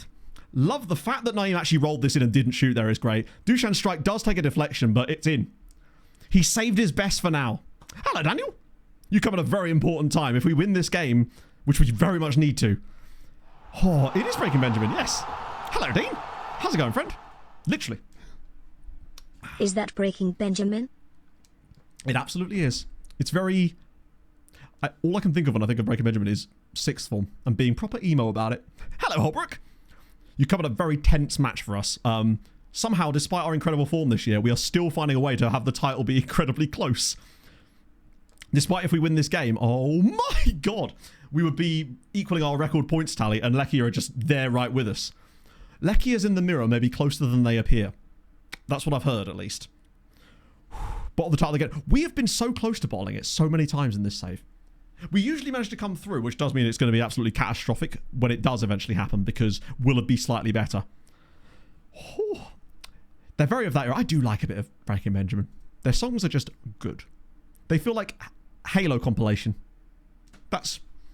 oh no. If they get one back now, it could still be a problem. Please tell me it's offside or something.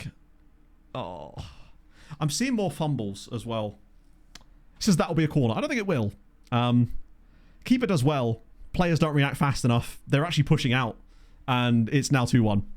Okay, maybe we reacted a little bit too quickly to going 2-0 up in this game. They've got hands. Timu Berbatov's got the goal.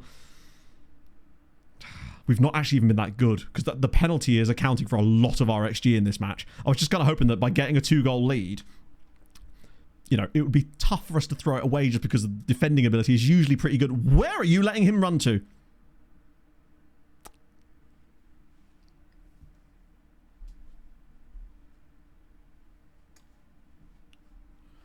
So, about that title, it's 2-2. Oh, God. How does that get all the way through? Every single player from us misses it, and it's a tap in at the back post. That might well be our guy, yes. I mean, they've got a lot of our guys. I'm worried about losing this game now.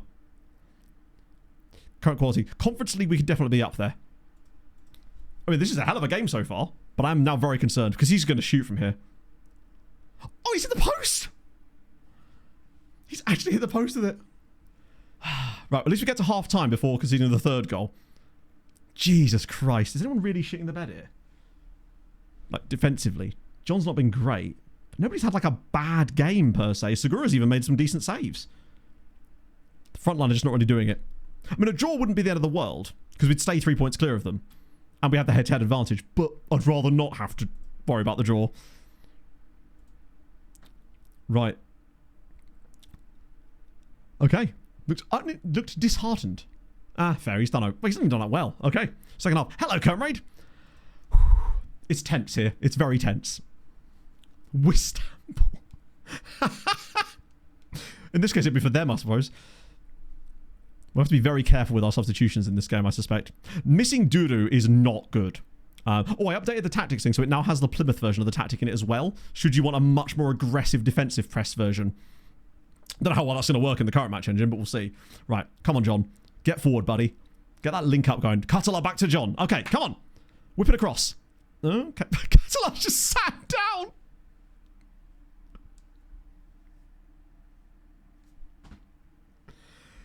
Binton starting. Oh, God. It goes from bad to worse. Catalan just sits down in the box. Is he actually injured, though? He's not even injured. He's not even injured. I mean, he's obviously taken a knock or something, but he isn't actually injured. It just felt like a sit down. Don't blame him. Right, we'll give it to like, there we go. He's just, yeah, run it off.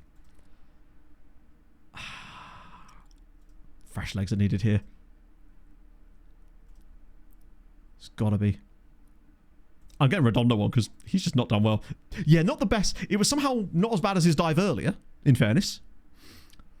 That did get us a penalty though, so I can't really complain.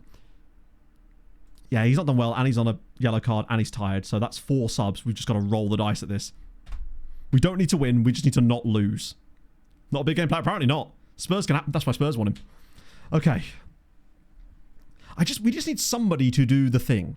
This game feels an awful lot like that Villarreal game we had in the Champions League, where we were 2-0 down, did nothing, got it back to 2-2, and then conceded the winner. We need to be Villarreal in this case, and I have a horrible feeling we're not about to do that, and we're going to throw away 2. Oh, look at the space in the edge of the box.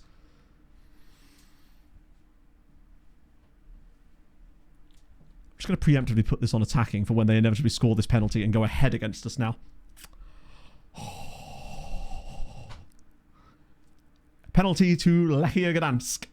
We were 2-0 up in this game. Losing Duru and our goalkeeper for this match has... I mean, Segura's done okay, but it's Kotovos up against Segura. Saved by Segura! The young Frenchman saves a penalty on his debut for the club. Oh my God. If we end up winning this title now... Oh my goodness. Tom would be proud. He is... We can't speak too soon yet because we're still looking a bit naff in this match. But I'm glad I switched it back off of attacking though. I think this is more a case of just trying to get out of here at this rate. And I don't know, because they're obviously going to be throwing bodies forward because they know that they need the win, but we don't. I'd like to think the AI is smart enough to know that. But right now... Come on, 1 more minute. Yes! I've never celebrated a 2-2 draw as much as that. Lechia 2, Wisła 2. The lads bumbled their way through, and we get the draw. But, importantly, it keeps the gap at 3, which means even if we lost one of our remaining 2 games, they don't have the head-to-head advantage on us anymore. Well, they literally wouldn't have a head-to-head on us. We'd still win it, even if we tied on points. Fucking hell. That felt like 4 points somehow.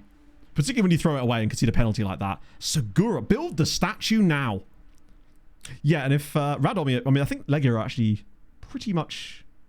They'd be 6 behind us. I think we've got the head-to-head on them already, so I don't think they can win the title now anyway. Zigo, thank you for the follow.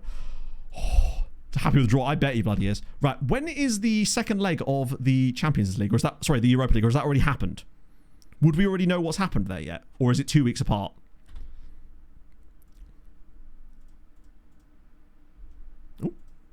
Hell yeah, congrats. Fair play. 7 should have happened. 9th. Okay, in that case, let's see if we got... That's interesting. I think they probably will lose the second leg 3-1.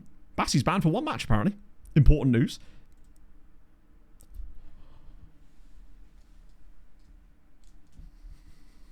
Well then, there you go. We've got a Polish team in the Europa League final. Sunday is going to feature a Europa League final. Club Brugge against Jagiellonia. Imagine if they won the Europa League before we win anything. That's insane. Who's managing this lot? Of course, it's Mr. Man who's not that guy's dad. Full match. Oh, yeah. Well, we'll see how it goes. But yeah, we've never done it before, so it might not work properly. But, I mean, hopefully it'll even let us watch the damn game. Can you even spectate on... Genuine question, actually. Can you even do that? Is that even a thing you're allowed to do anymore? Or does it not let you? Because I've not tried to do that in 26 yet. How do you do it? As in, how do I know that it's... Like... What's the word I'm looking for? How do I know that we are viewing the game, so to speak? Because used to be before, you could click the thing and it would go attend. Because I don't want to accidentally go through it or something. Yeah, we'll just start OTI at that point, right? Cooked. In their fixture list, maybe, yeah. It might be that that screen just isn't interactive in that sense. Let's look at Jagiellonia. So their fixture list has them playing Club Brugge. They've got a league game before the end of it as well. No, I can't click that. The big rectangle. Okay. This one here. Nope.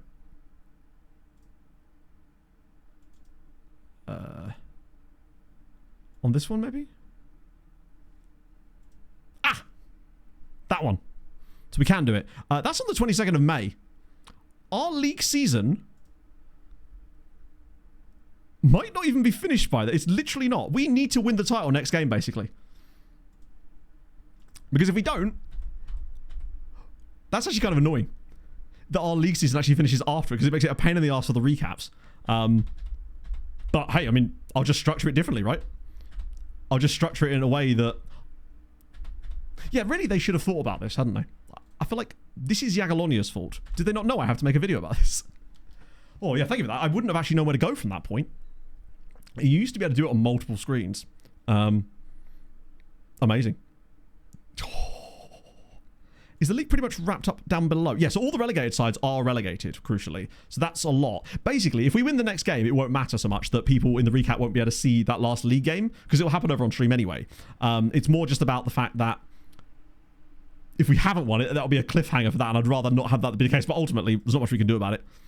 I wouldn't have expected this to be a thing that happened so early, because usually by the time any other team in our nation is reaching a final of anything, we're obviously like runaway league winners at that point. So the fact that we're not is mad. Yeah, we'd normally be a title winner by March at this point. It's new. We're breaking new ground here. How can it get better? I think it could get better if we win the title today, which a draw would do. Oh, Czechia Canada starts in 30 minutes as well. Hopefully we can celebrate a win. I mean, we're playing against the newly promoted side, albeit a good one. I'll leave that for the moment. I'll deal with that off stream. Because that's the game. Because the final is, what, on the 22nd? So we're playing Płotsk on the last day. I mean, ultimately, we're playing one of the relegated sides on the final day anyway. But this is us. Segura gets a French under-20s call-up, and he bloody deserves it. Especially as I think he's going to have to play today as well. Because De Campo's done for the season, isn't he? At this point. Oh. Right. Oh, yeah. I mean, I know it normally ends... I think the schedule's actually fairly normal. It's just we've never really had this situation. 2 90-minute games. Yeah, just... It's not even a transfer. It's definitely going to be a double transfer stream, though, because that means we will get transfers done on Sunday, but it won't be as much as normal, so we'll probably need a Monday stream for that as well. Not Monday? Ireland again. Oh, I don't know. Ireland was probably... Usually the saves are a fair old length. So if I had to guess, it was probably at least 25 seasons in Ireland. Yeah, the very rare Mundat stream. Can't remember the last time there was one of those. There is a website that actually tells you all that information, I think. Okay, so we'll get John off the bench as well. Anyone else that needs to come out? Obviously, we've got 2 more spots, but I think I can only put 1 player in anyway. Oh no, Tomashevic is back now. That's fine. And we'll put Dele Alli on the bench, eh? It's definitely close to 30 seasons. I know we did 30 in Malta. That was where I chose to call it with Malta, because I felt like, bless him, Dele Alli gets a number, except I have to give it to him manually because I have to yank a number. Is this just the rotating 99 here? It's proper ice cream van material, because I gave that number to Rodado earlier. I called it at 30 with Malta. So Treaty was probably high 20s, maybe 28 seasons with that. Something like that. 2052. And what season did Treaty start? Because that was FM 23? No, it wasn't. It was FM 22. So actually, yeah, it was probably about 30 seasons, actually. Maybe 29. That seems to be where I usually get to. This one probably isn't going to do that. But it might not need to, because we start with such a head start. We're basically like 10, 12 seasons ahead of the Malta and Ireland ones to begin with, just because of the good sides that Poland have. As is evidenced by the fact that we've got a Polish team in a European final in Season 5. And it's not us. Not even close to being us. I would never have predicted that, 1, we'd get a team in a European final before we reach 1. 2, that it wouldn't be the Conference League. And 3, that it would be Jagiellonia, of all people. But now we just got to win this game. That way there's just less pressure on the last match. We're officially champions going into the final day of the season, despite all the squeaky bum antics. Oh, the nice build-up. Oh, slipping into one. Oh, there he is. Montperouse! I love that. That was lovely vision from a JT. Final aim with this. Oh, the final aim is simple. We're trying to make Poland, in this case, Poland, the best league in Europe, i.e. to be number 1 on the European coefficient charts. And having things like Jagiellonia get to a European final is exactly what we want to see from that. Nice little finish from Montperouse. He's surely got to be closing on 15 goals this season as well. Oh, is this the calendar? Ah, this is the one, James. I always wondered how you got that information so fast whenever I would bring up things randomly like that. Oh, wow, it just has everything, doesn't it? Since the very beginning. I love the random 2019 streams. So Mondays. Oh, yeah, there was a Monday. There's 2 Mondays, in fact. In 2022. How weird. I know we did a random Friday stream once when I was in Switzerland, because obviously that was a Thursday. I just had to, and I couldn't tell anyone why I was leaving or why I wasn't around, so I had to just, oh, it's, how has he missed it? It's offside, but Jesus.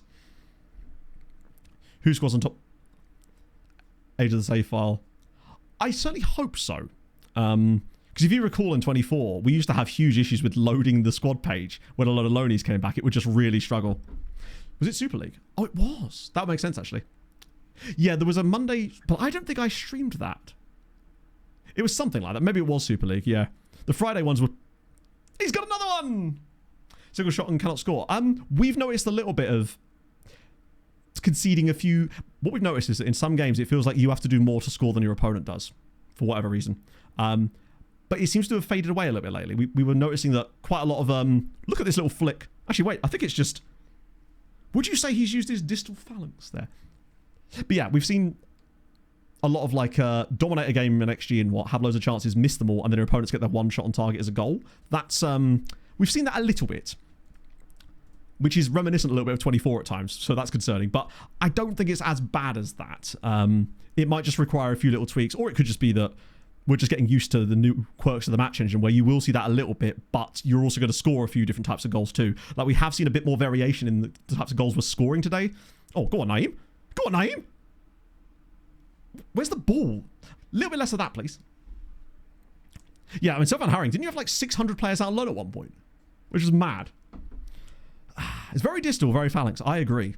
This is much better. We're looking good. Rare but risky chances over. Agreed. I'm more talking about things like that. That's actually kind of a better example of what I'm talking about. These random chances like that just go in that we simply cannot score. Actually, we kind of can. Segura's not covered himself in glory there.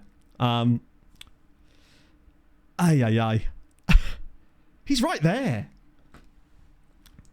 It's the sort of thing that used to annoy me in 24, but I think it might just be that we're seeing a little bit too much. There you go. One shot, one goal, 0.01 extra. That's the kind of stuff I mean.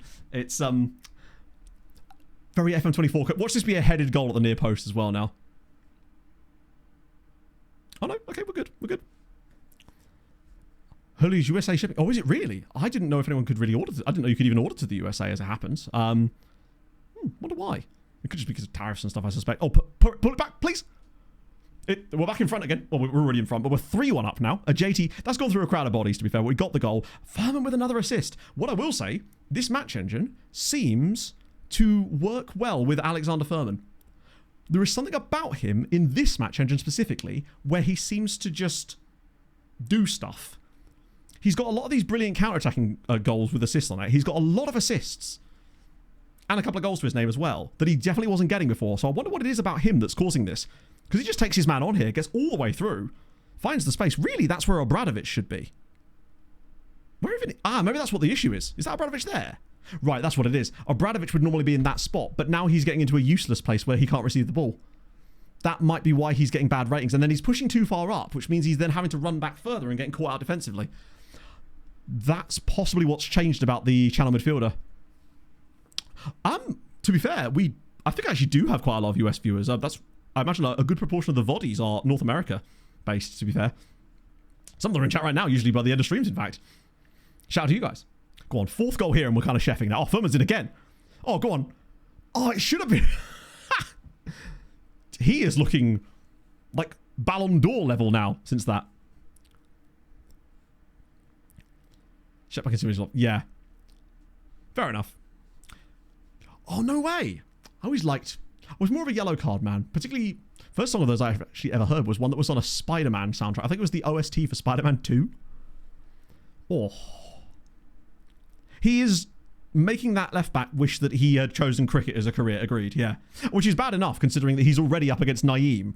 And now Obradovic has gone into the wide area, which is going to allow Furman to hopefully pick the ball up in a more scoreable position, perhaps. Oh, go on.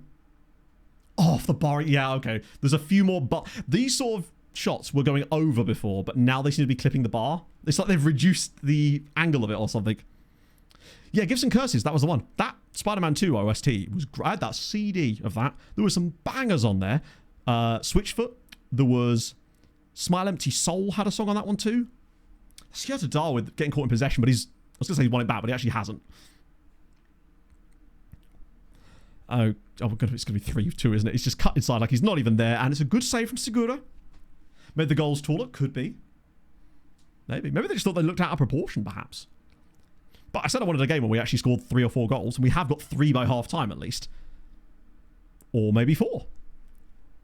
But hey, if we win the game, we win the title, and that point and the save from Segura might well genuinely be a title-deciding save, because I don't know what's happening in the Lechia game at the moment, because again, we can't see that information at the moment. But I get the feeling they'll probably end up winning their games in hand, unless they're playing Legia or something. Oh, go on. Oh, Stefane. Beautiful.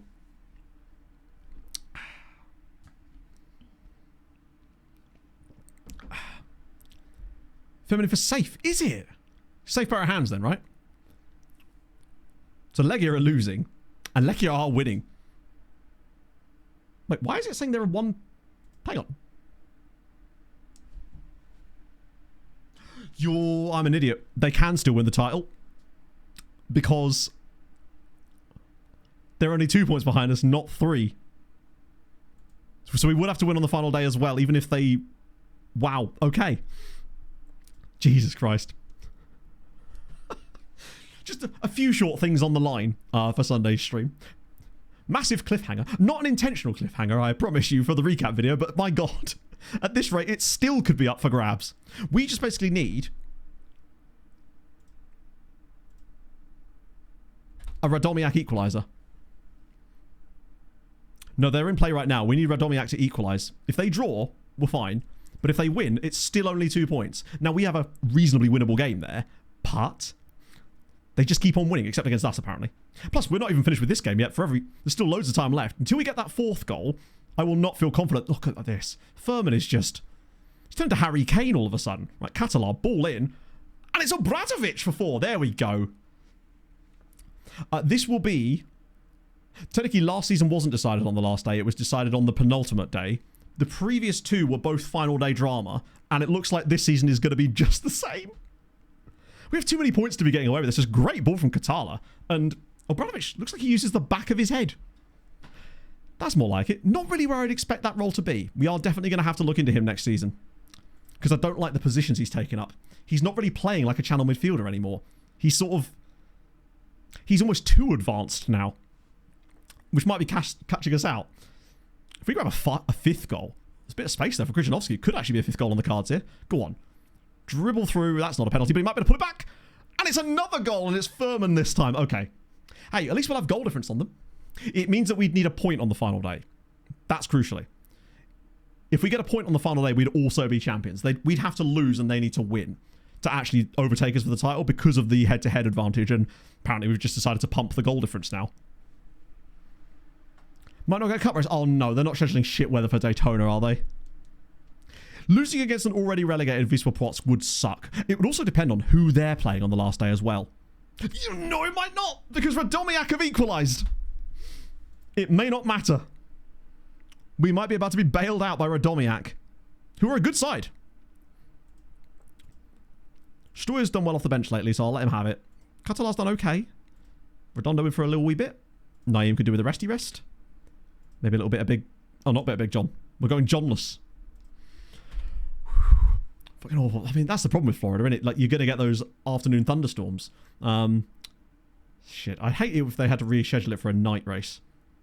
Because that sucks, because I won't be able to watch the damn thing. And Daytona 500 is just... Oh. So good. Particularly this year too. Right, go on, 6 goals maybe? These guys started the season so well. In the screenshot I had after 9 games played, oh my god, he's got a score. These guys were number 2 in the league to us. They got 17 points from their first 9 games. And since then, they have kind of fallen off. Still 1-1. If that game remains 1-1 and we win, which we are obviously going to, it's 2-1 to Radomiak.